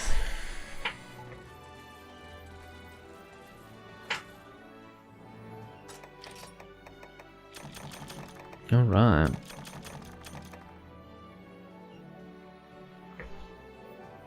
Yeah, we'll definitely continue playing. There's nothing wrong with that. And if it makes you feel better, I was dying too, so it's not a big deal. That was definitely a good hunt though. Sitting at 767. Slowly but surely making our way to 800.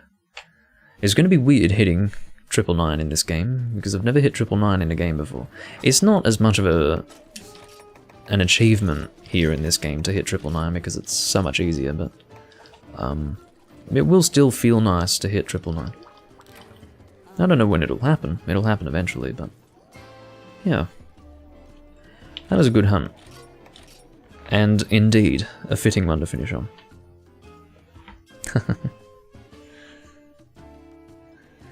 Yeah, this is true, but... Well, I do thank you all for watching. This has been a fairly long recording. It's been 4 hours and 20 minutes of Monster Hunter Generations Ultimate. It's been a very strange day today. But I'm feeling good. That whole situation... I mean, really, over the course of this recording, that situation with the guy who had a lot to say regarding Monster Hunter Rise and my opinions of it, that whole situation has resolved itself, more or less. I think he agrees that it's probably not going to work to discuss that in the comment section. And, yeah, I don't have to worry about that anymore. And also, the guy who got offended over nothing is probably never going to return, thank God. I don't want him back. And, got some good hunts with some viewers in, and, overall had some good fun. So I do thank you all for joining me. It's been a good run. And I will see you all when I'm live again in Monster Hunter or in anything else of mine that you'd like to watch. Bye bye for now.